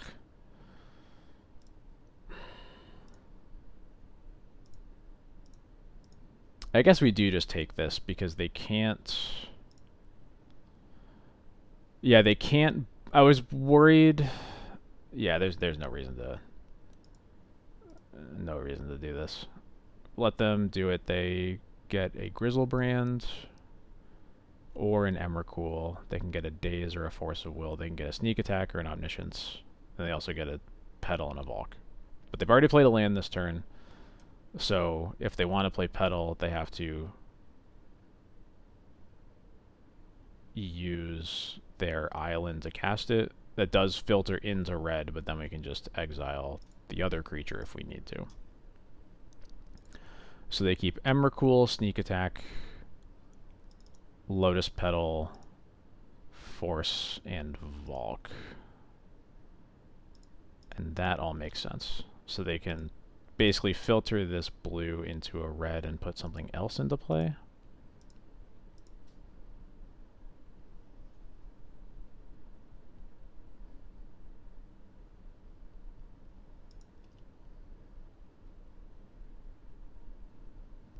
And Emrakul is what I was hoping for, I think.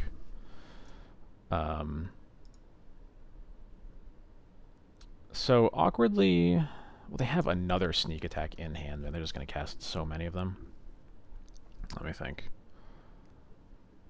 Because the problem now is that I was hoping to deal with the creature and then Lauren sneak attack on my turn. They have force, but they can't cast it through Thalia right now, and basically this turn cycle is all that's going to matter here. So we are 100% solituding this Emrakul. We're just deliberating on whether we're pitching Lauren or pitching Solitude. And I think I have to pitch the Lauren, unfortunately.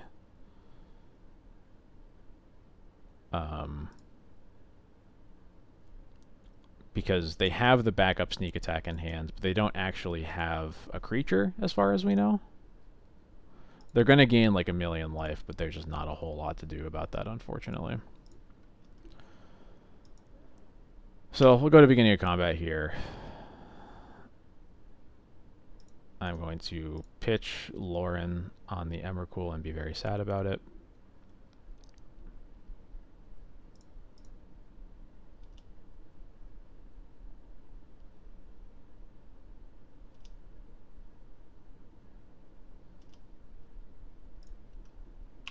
They're going to go up to a whole 30 life, but that is just how it be, I guess.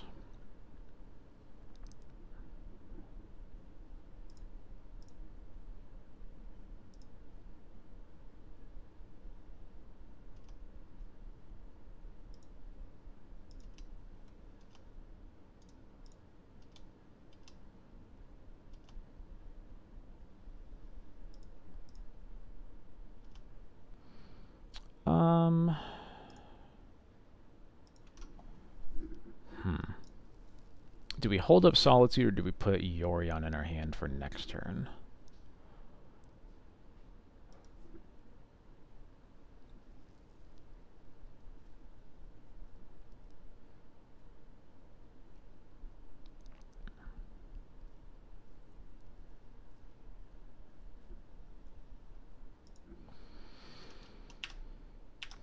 Yeah.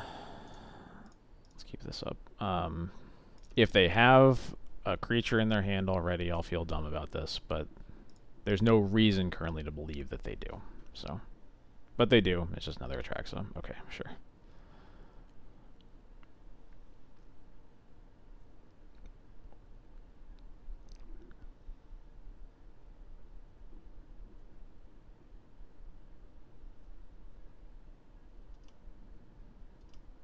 They Atraxa into another Emrakul.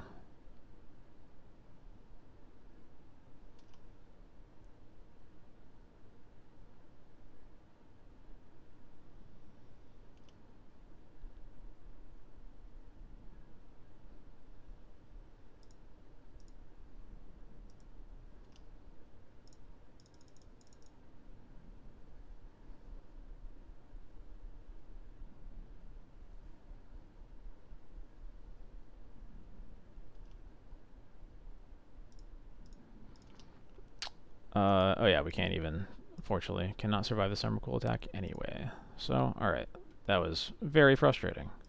Let's see what happens this time. I kind of have to think about Surgical again for the same reason that we were talking about against Omni last time. Ephemerate's not good, Jite's not good. Sash isn't very good.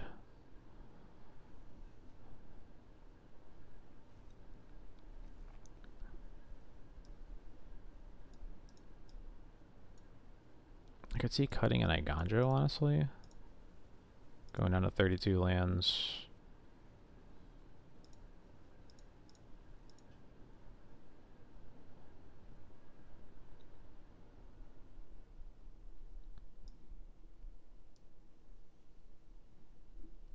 Yeah, actually, we probably do cut a field over Igandro there. It's not very likely that we're going to deplete them of basics.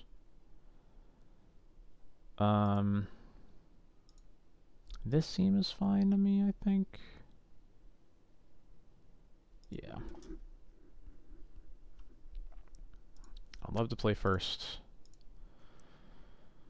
Hmm. Seems like okay.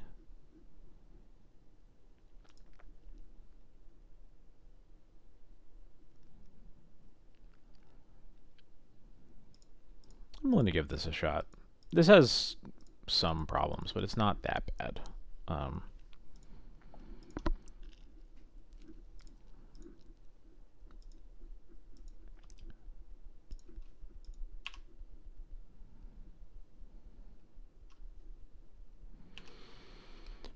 Oh, excuse me.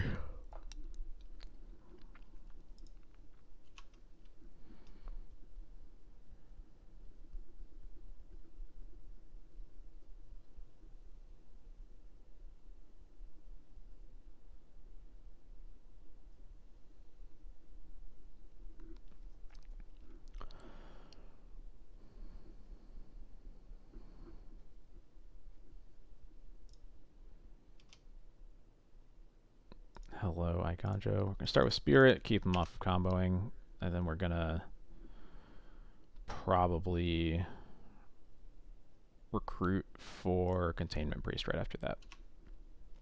I have to imagine they have some answer to Containment Priest, and or they have Omniscience in their deck, obviously. Well, hopefully this isn't an Omniscience, but I think we put in Recruiter.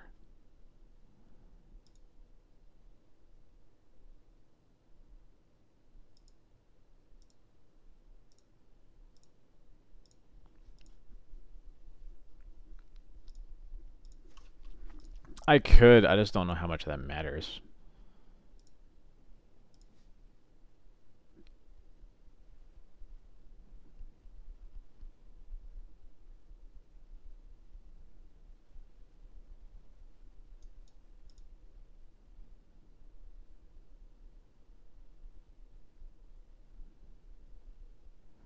I don't think that it matters because I think we're going to put in Recruiter. We're either going to see a big creature or an Omniscience, and we will get a Solitude for the big creature or just die to the Omniscience. I don't think anything else really matters here.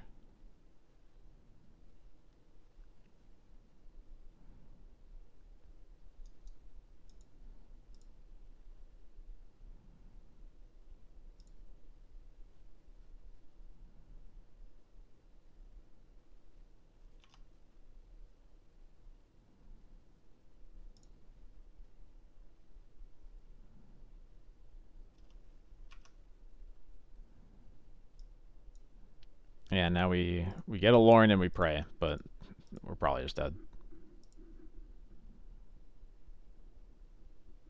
Yeah, of course. Never mind.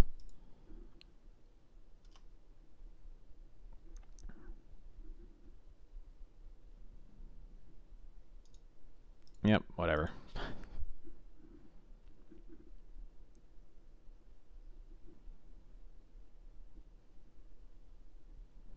So I guess if we get a Solitude there, we can make them have a counterspell.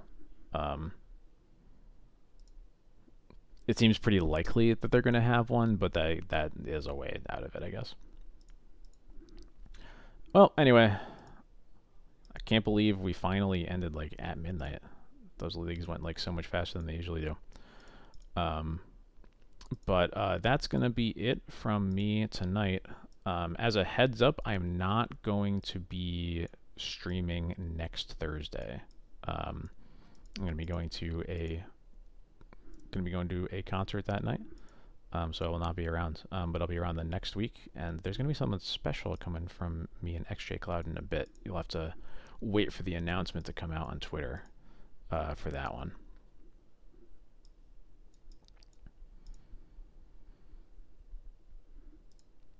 I mean, I'm sure there's tickets if you want to drive to Rochester for a band you probably haven't heard of. What? Did I really just say that? Am I in high school again? Jesus Christ. The band is Thank You Scientist.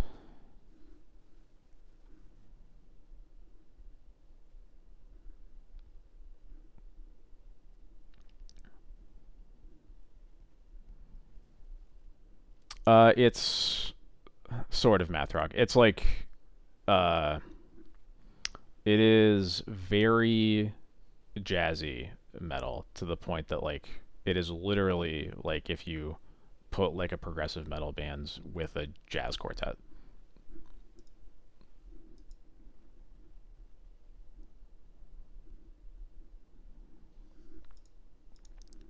Um, anyway, that's where I'll be next Thursday, but I'll be back the Thursday after that. And yeah, there'll be something fun coming from me and XJ Cloud in the near future, but we'll have to wait for the announcement on that one. Thank you everybody for stopping by as always. I will catch you not next week, but in 2 weeks. Have a good night, everybody.